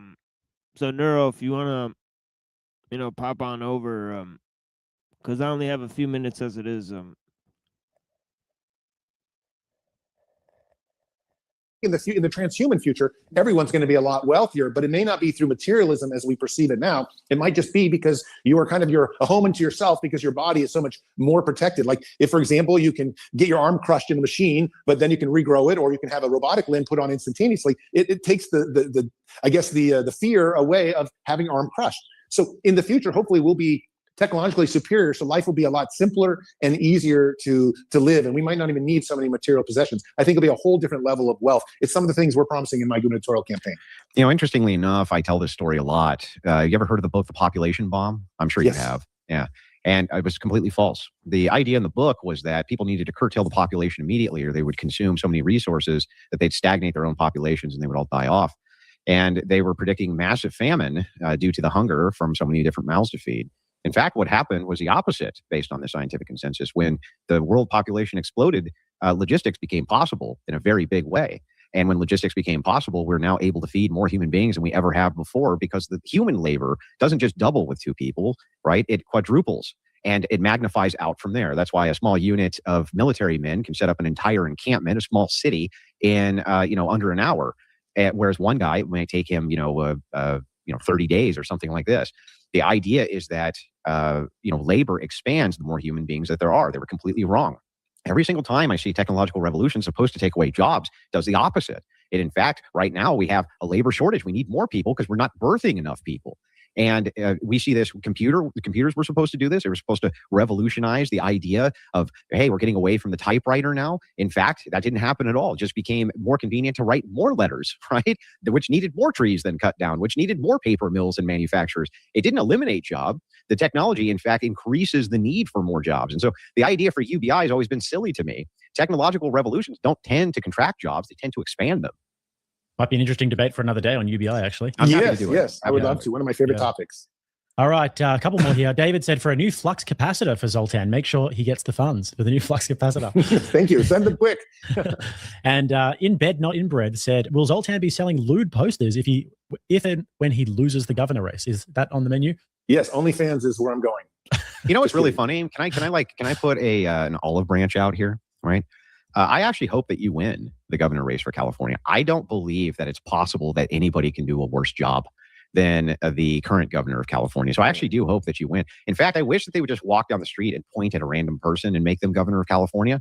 I think that person, whoever that person, I don't care if it's a 90-year-old Chinese lady, would do a better job than the current governor of California is doing. So I actually do wish you luck in this endeavor. You got my vote if I live there.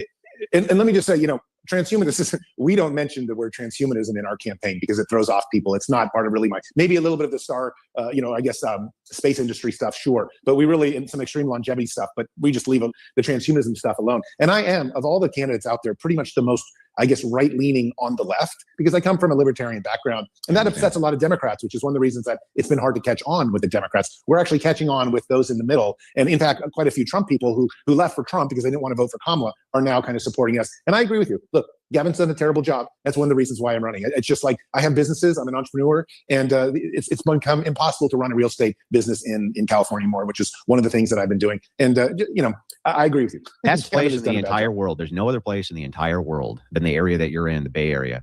The most beautiful. The weather's always perfect. Even in the middle of winter, it's still nice to go outside and sit down in the 70-degree weather oftentimes, right? One of the most fantastic, nothing smells like that place either. From that Pacific Ocean, there's a certain type of breeze that you get there that's not present anywhere else in the world. And they fucking destroyed it. They destroyed it all. They wrecked it. They ruined it. It's the most god-awful tragedy of humanity, because that used to be paradise on earth. I agree. California is no longer the Golden State. It's really ruined itself. And so there's a lot of us running now to really try to restore it. And I just happen to be kind of the most centric between the two different parties that are doing so. But any of your viewers, we appreciate the vote. Look at what we're doing. We're not talking crazy transhumanism stuff in our campaign. It's really just like, let's get back to business and try to get California back on. Somebody said, well, wait a second. It gets cold. It's 58 in Sonoma County right now. Well, I was in Michigan and it's I'm freezing. I'm going to turn on the heater soon. It's negative 10 in Michigan right now. So the thing is like, no, man, that really was paradise on earth. California, yeah. Whenever I've done that drive from LA up to Santa Barbara, it's really beautiful. It's an amazing scenery. And then I play the you went down the coastal highway? Yeah. Oh yeah, the coast. There's nothing else in the world like driving down the coastal highway, man. Yeah, beautiful. Place. Last one here, David said he has some hate for tomatoes. F tomatoes. All right. Saying, so it's not relevant to the debate, but doesn't. In the transhumanist future, there will be no tomatoes. No tomatoes. I will take them away. Oh shit! Vote for me, and it'll be a tomato-free world, according to Zoltan. So I was hoping that so very little there and then there, right? Except for that whole biddy there. So I gotta actually take off here. So yeah, we'll be on the Machine Lies doing our regular show. So yeah, come check us out if you guys have time. Blessings. The Machine Lies, Cyber Caliphate. Those are the two channels right now. So yeah, blessings. See you guys later. And Neuro, I'll let you know.